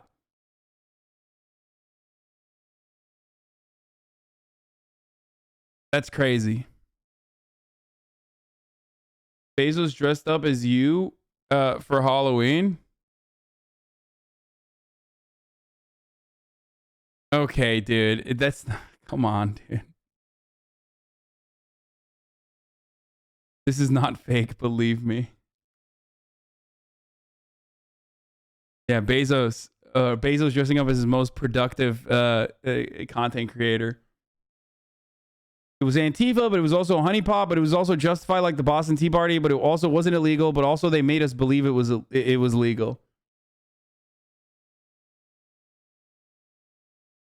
Can you believe this Elijah guy is 2 years younger than you? Are you serious? Conservatism is not good for your skin. Holy fuck. It makes you wonder about agitators. And I've seen agitators all over the country. And this is not exclusive to right-wing riots or to, January 6th. There's sometimes people that look like maybe they're professionals. Maybe they're there just to cause trouble. I don't know. Someone who... I mean, he's right. There is such a thing. This is like a provocateur. An Asian provocateur. I've talked about this in the beginning of the BLM protests as well, where that guy went into fucking Jiffy Lube and like started breaking shit. Do you guys remember? Like, and I was like, that looks like a fucking Asian provocateur. And at the time, people were like, oh, dude, you're fucking wrong. I've never actually heard that word before, but like, I'm also going to assume that you're wrong. And yada yada. And it turned out he was the umbrella guy, famously, was an Asian provocateur.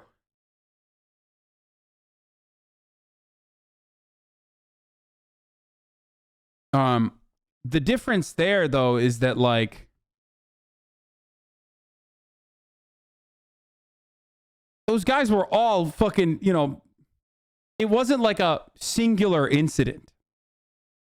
When there's like an Asian provocateur situation, or when cops like put bait cop cars that are like decommissioned in the middle of the street to like get people to fuck it up or whatever and rile them up, it's oftentimes a singular incident because, tensions run high.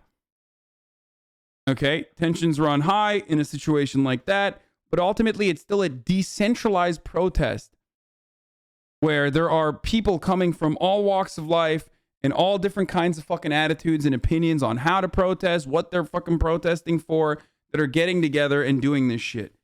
In this situation, you got motherfuckers like openly flying to the Capitol to do this. Okay? And they're all fucking storming the White House. You might know is security analyst J. Michael Waller, For years, Waller worked as a professional agitator. I'm a senior analyst for strategy at the Center for Security Policy, and my area of specialization has been political warfare, psychological warfare, and subversion. During the Cold War, I infiltrated Soviet International Front organizations for the purpose of causing provocations that would discredit the Soviets. And so we actually managed to provoke a fight to break out at the World Peace Council conference that the Soviets had been sponsoring in Europe. We had a huge Look at how fucking happy this piece of shit is, dude. Oh, God, I fucking hate. Oh my God. But yo, when I say it, it's like, oh, it's the conspiracy. The American government never did that. Big deal. We do that to Hasan every day. I know. They don't need to do that anymore because, like, it's stuck. Reactionary propaganda is so good that it, like, destroys any fucking kind of class solidarity, any sort of fucking, you know, any sort of, like, positivity amongst the working class anyway. People are fucking eating themselves alive. Thank you, anarchists. I'm just kidding. It's not just anarchists. There's plenty of fucking dipshits. There's plenty of dipshit Marxist-Leninists, too. Banner about the Soviets and the communists, you know, destroying the world and being the world's greatest threat to peace. And then a fight broke out there. And then that was all captured on TV because the Soviets had organized the world media. The thing is, here's the problem. Okay. Are you ready for this? You can say agitators, yada, yada, all you fucking want. But ultimately, you know what was the biggest problem for January 6th? The sense of entitlement that a lot of these fucking hogs have. Remember, when I was covering it on that day, I was like fucking in a sense of disbelief that, like, they were so openly doing this shit without even hiding their fucking faces. And that sense of entitlement is precisely the reason why people were openly fucking getting bus tickets and organizing. Charlie Kirk organized bus rides to the Capitol too. And that's precisely the reason why they fucking filmed themselves doing all this shit and taking photos, because they thought there would be no consequences for it because of the profound amount of privilege that they have, where they were like, yeah, of course, this is America. This is my country. I'm doing what I should be doing. Okay? So you can fucking spin around as much as you want and be like, oh, well, there's Antifa. Oh, it was CNN. Ultimately, just ask the fucking people. They openly stated what they were doing on that day and what they were interested in doing on that day, which is why trying to spin this is so fucking hard. It's such a foolhardy endeavor, but, you know, shouts out to fucking Tucker for still trying his best. You know what I mean? Good job. But, like, they openly admitted that. They openly fucking admitted that they were there to do a particular thing and they were interested in doing that particular thing, and they filmed themselves doing that particular thing. So you can fucking cry about it all you want and say, oh, well, fucking, you know, BLM got to do it. Why can't we? Or whatever the fuck. And CNN actually made this. You know, CNN actually made it. It's like, no, motherfucker, you're there. Like, you were literally on camera. You can't just be like, Antifa did this. You did it because you were on camera doing it. And at the time, you didn't think that you could get caught or you would ever see the consequences of what you were doing. To cover this event. So we had the headline in the Boston Globe, fight breaks out at World Peace Conference. January 6th was a political warfare operation. Having been trained by professional agitators in the past, I saw that this is a coordinated effort, that there are different cadres of agents provocateurs and other troublemakers who had a sort of a military-like precision in what was to become a storming of the Capitol building. You could start seeing different units of agents provocateurs. They were assembled right here. Bro, this is literally... Okay. Bro, honestly... I love this. It's so... First of all, this is literally Alex Jones level. Okay? Secondly, I love that he's like, we did this. Like, the American State Department openly did this. So maybe they're so maybe they were doing it to us too now. Like, that's again, that very same fucking white privilege just reeking through this fucking, the rhetoric of this documentary where it's like, yeah, we did this. Of course we did this to fucking commies. Just like in the beginning, he was like, of course we did this shit to the fucking Iraqis. Like, obviously, duh, they deserve it. So now I feel like maybe they're doing it to us. Yeah, there isn't evidence, but like, maybe they're doing it to us. You know?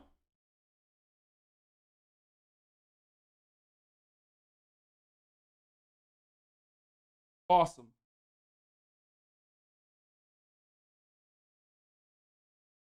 Ugh.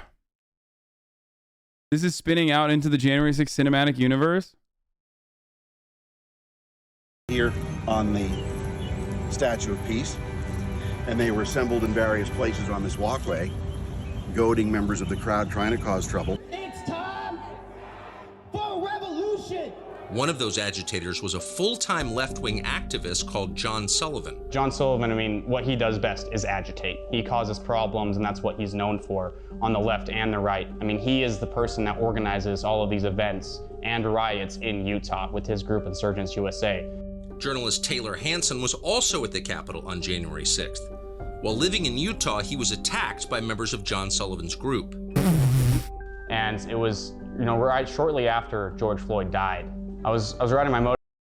Wait, what the fuck? Wait, hold on. I think there's TOS here, but motorcycle downtown. You know, for some reason there was just this huge car rally, and I had no idea what it was. You know, I had to weave in back and forth between these cars, and I ended up pulling over, and that's when I actually first encountered John Sullivan and his group Insurgents USA. And Antifa attacked me, ruining my bike, and basically just, I mean, I actually had a gun pointed to my head at that rally specifically, and that was from John Sullivan. I don't believe that at all, dude. Oh, that's fucking hilarious, dude. They CRT'd his face. I'm from Utah, and during the protest, there were more than enough ways to get away from the riot. They broke his bike. Okay, so John Sullivan has been proven as a right-wing op. So they even admitted that. So what the fuck? Like,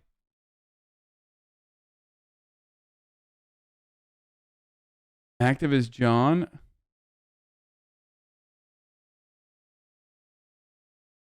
Fact check. Misleading claim about Antifa member at January 6th Capitol riot. A claim a known Antifa member was paid $70,000 for this video.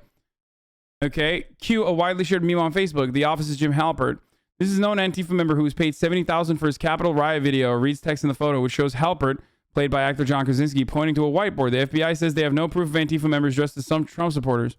The meme posted by a Facebook page called Happy Hayride has more than 600 shares. Who cares? That's 600 shares. Well, now Tucker Carlson is going along with that meme. So what happened? Sullivan was paid but not affiliated with Antifa. So he is a fucking agent provocateur. He's also, even in this fucking video, they mentioned that he is literally an agent provocateur for the right as well. News organizations paid Sullivan tens of thousands of dollars for his footage from the Capitol riot, but he's denied any affiliation with Antifa, and federal charging documents do not suggest he's linked to the movement. Court filings show U.S. authorities ordered Sullivan to forfeit about $90,000 he made from selling the footage he took in and around the Capitol building. His video captured the death of Babbitt, a military veteran from California. That total included $35,000. Both the CNN and NBC paid Sullivan's group Insurgents USA, an advocacy organization that protests police brutality, for the rights to his footage, according to invoices filed by Sullivan's attorney. But Sullivan is not a known Antifa member, as the Facebook post claims. Court papers in his criminal case do not mention him being affiliated with any anti-fascist groups. Sullivan told the FBI he was an activist and a journalist, despite the fact that he had no press credentials. This dude seems sussy as fuck, dude. Okay? This dude seems like an op. There's a problem here in Salt Lake for a long time. Left have kicked him out for being a crazy.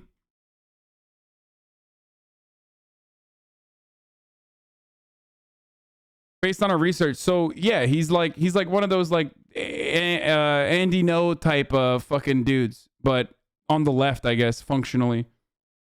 He's just like a fucking classic both sides opportunist.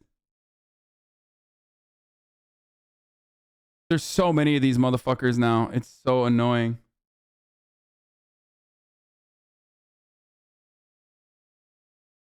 What is this? Greenwald explicitly uses Hasan as an example of someone who profited off of constant Trump agitprop, anti-Trump agitprop, and then immediately resorts to petulantly gaslighting his own followers who point out that this is wrong, lol. Those in the center left. This is incredibly unfair to Hasan. I enjoy his Twitch streams and he actually educates his audience. As someone from a decidedly not socialist left or otherwise reflexively anti-Trump or a Dembot, he's legitimately entertaining. I didn't insult him. I just used him as an example of people who can become very rich by being a left media figure. The idea that you have to become popular on the right because that's the only way to make money, or even the easiest, is false, and he's the example proving that. It's not an insult to him. He's an example disproving the claim that in order to get rich in the media, you have to move right. Hasan isn't just an anti-Trump dude. He dunks on AOC and others on the left that fuck up all the time. This isn't a great take. If you're upset he bought a house, that's a right-wing talking point you're using to criticize him. Do Hasan's fans see anything that looks even remotely like criticism of him and get filled to the rage to the point that they can't think logically? I wasn't criticizing him, just using him as one of the countless examples showing you can get rich in media without moving right.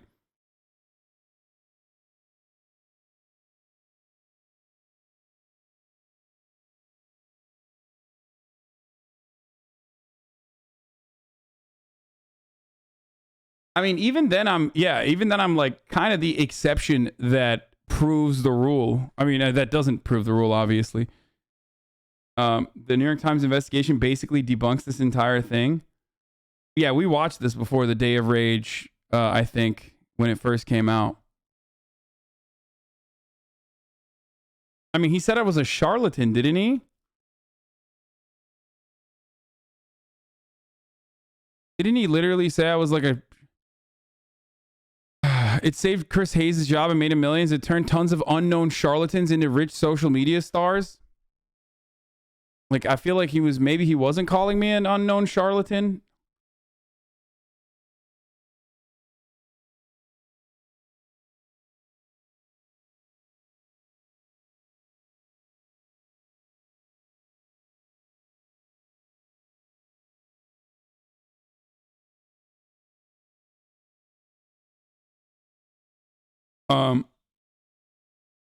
Anyway.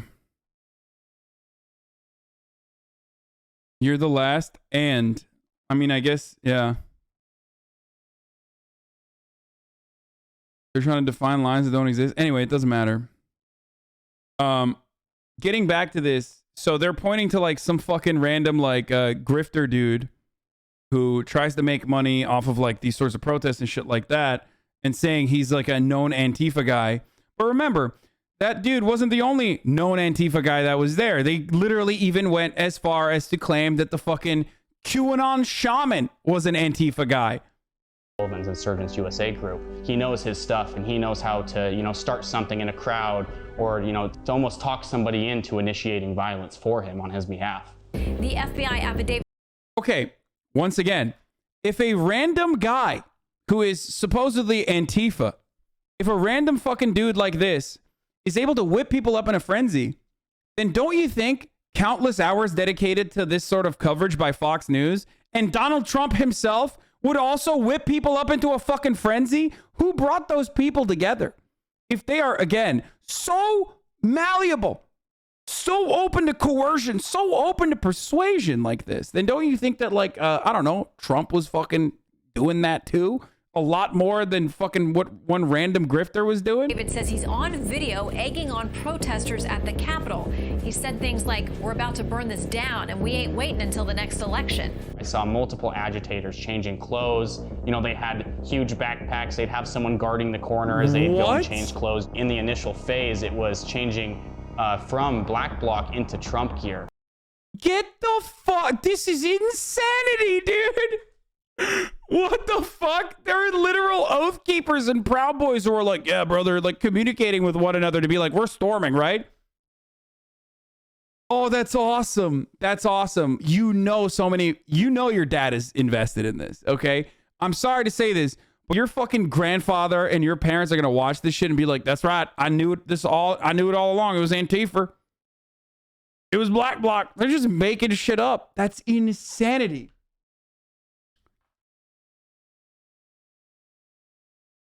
Oh, that's awesome. That's fucking dope. At this point, it literally doesn't matter because we've gone beyond like the need to find truth in media or anything like that. It's just like, as long as what I'm watching, okay, makes me feel good about my side in this cause. Even if the people that I'm watching directly in front of my eyes are like, I love Donald Trump. I have every, you know, MAGA gear on the planet, all the way down to the fucking Donald Trump underwear. And you see that and you're like, well, that guy's doing the right thing. And then all of a sudden, when the narrative shifts and you're like, okay, maybe it wasn't the right thing. He must be Antifa. Like, I know motherfuckers that were there. Okay. Like, I know people who are related to people that literally went to the fucking Capitol. Okay. And even they think it was Antifa. It's like, bitch, you were there. The fuck? This guy was there. He was literally inside. And he's like, yeah, it was Antifa, I think. The fuck do you mean, dude? People will be like, that's your brother. Okay? Isn't it this guy's brother is a fucking a Proud Boy or something? What the fuck's this dude's name? What the fuck is this dude's name, chat? I'm forgetting.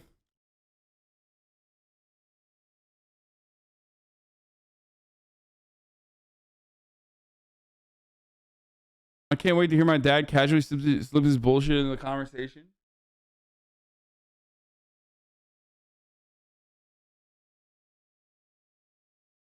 It's fucking wild, dude. Like,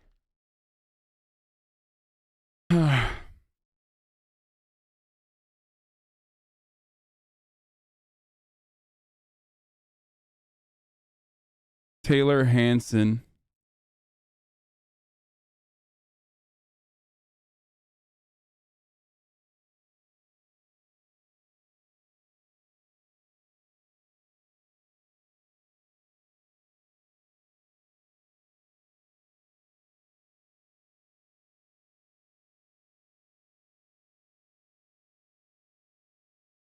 I can't find it. Hold on.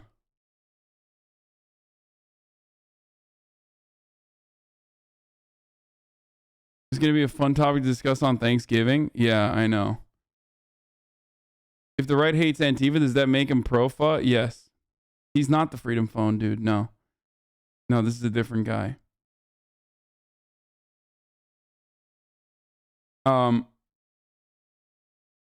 My town's road commissioner was literally there and bragged about going inside Facebook, and he's still like, it was Antifa. Like, yeah, bitch, you fucking did it. You stormed the Capitol. What do you mean? The fuck do you mean that like it's Antifa, dude?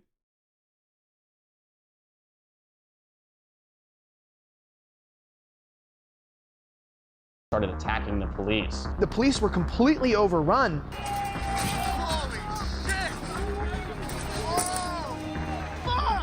And in fact, it wasn't the police who kept the Trump supporters back.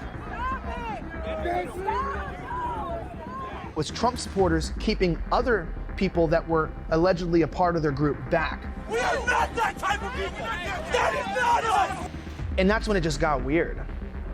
Bro, it's like, I love this, dude. I mean, you can, first of all, you can point that to like literally every single BLM protest. There's always people that are like keeping the rest of the fucking line in check and being like, don't do that shit. Don't do that shit. Don't do that shit. Cops are going to beat our asses. The only difference is cops didn't really beat their asses in the situation, whereas the BLM protesters always got their asses beat. But ultimately, like, the overall actions that took place here completely negate the one guy who was like, don't do that. And if there's someone who's like, I don't know, dedicated enough, I'm sure that they could even find that very same fucking dude later fucking punching doors in. You know what I mean? Cops took selfies with the protesters. Yeah, literally. I know. I remember. I was there. It got weird because things got more peaceful, and people began to settle down. Police officers began to fire impact munitions down at.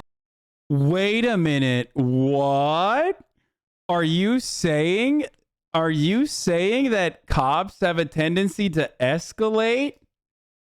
What? You were there? I mean, we were all there in the same way. I was fucking sitting at home watching it, but you know what I mean. What? Hold on. They're firing these tear gas grenades into the crowd of people no who weren't doing anything. way.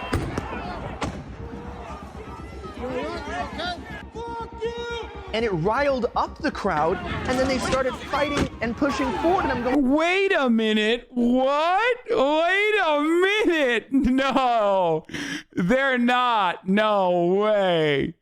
Wait, shut the fuck up. They didn't just say that like cops were the ones who were the escalating source here. Oh my God. I mean, they're not wrong. That's awesome. That's fucking awesome. They're not wrong, by the way.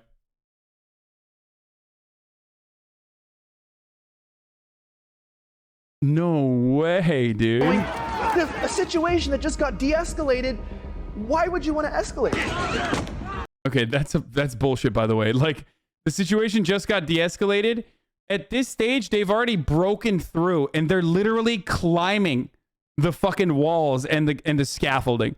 Like, the video is not showing the point you're trying to make. Okay? The video is literally failing to show the point you're trying to make. Oh, the situation was de-escalated. It's like, well, the motherfuckers are on the scaffolding. So I don't think so. If anything, they took way too fucking long to start tear gassing motherfuckers.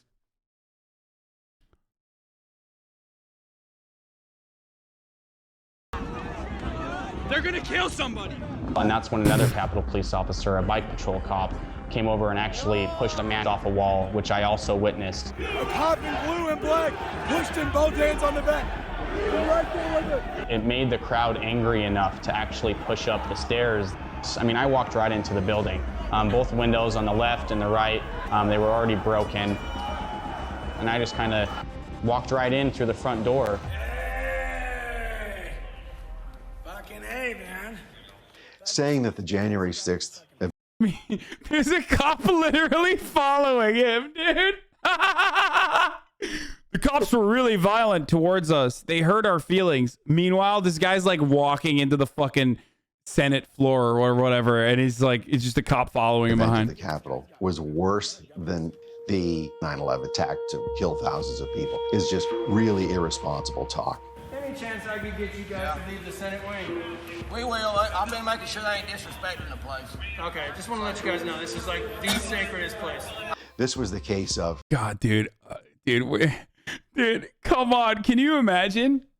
Can you imagine BLM fucking storming the Capitol and cops being like, excuse me, please. Could you please, like, this is the most sacredest place, dude. What the fuck? Oh my God. They're showing footage that paints a worse picture than what you'd see from the surface. Yeah, I don't know why they're doing that. Oh God. Remember, in the beginning of COVID, I started to realize that, like, for conservatives, it's just like, as long as you signal that you're on the right side, facts literally don't matter. Because remember how Donald Trump used to say, like, in the beginning, or in like the fucking, you know, the apex of COVID, like when it was peaking, Donald Trump would be like, Obama with swine flu. Obama fucked up swine flu. It's like, yeah, 14,000 people died in America from swine flu.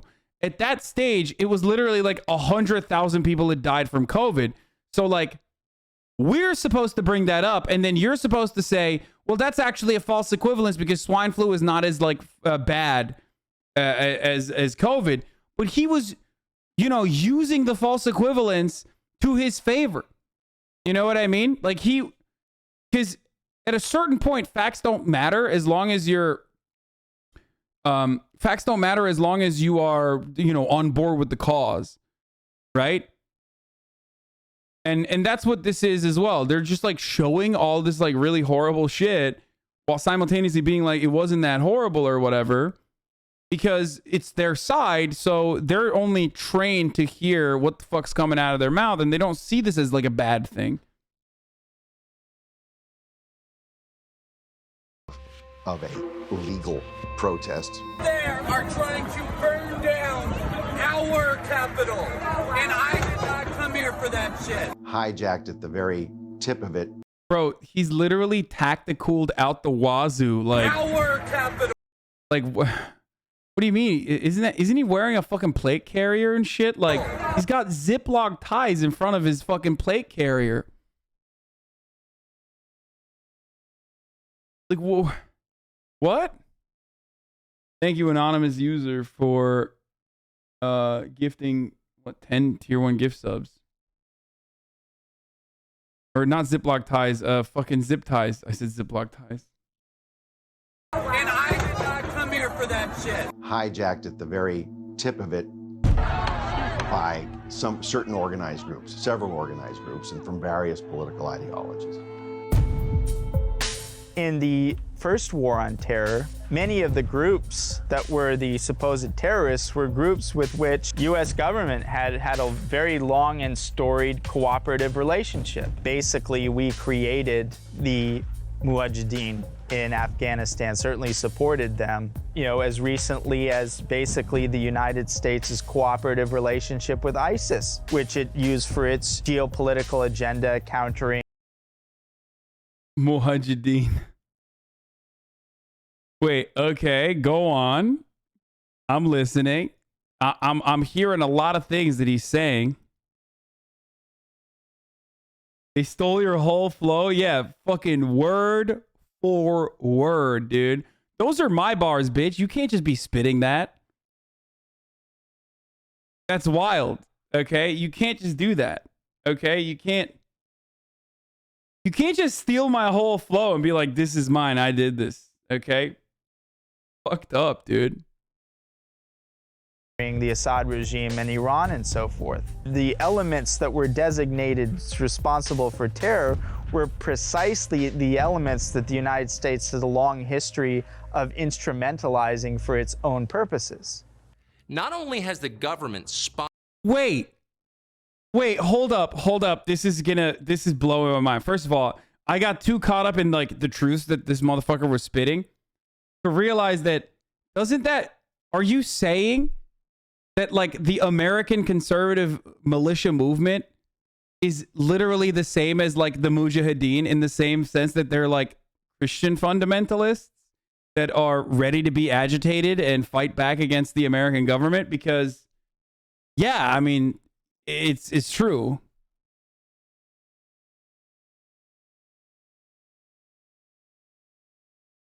This is my favorite documentary of all time, I think. Because this whole thing was like, yeah, we're bad. And yeah, we did fucked up shit. And also, we're kind of like the Mujahideen.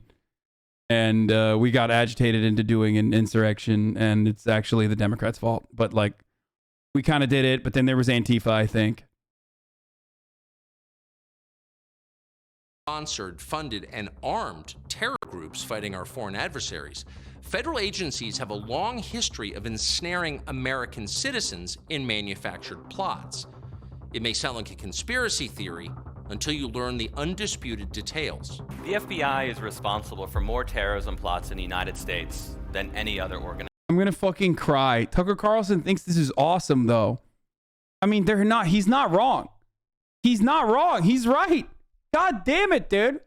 He's literally right. This is something I've said for so long. And all the Tucker Carlson fans, when I say this, are like, oh, shut the fuck up, you Muslim sympathizer, you fucking piece of shit. You love terrorism. Okay? But when Tucker says it, he's like, yep, that's based. He's based, brother. He's so fucking based and red-pilled. This is bullshit, dude. What the fuck? How are you going to steal my fucking whole flow, dude? What the fuck? Organization. Trevor Aronson wrote a book on this called The Terror Factory, and it analyzed every terror prosecution from 2001 to 2013. Aronson found that at least 50 defendants were on trial because of behavior that the FBI had not only encouraged but enabled. FBI agents were essentially the plotters in these crimes. They made the crimes crimes. You scarcely need to go back 3 months prior to the so-called Capitol Siege of 1/6, to an event that has now evaporated from memory and from the national consciousness. And that is the so-called Whitmer kidnapping plot. I mean, I literally agree with this stuff. This is the stuff that I do. This is the stuff that I agree with, including the Whitmer thing. Like, this is a part of the documentary that I just like fully agree with, which is kind of weird. Except the difference is like Tucker Carlson was like a fan of that when it was happening. And now he's using that as a way to say that like, it's happening to white supremacist domestic terrorists, which again, is a very real and very ever-present danger. Do I believe that it's, do I believe the way to fucking deal with it is by, I don't know, doing the same shit that they did to like fucking autistic Muslims on the internet, autistic Muslim teenagers on the internet, by being like, here, get some Tenorite and go do a fucking direct action, go do some fucking terrorism, No, I don't think that's the best way to deal with it. The Gretchen Whitmer shit is like, You called that they would bring this up a few days ago. I did call this. But I mean, and this is true. Like the Whitmer thing is, it smells like a fucking FBI op, and they controlled it way too much. Okay, and it's like a demonstrably fucking failure of a way to fucking deal with like any kind of terror. Okay, it's just not good. You can't fucking get people agitated, riled up, give them fucking the tools to go out and do like commit an act of terror, and then turn around and fucking arrest them and be like, we did a good job. Unless your sole goal is to just like, you know, whip people up into a frenzy and justify a surveillance state while never really tackling the underlying systemic problems that cause that kind of volatility and that kind of radicalization to begin with. It's just, yeah, just like doing entrapment over and over again. And that's, you know, not a successful way to go about it.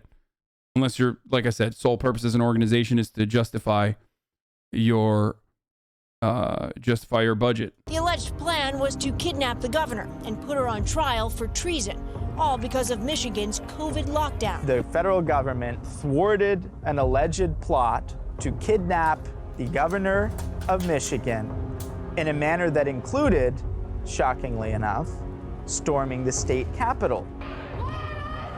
According to a report in BuzzFeed, Michigan State Police stood down and let protesters, including those in full tactical gear, enter the building unopposed.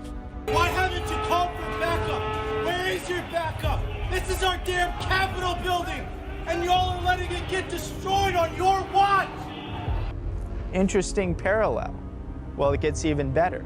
12 of the 18 conspirators were either FBI informants or undercover FBI agents. Oh, he's talking about Gretchen Whitmer. This is true. Like, this is... Dude, so...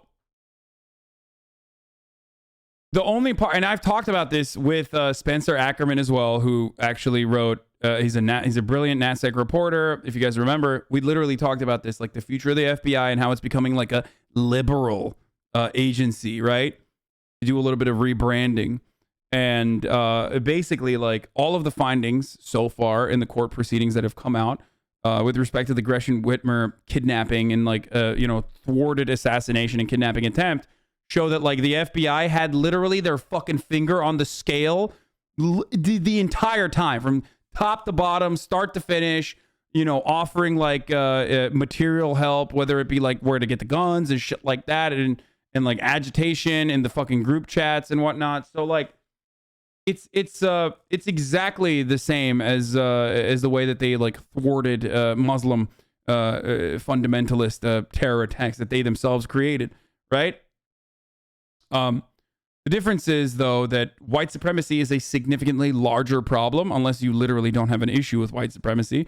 But it's a significantly larger problem in America if you care about, you know, marginalized people. And the way to deal with it is not by, you know, additional FBI enforcement, but ultimately he's not wrong when he says this shit. In other words, fully 2/3 of the people plotting to kidnap the governor of Michigan were working directly for the feds. That's quite a percentage. It gets even better. Many of the individuals involved in this plot have been associated with the very same militia group that the government has attempted to associate with 1/6. Wait, are they wait, they're saying the 3%ers are FBI? And if that isn't enough, I'll give you the cherry on top. Hello, I'm Stephen D'Antuono.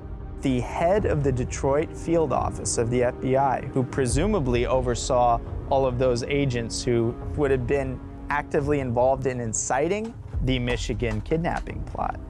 Subsequent to that, he was quietly and suspiciously promoted to a high position within the DC field office, where he now oversees the investigation into 1/6. Most Americans probably assume the chaos of January 6th was a result of intelligence. Bro, there's a difference, dude. Okay? There's a difference between a singular, isolated terror attempt that you fucking basically put from top to bottom, start to finish, like put together, versus a bunch of fucking hogs literally coming from all around the country and getting riled up into a fucking frenzy and like storming the Capitol building, okay? And filming themselves in the process. You can't just like make that fucking, you can't draw that line of comparison between the two actions when like there's just as much proof for the Gretchen Whitmer kidnapping attempt being like really pushed by the FBI versus the people organically doing this on January 6th. The same amount of proof exists for both of those instances. So you can't just like be like, well, here's a thing that the FBI most likely did, so they probably did this too, when there's like an equal amount of evidence that it wasn't just like the FBI pushing people and agitating people into fucking storming the Capitol. What the fuck? That is an insane fucking take, dude. That's an insane take.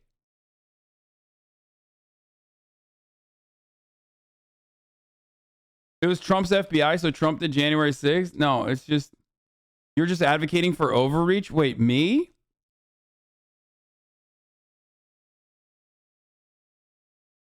That's what you sound like? Oh, you're saying yes, I advocate against government overreach. Yes. Failures or of simple government incompetence, but direct incitement by federal agents, the intentional entrapment of American citizens. No decent person wants to believe that, but increasingly there's... Bro, you can entrap and agitate a bunch of dumbass like ANCAPs and shit into saying that they're going to kidnap Governor Gretchen Whitmer. You can't just fucking entrap like 20,000 people, dude. What the fuck?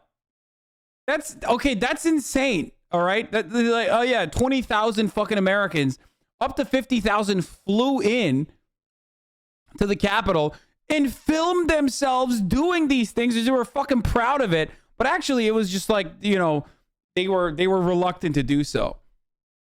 Okay. The FBI got all those people houses where house people were to go. They got a lot of resource budget, huge bills. Wow, FBI needs to stop big budget. They're making too much pokey money. What? There's evidence it is true. It makes you wonder, if permanent Washington is willing to launch a second war on terror on its own citizens, what else are they capable of? Oops.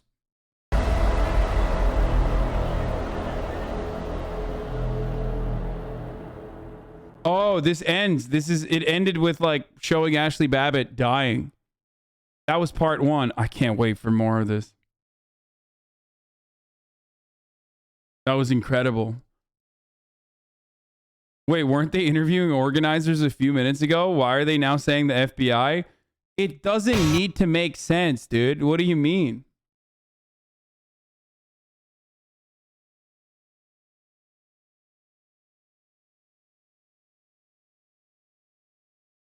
Yeah, it wasn't the organizers that we had literally talk about how they fucking did this. It was actually the FBI that did this. Wait, what the fuck? What? Oh shit, dude. What's up? Yeah.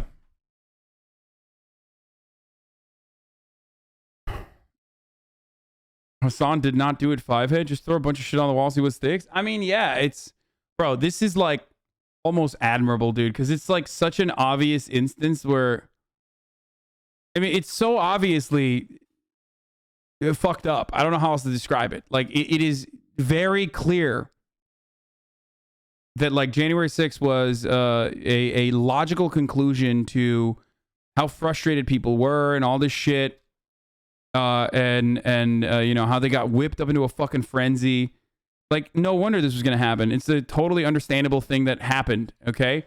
And it did happen. So, they're going to try to do whatever they can to make it seem like, you know, there were different reasons for why it happened. And they are going to, in a very effective way, use like actual conspiracies, not conspiracy theories, actual conspiracies where, you know, two parties conspire or like government agencies conspire to get people to do shit and entrap them and use like the times when the American government has actually done horrific things to like Muslims and whatnot, even if they fucking agreed with it at the time when it was happening and probably still do to this day, They're going to be like, oh, well, now you're going to do it to whites. And that's not good. There are dildos in this app? Wait, really? Where? Why? There's an episode with like fucking an episode from John Oliver about homelessness have to feature dildos. And like, what kind of dildos?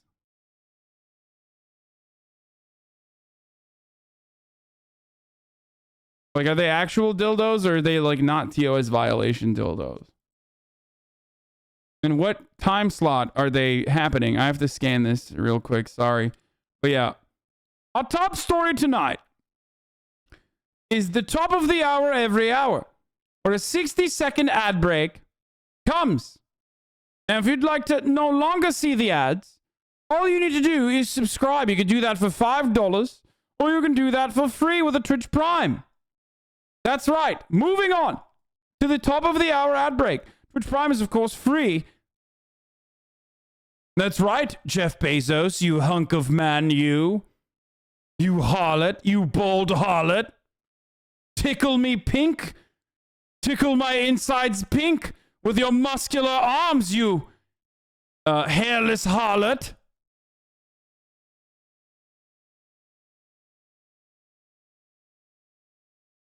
I have not seen a single dildo in this. What is it? 1558?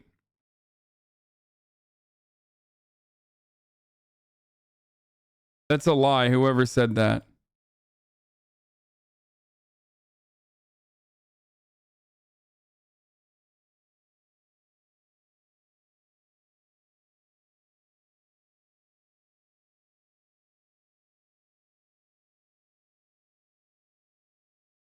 You guys are being so annoying, man. This is my fucking livelihood. Like, it's just like, please stop.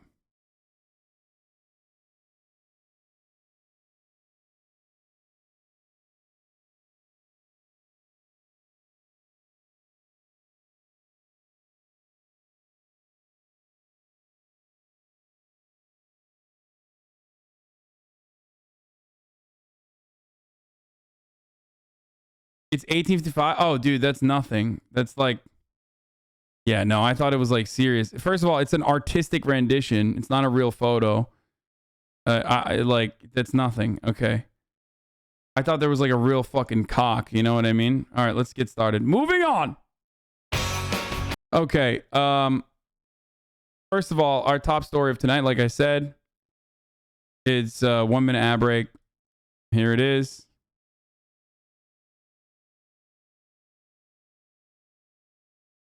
The President Joe Biden, no ban, he was being careful. Thank you, chatter. Yeah, no, I'm not going to ban them. They were being careful, and I thanked them for it.